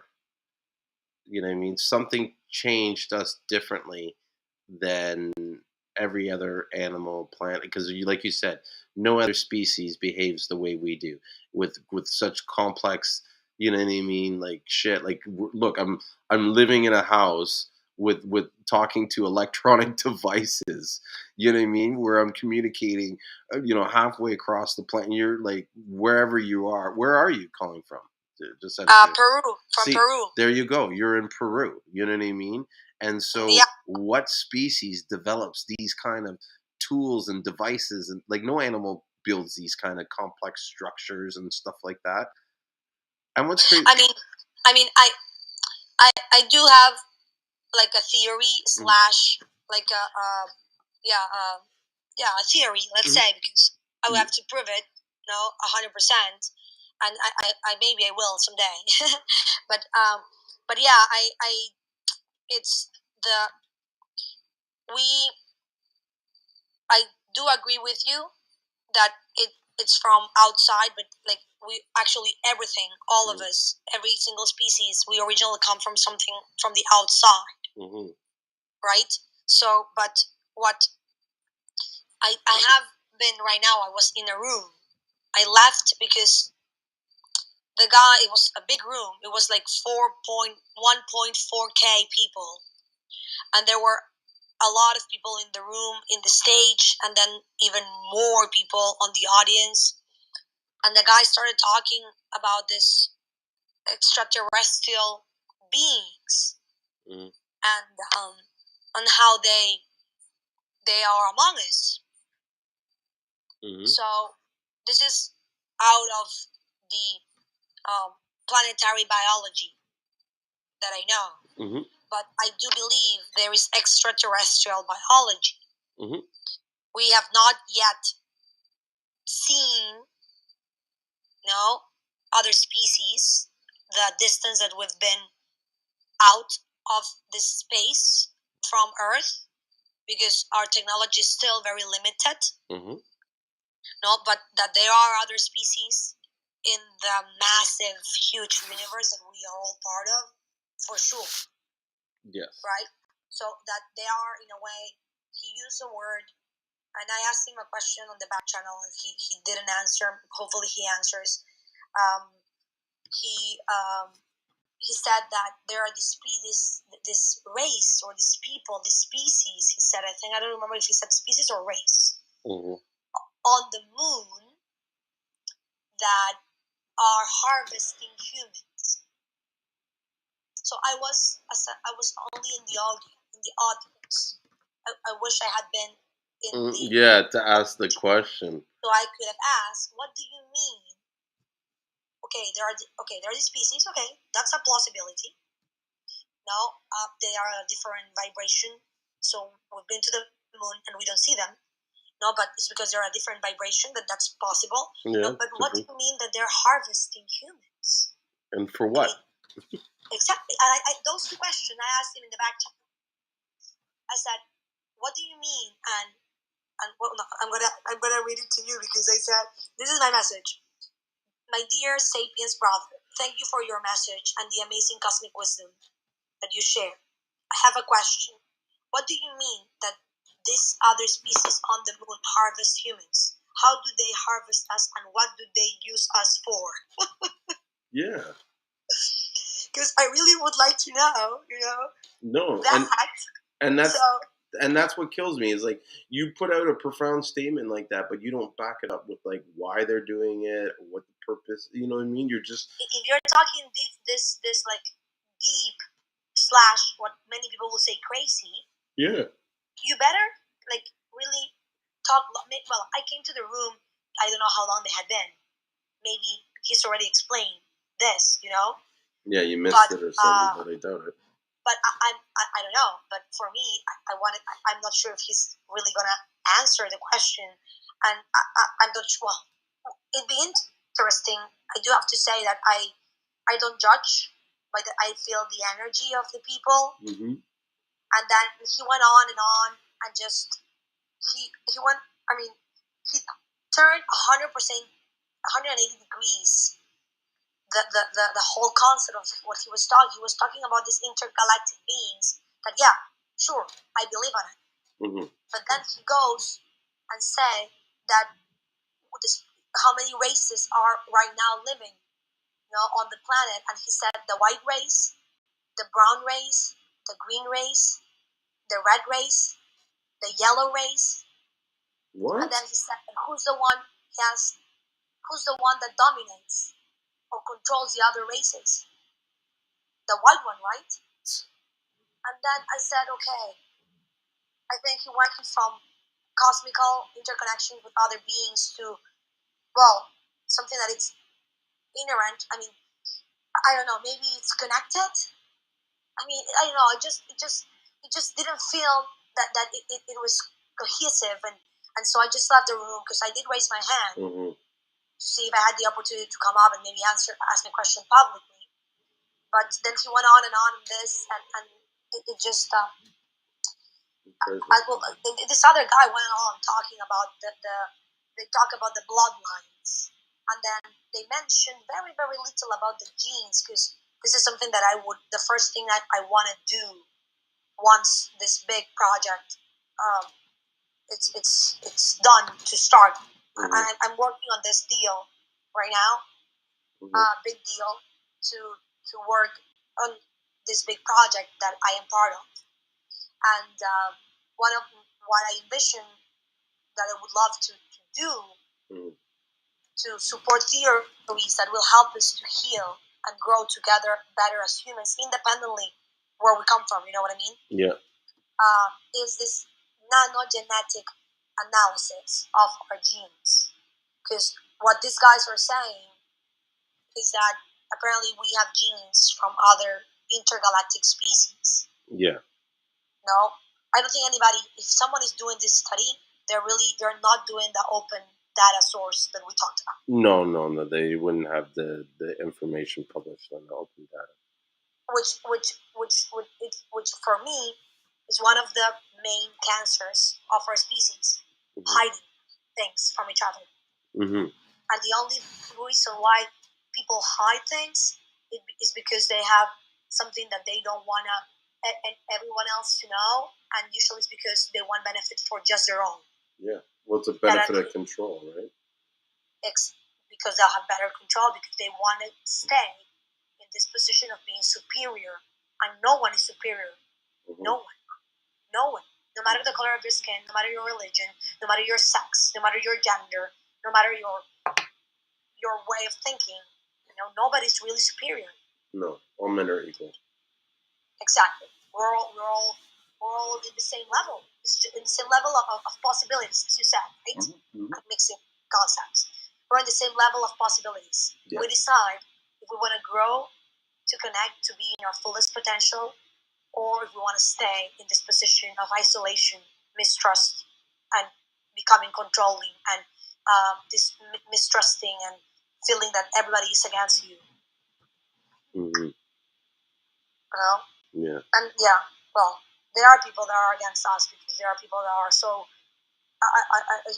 I'm sorry if it sounds strange, but the people that I call it, it's a sickness, it's an addiction that some people have. That's what not only me, we've come with this. I co-wrote this book a few months ago. Uh-huh. We're about to launch the book. What's it called? The funnel about the book, and it has this way of explaining a lot of why we have reached the point that we have. We don't go to the deep end of talking of extraterrestrial influence. Mm-hmm. No, that we don't go that deep at all. We talk about what it's under our control. Yeah. Here, on this earth as humans, what you can do. Mm-hmm. When you can change. What you can do. Exactly. And we offer these 12 steps. These 12 universal steps to healing, to letting go, to awakening to your most highest potential, connected to nature, to humans, to all. That's cool. It's life, right? Well, that's something for sure. Like when you come by and do, like, I'd like to have you come on additional shows and talk about that kind of stuff. Like, you know what I mean? The course, well, not to say the course that you're selling, but the course that you're offering, and how they can use this thing to sort of break down barriers, open their minds. See, because like you said, you're right that we need to kind of, I don't know how to say, like, kind of focus on working with people to open their eyes so that we can collectively work together to make change. Because the more people are seeing things from the perspective that we're seeing things, the more power or leverage we have in sort of swaying the whatever decisions that we need swayed in our direction. Because right now, it's like you said, these corporate companies and stuff that have sort of manipulated these people into believing things like lack and scarce and fear and all that stuff, and that's what's kind of ruling our planet. Yeah, exactly. That's the root cause. Mm-hmm. The fear that we have been installed in our brains, mm-hmm. to close our hearts and our minds and concentrate in the materialistic, believe that the only thing that can make us happy, it's something that it's outside from us, mm-hmm. and that is a physical, material thing. Mm-hmm. Consumerism, it's the epitome of this. Yeah. The more you have, the happier you are, but that's not true. No. And it's proven, and it's crazy because it's been proven by people that have a lot of money. Mm-hmm. That, like, they have money to be able to give the life that they are having to 5, 6, 10 generations of their own. Mm-hmm. And they live on their own by themselves, probably sick, probably sad, or killing themselves. Mm-hmm. You see all these people that are famous, that have money, that have wealth in the physical, monetary, financial part, mm-hmm. materialistic, and they are the ones who make it sound like it's great. Believe me, they don't talk about their personal life. Yeah. And they're going to show happy personal life, but in the inside, one way or another, something is destroying them. Mm-hmm. So something is lacking, that it's really not allowing them to grow. And they stay in this conditioning, and they pull people into this because it is called greed. It is called selfishness. It is called Mm-hmm. Anger. It is called what's the word? Envy. Yes. Jealousy. All those negative spirits. Exactly. It has many names, many ways, because we're so varied. We're so diverse. And there's so many and so much. And when you have people that tell you that this is what you have to like, and you grow thinking that is it. That's what I meant with the control, Mm-hmm. right? It's something silly that I'm going to put in for expanding your vision of awareness. You mentioned about these villagers that apparently, I don't know the villagers that you work with or are connected to in one part of the world, and I would definitely have time for us in another conversation to learn more about the community that you're connected to in the part of the world that you are working. Where is it, by the way? Oh, St. Lucia. St. Lucia. Okay. So, but you said, yeah, they have more money and now they buy a car. And this is something that we humans have been put in our brains to believe that this is what we want. We want a car. Let me rephrase that. He bought a car, but it wasn't like it was more of a truck, and the purpose of buying the truck was so that he can increase his Seamoss. It was nothing that had to do with anything sort of vanity, and it was more about exactly. It was about building his business. I just want to make that clear. Yeah. Exactly. Okay. So but what I'm putting myself in the position, and thank you for clarifying that. One thing is buying something that becomes a tool for you to grow more. Yeah. And then you have what has been ingrained in our system because of the brainwashing that's being done by the marketing of brands. Mm-hmm. I gotta have this because everybody has it. I gotta have this because people that have money and fame and they look happy on the screen in the commercial. Yeah, I want to be like that. And the shows or in the movies. Oh, I want that. Yeah, it's like the fear of missing out. The fear of missing out because they created this, and that's brainwashing. That's controlling. Oh yeah, for sure. One of them. There's many stories. One very famous one that very little people know is the blood diamonds. Mm-hmm. I think there's very rare diamonds that are not blood related. There are sustainable diamond mining. I really think if there exists, we should only be buying those diamonds. Yeah. But most people are not. No, it's all. So there's a lot of abuse and killing and children abuse especially. But anyways, it was when the people abusing, obviously, because at the beginning of that time, a few decades or ago, this industry made the diamond woman's best friend. Yeah. And made this amazing event for heterosexuals that are allowed, to get married. The man has to, if it's a real man, he has to give his woman a diamond, right? Yeah, that's what was sold. That's part of the engagement or the ceremony. Now, every person that has a bit of money, at least in many countries that around the world, when they want to get married, they buy usually a diamond. Yeah. Very, very small or huge or many, but yeah, and nobody really asks where is it coming from. Because what they're selling is not the reality. They're selling an illusion. It's a fantasy, yeah. A fantasy, and sadly, this is why I recommend you reading. If you like to read, read the. Well, I have a lot of recommendations, but one that is very cool. It's *Sapiens* by Yuval Harari. Okay. It's a very cool book that expands what humanity has, how humanity has evolved in time. And then another one, if you really like to even expand that one more, it's called the Chalice and the Blade by Rihanna Ace. That sounds interesting. The Chalice and the Blade. Yeah, it's a really mind blowing book.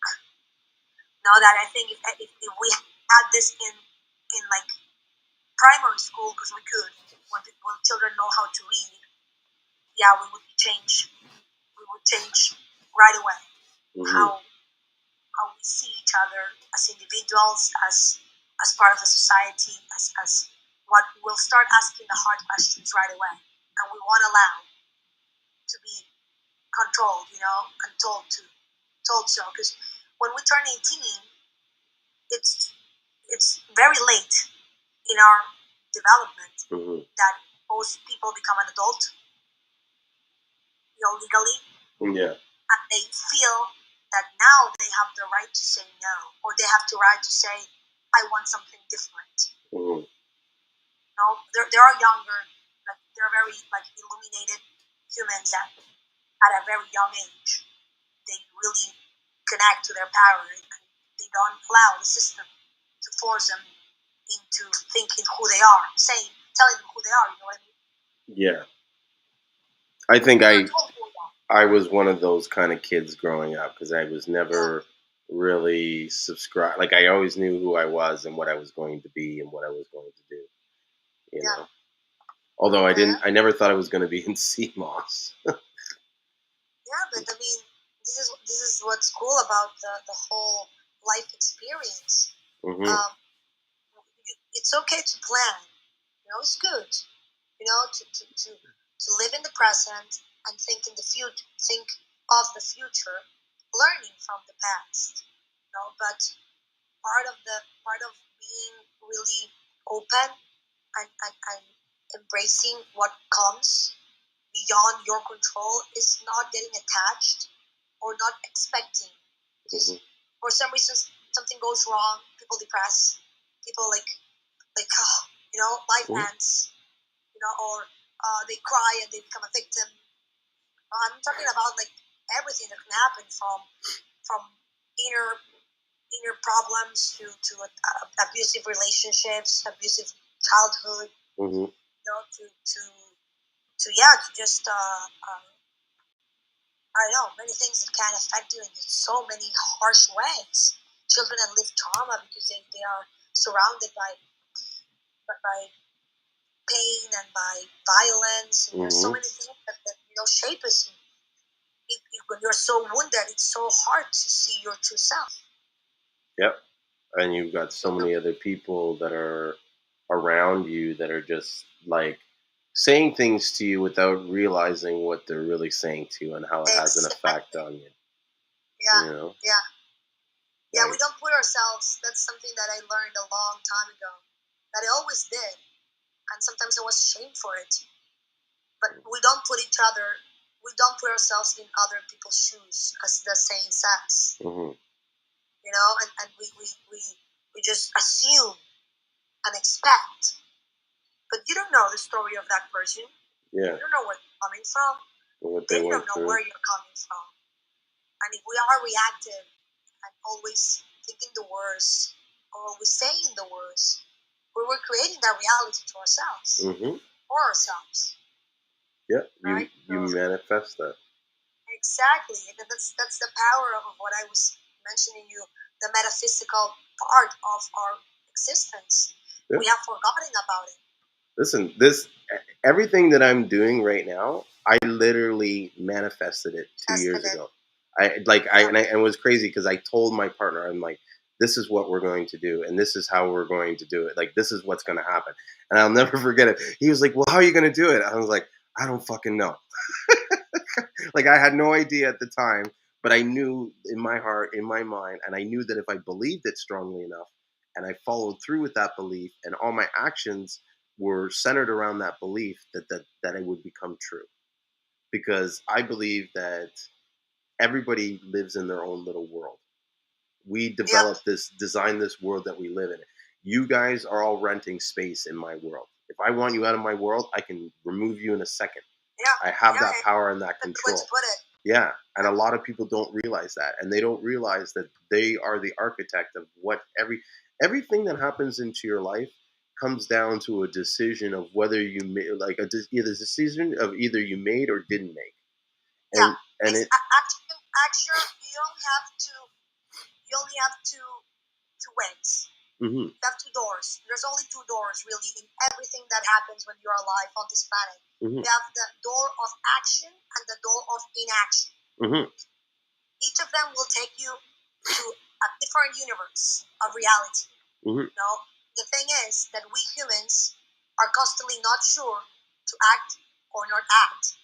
And then when we choose door A or we choose door B, then we are suffering and the victims because it didn't work the way I wanted. I should have, could have, would have, Mm-hmm. Mm-hmm. Mm-hmm. And that's when we mess it up. Mm-hmm. Instead of just accepting and embracing our decision, I decided to act. This happened. Amazing. Now I do this. I decided to act. This happened. Okay. It was the opposite of amazing. So what do I do next? Okay, I do this. Mm-hmm. But people just think that okay, I acted, I went wrong, so no, I'm never gonna act anymore. Again, yeah, that is true. True. Or I didn't act, and I'm in my safe spot. No, I'm not gonna act because if I act, I'm gonna leave my comfort zone, and then things are gonna be awful. Mm-hmm. And then you never know better. Mm-hmm. So yeah, it's that, yeah. No, I agree, and I feel like that it really comes down to.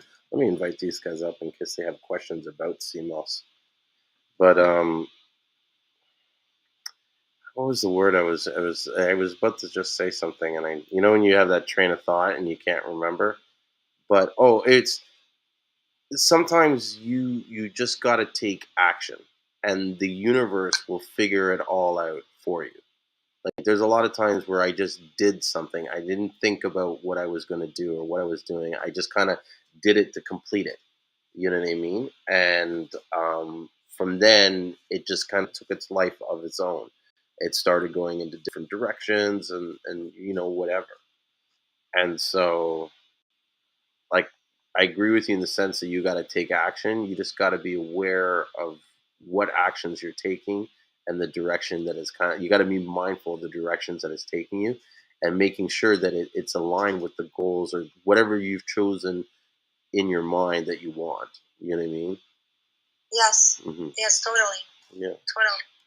So, hey, Giselle, we've been rambling on talking. I don't know if you have a question or there's something you want to talk about or even just add to the conversation. You're free to kind of share your thoughts.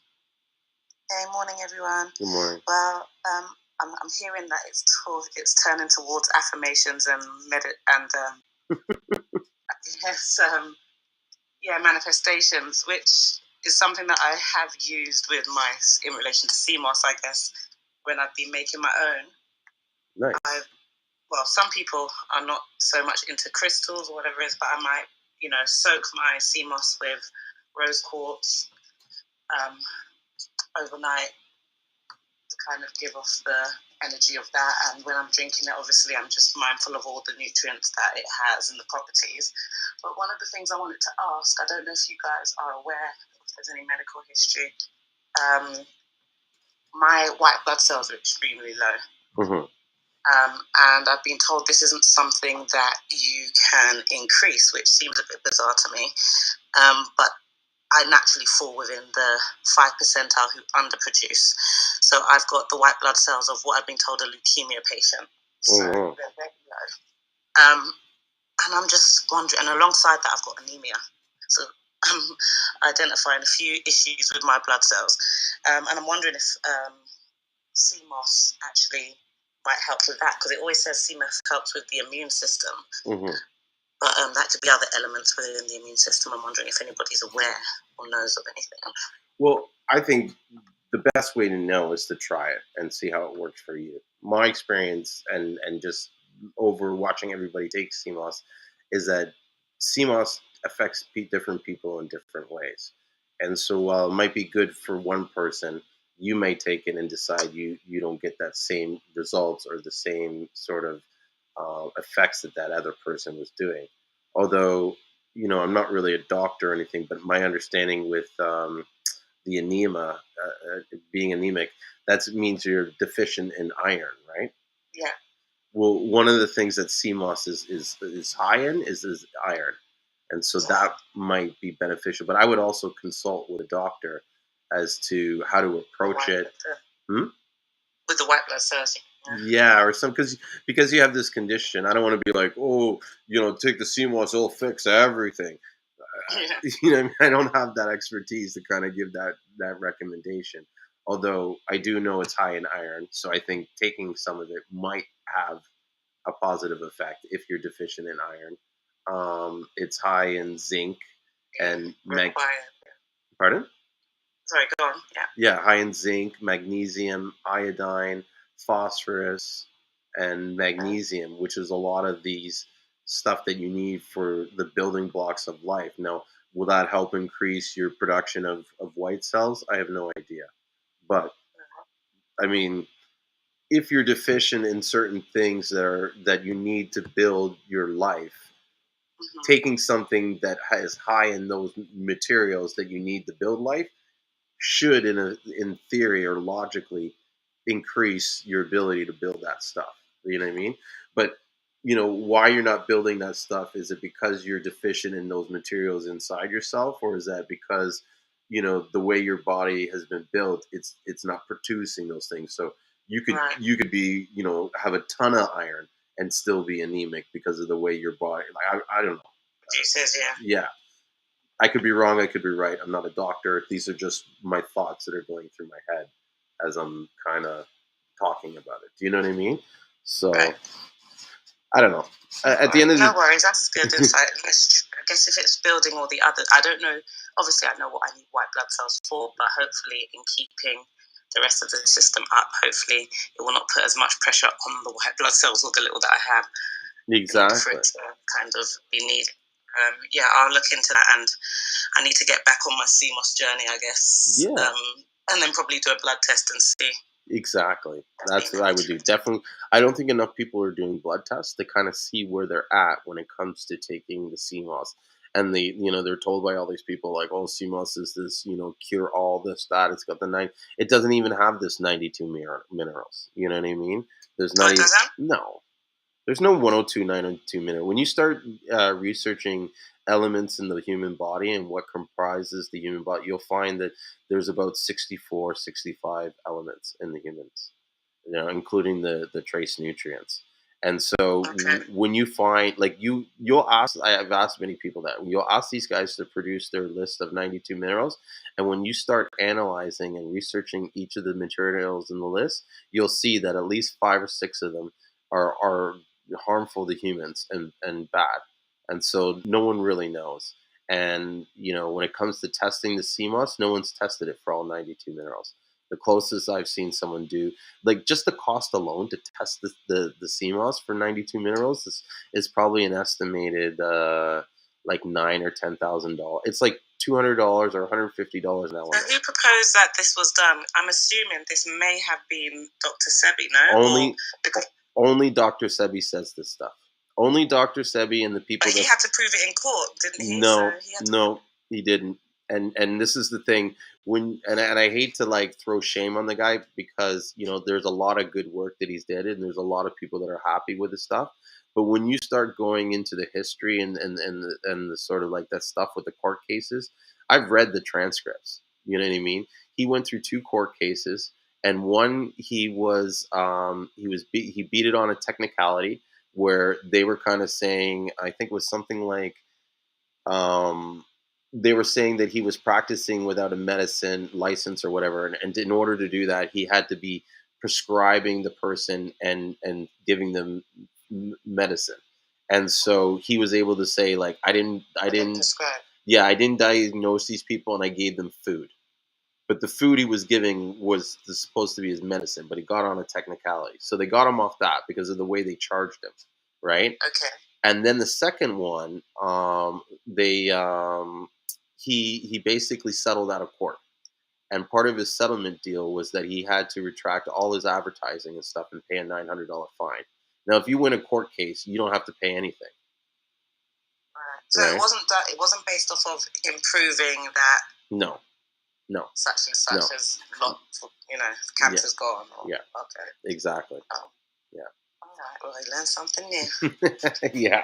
And so you got to be careful, because a lot of people that care about him, or that have based their sort of whole healing journey around his teaching and lessons, it's disastrous. Like they get really upset when people sort of question some of the things that he's done. Now, I'm not saying all the things that he did was a lie and all the things were wrong, but when it comes to Seamoss, this is what I know. One, when he says that the minerals get the Seamoss from the rock, impossible. Scientifically impossible. Two, when he was standing up there showing a piece of Seamoss saying it's Chondrus crispus, he was holding Garcilaria. Chondrus crispus is not thin, long strains. Okay?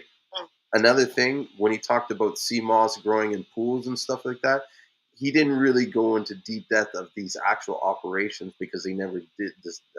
They don't really exist, right? There's only one pool-grown Seamoss. Okay, yeah.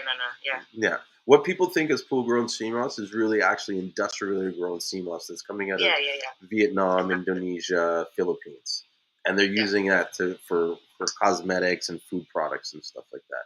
It's really not meant to be in the supply chain for humans, but whatever, it's cheap. And that's the only thing about that Seamoss. It's just cheap Seamoss. Yeah. It's not grown in. You can't grow Seamoss in chlorine or anything like that. No. So yeah. So I don't know where I was going with this, but.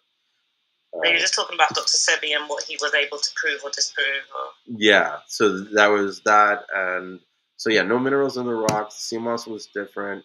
And that was pretty much and like, you got to understand, when he talked about the salt, the Seamoss should have little or no salt. That's all the minerals are in the salt. And so while I do agree that you shouldn't have too much salt in your Seamoss, right? One, when you wash the Seamoss, all the salts go away, and two, the Seamoss is coming from the ocean. You know what I mean? The ocean is salt water, and when you preserve it. Yeah, and when you dehydrate this thing, it's slowly releasing moisture. That moisture turns into salt crystals, and that's where you're getting the salt from. No one's adding salt to it. You know what I mean? So what do you do? How do you make yours? You don't wash your salt off? What do you mean? Well, like when we take it out of the ocean? Yeah, well, when you're making this, because it's almost like, I don't know, well, you guys must have saltfish, like salted fish, you soak it, so it takes off all the salt. When you're washing your Seamoss, do you not take it off? Do you not take off your salt? No, but so I guess when I'm washing my dried Seamoss, yes, it will take the salt off it, and when you're rinsing it.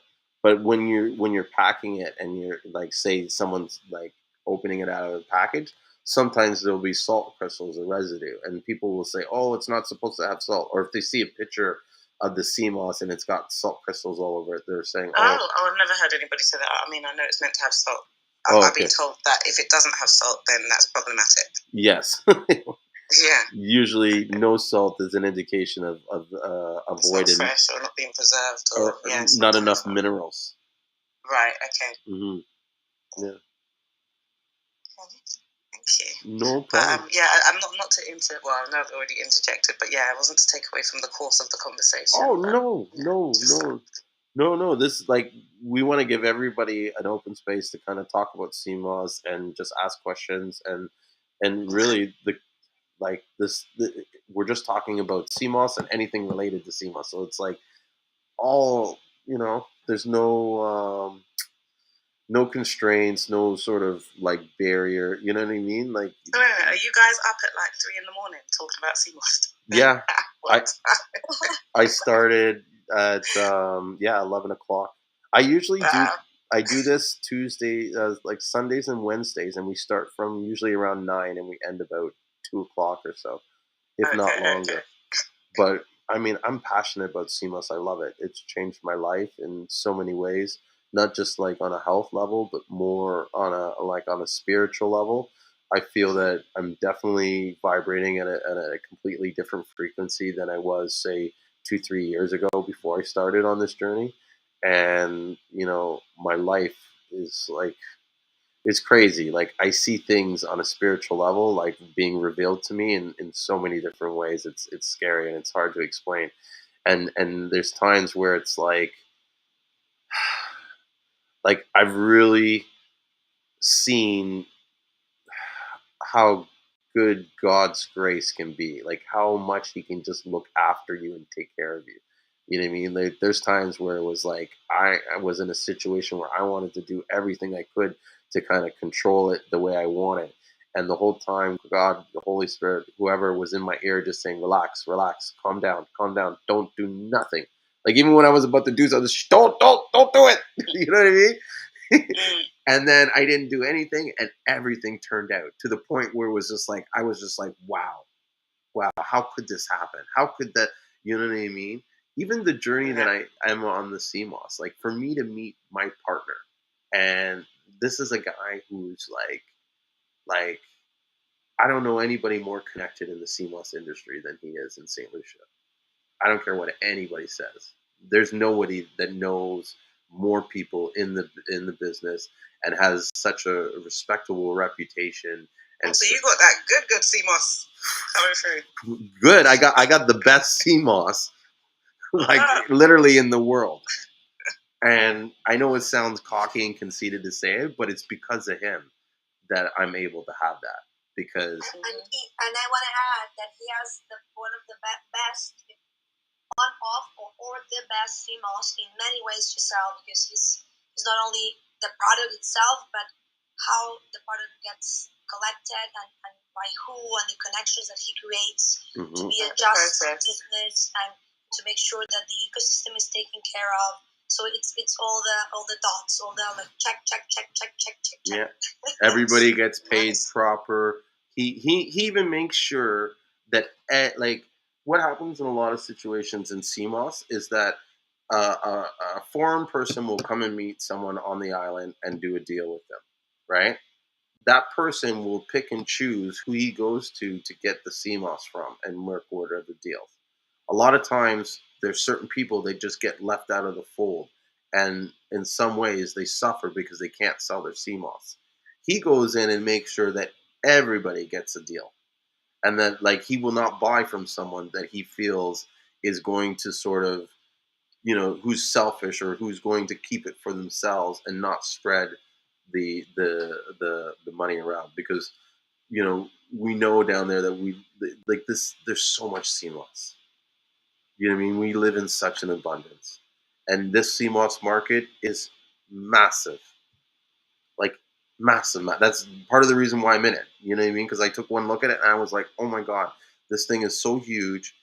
We're such on the cusp of like, you know what I mean, the starting stage of this industry. There's so much room to grow. You know what I mean? Like everybody can get rich off this. Yeah. Well, wait a minute. Oh, I'm just looking at your page. Okay, I'm just seeing the link. Mm-hmm. Look at the link. I wanted to just say that my battery's gonna die right now, and also gonna be 3 a.m. I have an early wake up. Giselle, thank you for being here. Thank you.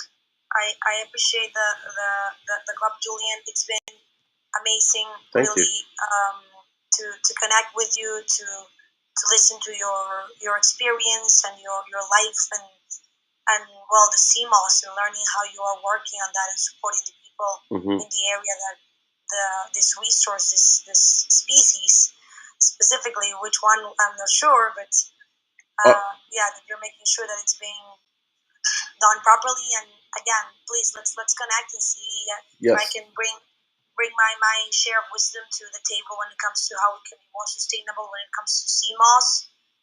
I'm happy to add to the collective for that. Yeah, I would love that. And yeah, definitely let's stay in touch. And I'd like to have you come back and talk more about sustainability. And it was a pleasure meeting you. Like, thank you so much for coming here and Thank you. taking a chance on the room. I'll see the times when you put the club on. I do come. I'm in the city right now with signal and connection, but I go deep into the forest off the grid on a regular basis. So, but yeah, if I'm in the city, yeah, thank you. If I'm in the city and at the time that your club is up, I'll definitely jump in and connect. For sure. Thank you. Okay, thank you, All right. everybody. We'll talk soon. Sarah, again, and send you love from the Amazon of Peru. All right. Take care, Sandra. It was a pleasure. Bye. Such a beautiful lady. And hey, Sarah, I saw your comment here that we have lots of Seamoss and Zanzibar. It's a pity I didn't know all these. I have to do my homework. Oh, and you know what? I forgot to tell her before she left that, because she kept kind of hinting, she was asking what species that we sell. And it's Euchinima cottentini and Garcilaria. But just getting back to Sarah's message there, there's a lot of great Seamoss coming out of Tanzania, Africa. Mainly the Euchinima cottentini. So, if you're able to get access to it, you should, try and get into the business. And if you want, I created a group. You guys should all try and join to further more of your knowledge on Seamoss, but also network with other Seamoss sellers and buyers. And that's the Seamoss Buyers Club. I have that on Facebook. So you check that out, and it's, it's a great place. It's got, I think, over 8,000 members now, almost 9,000. And, people selling Seamoss from all over around the world. Can I ask a question? Yeah, for sure. Obviously, I think when anything starts to pick up a bit more notoriety and popularity, it's great. People have been talking positively about the benefits for so long.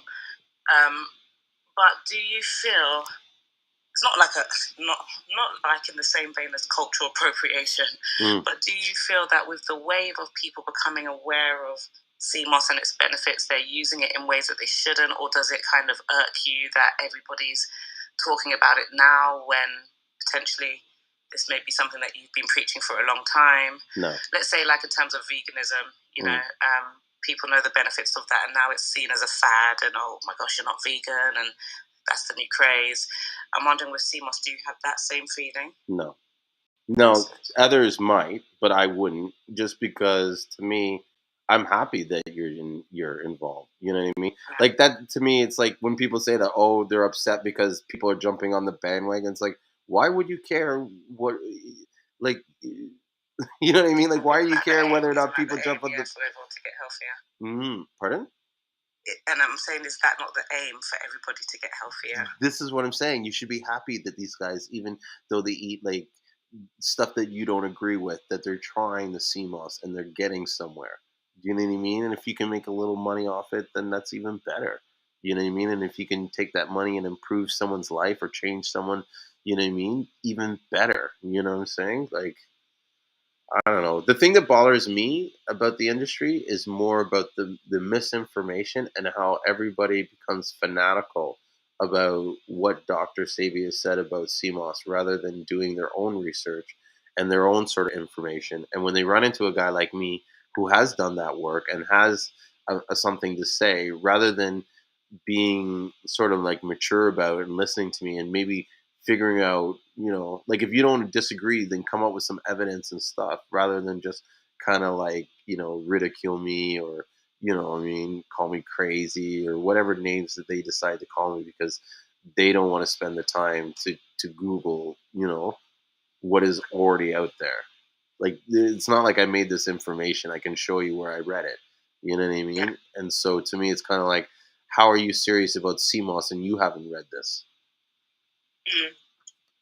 Well, I think that this is exactly the point, is in terms of, some people not necessarily know the background of Seamoss, but like I said, they're talking as if. But I know a lot of people would use Dr. Sebi as the point of reference, but I guess that's just goes to show influential and how much of that trendsetter or trailblazer he was for this industry, because I didn't know about Seamoss if it wasn't for him. The micronutrients or the bits in between that may have been improved by the spirit. He's the main source that most people know about Seamoss from this Western side, I would say. Agree. In terms of people needing to do that research to look into it, because already I've learned quite a bit about things. Mm-hmm. And the information's there for everybody to find. It's just sometimes these guys don't want to do it. They don't want to look for it for themselves. And I think that's a fair point as well. Some people just say, okay, well, I've heard this and this, and I don't want to look into the ins and outs of the court case. I just want to look at the property of what was being discussed. So a lot of people wouldn't necessarily do the research into the court cases or what are the 92 minerals. I mean, these are all selling points that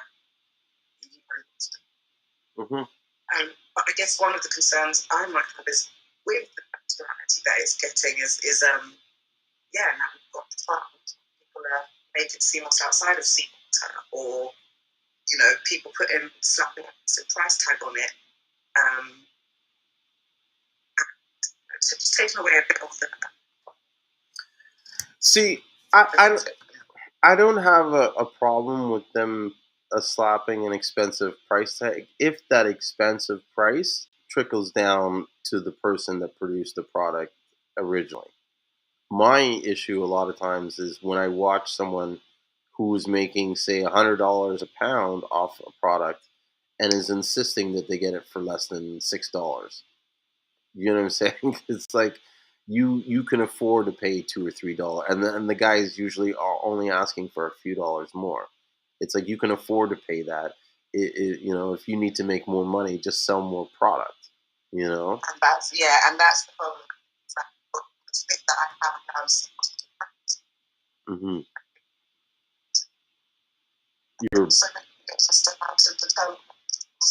and I said, oh my gosh, this is freaking out a plant. So I was thinking about the last thing I need is somebody to try and genetically modify it. And I think this is the fear when something that's a herb or something that's more natural, organic, is taken and manipulated. I think this is the fear that people will maybe have to contend with in the future, is thinking that they're doing something for their body when actually it's counteractive. All for the money and the gains and just to mass produce when you're getting the good stuff before. I think that's a concern I have. Oh yeah, there is a lot of concern about getting the cheap, low quality Seamoss and stuff like that. I agree with it. I feel like you got to do your research. You got to know who you're buying from. It's like buying weed, marijuana. You know what I mean? You have your sort of dealer that you trust, and you make sure that this guy cares enough about the product and about you that he's going to make sure that he's storing it from proper source, and these guys are doing the right conditions and stuff like that, and yeah. But there is a lot of these fake Seamoss out there, and people trying, and then there's a lot of people that are just selling stuff that they don't even realize that they're selling is garbage. Do you know what I mean? Like they just think it's a good price, and like a lot of these grocery stores, no one's coming to them and telling them this is poorly grown a product, or this product wasn't dried correctly. They're just like, oh, this is Seamoss. It's $1 a kilo. Okay, I'm gonna put it at it's $4 a pound, and I'll make some money. They don't think 92 minerals or this and that or anything doctors say. They don't even know who Dr. Sadie is. You know what I mean? And Seamoss has been selling in the stores for a long time. Lots of people consume Seamoss. It's only just new to us. You know what I mean? Like, I have a buddy of mine who's Vietnamese, and he gets Seamoss off me, and he showed me a dish the other day that his mom makes, and they, like, stir-fry it and, like, put shrimps with fish sauce and shit on it. And I'm like, yeah, when he showed me the dish, I was like, what? And he's like, yeah. I'm like, huh? Yeah, and this is how they eat it. Like, he's like, this is like a traditional dish. You know what I mean? Like, he's just kind of like, yeah, because I thought she just made it up. He's like, no, like we eat this all the time. You know what I mean? It's just we don't know where to get it. And he's like, I sell the stuff you have. You have some of the best stuff, and so yeah, that's why you got it. But like all kinds of cultures have been eating sea moss for like people go on and make it seem like Dr. Sebi made it. Dr. Sebi made it popular to you, but not to the world. The world's been eating it for years. We've been in the dark for a very long time. And not only that, it's the Western society. America only, because anybody in the Caribbean has always known about sea moss. Right. You know what I mean? It's been a standard thing in St. Lucia for decades. You know? So your partner's one, does he ship? Oh, the guy here next to me, Seamoss? Right, or your partner, does he ship? Oh, yes. Seamoss? Oh, yeah, in St. Lucia, yes. My business partner ships. So our operation, we have a couple farms down there. We have some divers, boats, but we mainly buy from other people, and we package and ship it and export it to. We have a location in Toronto, Canada, and in Atlanta, and so from there we wholesale a lot of the Seamoss out. We spend probably ship I think about 3,000, 4,000 pounds every 2 months. Wow, that's good. That's a lot. Thank you. Well, check out the webpage. Pardon? Check out your webpage for sure. Yeah, for sure. And like, come back here. Are you selling Seamoss? Like, how are you in the business? Just buy mine from the market. Yes. And where are you calling from, or talking from? Talking from London. Nice. London. So whilst you guys are probably getting ready for bed, I'm getting ready for work. Yeah. No. Literally. I'm waiting. Around. I think Ricky here, he's sleeping, and I think so. I almost fell asleep a couple times. You know what I mean? But it's the passion, you know, the Seamoss. I love it. But like, you know, yeah, I love it. But I should be getting to, I should be getting to sleep soon. Yeah, I'm going to be logging off because I'm leaving out of the house in a second. So, but thank you for allowing me to pop in and ask away. Hey, anytime, Giselle. And then, like, you know, if you want to ever come back here and ask more questions, like, we try to do this every Sunday and Wednesday.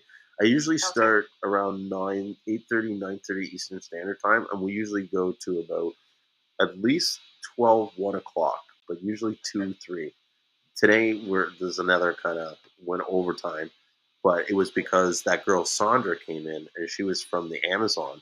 And if you get a chance, you should actually come back and listen to the replay of the show, because she really goes in deep about explaining the importance of sustainability in our environment and in our planet, and just how, you know, we need, when it comes to sea moss and stuff, we need to be really mindful to make sure that this stuff is harvested from our oceans sustainably, because it can really have a disastrous effect on the ecosystem if too much is taken out too quickly and not replaced. And so it could be something that can be devastating to the marine life. And, you know, a lot of life depends on sea moss. And if it were to go, it's kind of like the bees with pollination. Right. You know what I mean?